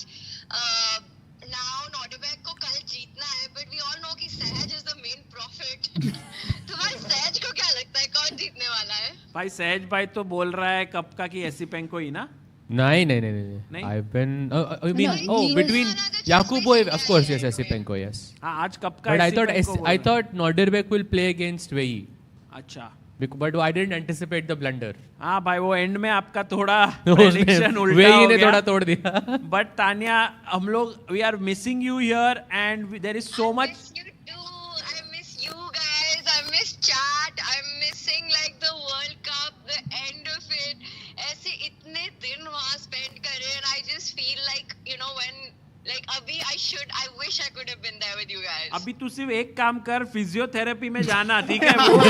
वो तू उसके लिए हमको छोड़ के गई है. अगर तू उधर नहीं जाएगी फिजियोथेरेपिस्ट के पास तो बराबर हम लोग पकड़े. First session today. Had my first session That's today. so nice.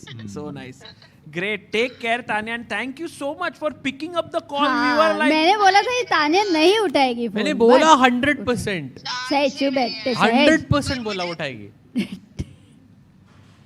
But tell me, अब क्या तुम्हारा wrap up हो गया? Game is done. What's the plan for the night? अभी we are going to reveal. We had a dare for Sahil कि अगर one decisive game हो जाएगा तो we will be revealing something today. Yes, that is true. So yes, something छोटा सा कुछ तो ये बोल रही है ये reveal कर देगी. वो तो वहाँ जाके करो ना. नहीं भाई वहाँ जाके करो. मैं इधर माइक दे दो. माइक दे दो. हाँ वहाँ जाके. बढ़िया दिख रहे हो इधर. भाई इधर बड़े दिख रहे देखो. हाँ इधर बहुत बढ़िया दिख रहे हो अभी. इसके हाथ से माइक लेना ज़्यादा जरूरी था भाई एक्चुअली. लाइट चालू कर दी भाई. तानिया ने भी बोला अब सुनना है. नहीं आई थिंक नहीं इट्स ओके दिख रहा है भाई. हाँ. अच्छा उधर आ रहे हो आप इधर. ये भाई आ जाओ सहज आ जाओ. Nothing crazy. I mean, I met the love of my life 6 years back. And finally, I get married to her next month. So. क्या बात है भाई, क्या बात है. अब name reveal final day. Name reveal कल करेंगे दोस्तों. और परसों भाई टाइब्रेक्स आ रहा है ना. परसों फाइनल्स में. Actually कर सकते हैं भाई. कर सकते हैं. This was only meant for the 1300 people who are here right now. हाँ क्या बोल रहे हो? Honeymoon पे कहाँ जा रहे हो? तो we are planning to go to World Rapid and Blitz. तो उसमें भी चेस ही खेलेंगे. And guys, one of them is playing there, है ना? And let's go. Oh इसीलिए इसका माइक लेना था मुझे. Yes. Too good. Oh my goodness. Wow. Tanya, tonight in the honor of you not being with us, we are going to Pasedo by the Bay. अरे bye bye. ये क्या नाम था पता नहीं. Pusana by the Bay. And also the calamari rice. ठीक है भाई. अरे पर आप तो वेजिटेरियन हो यार, आप तो कुछ खाते भी नहीं हो. और एक इधर भी नहीं जाने वाला है, तुझे लगता है पर वो नहीं जाएगा. पड़ेगा कि साहिल भाई ट्रीट दे रहे हैं. Yes, of course. Big reveal. Let's go. But ठीक है. Sagar, it's not about. I stay back for the company, bhai. ChessBase India. But okay, Tanya, thank you for being here with us. If you don't mind, tomorrow also we will call you at some point to just be with us. Our World Cup winner, please have me so all 6 of us can be together one more time from Goa and to celebrate this crazy tournament that's happened in our country. Done. Absolutely. Thank you. Take care. Bye guys. Bye. Guys, Tanya Sachdev joining us all the way from Delhi in her, she was in a car going somewhere. But, bhai, maza aa gaya. Although SC Penko took the day goes to Sahil bhai. 100%. भाई क्या लग रहा है? आज तो आपका ही अब मजा आ रहा है कि चलो भाई गेम एक्साइटिंग थी, रिजल्ट्स आए तो अब अगले 2 दिन में बहुत फायरवर्क्स देखने को मिलेंगे. अब जितने लोगों को जाके रिजल्ट्स मतलब चेस रिजल्ट्स या कहीं पे जाके अगर लिस्ट चेक करना है तो वो आप चेक कर सकते हो. It is there. That's all I have to say about this. But I think there are 8 women playing, right? हाँ 8 or 10 है ना इंडिया से. कितने? अच्छा इंडियन दिए. मैंने नहीं रिवील किया है. मैंने नहीं रिवील किया है. That note, I think we will see you all tomorrow for the second day of the finals and the semi-finals for the 3rd place, the winner who will qualify to the candidates between Esipenko and Yakuboev. See you all at 3 p.m. Bye. Tiku ji. Hi everyone, I hope you are enjoying the coverage of the FIDE World Cup 2025 in Goa, India. Look at the beautiful place I am in right now. While we are on this break, I want to tell you that ChessBase has just launched the ChessBase version, the newest version, ChessBase 2026 and Mega 26, Mega Database 2026 on 12th of November. Earlier, ChessBase used to launch a version every 2 years. But now, starting from this year, it will be launched every year, just like Mega Database. Hence, from ChessBase 18, we have now launched to ChessBase 26. Then it will happen ChessBase 27 and so on. Mega Database is world's largest chess database and has more than 11.7 million games and 114,000 annotated games. What are the newest features in ChessBase 26? Well, here's a short video for you to know all about it. ChessBase 26 is here. Starting with the enhanced opening report, rating-based statistics for your favorite openings, instructive tactical training built right in, the history of each opening, its pioneers, and a fashion chart showing popularity over time. Then we have the Monte Carlo analysis, simulating thousands of games, defining practical chances and typical maneuvers. Also, new detection of duplicate games, AI description of plans, real-time ray tracing, and more. ChessBase 26. Expand your chess horizon.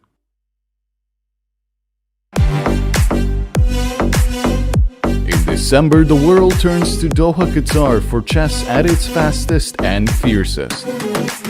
The 2025 FIDE World Rapid and Blitz Championships bring the globe's elite to battle under lightning time controls. December 26th to December 30th, Rapid and Blitz formats designed to reward precision, courage, and creativity. In the heart of the Middle East, Doha offers more than a board, a world-class venue, a cultural backdrop, and a stage worthy of legends. With a €1 million prize fund on the line and the title of world champion at stake, the 2025 FIDE World Rapid and Blitz Championships, the ultimate test of fast chess. Want to play chess but don't know how to get started? Try chess.com. Play for free against someone at your level or challenge one of our friendly computer bots. Trying to improve your chess? Learn the Queen's Gambit and other openings with guided interactive lessons. Like chess but don't want the pressure of playing games? Chess.com has hundreds of thousands of fun puzzles to help you relax and sharpen your mind. Play your friends, make new ones around the world. Follow the latest games and more. Sign up and play for free at chess.com today. A premium membership at chess.com will help you improve your game with full access to a powerful set of learning tools. Unlimited tactics let you practice like a master, with more than 50,000 puzzles to challenge you at every level. Our library of interactive chess lessons, created by master coaches, will enhance every aspect of your game. And after each game you play, the computer analysis feature will give you feedback on every move you played, turning every game into a chance to learn. And that's not all. Premium benefits also include unlimited tournaments, video lessons, the Opening Explorer, and much, much more. Upgrade now to take your game to the next level.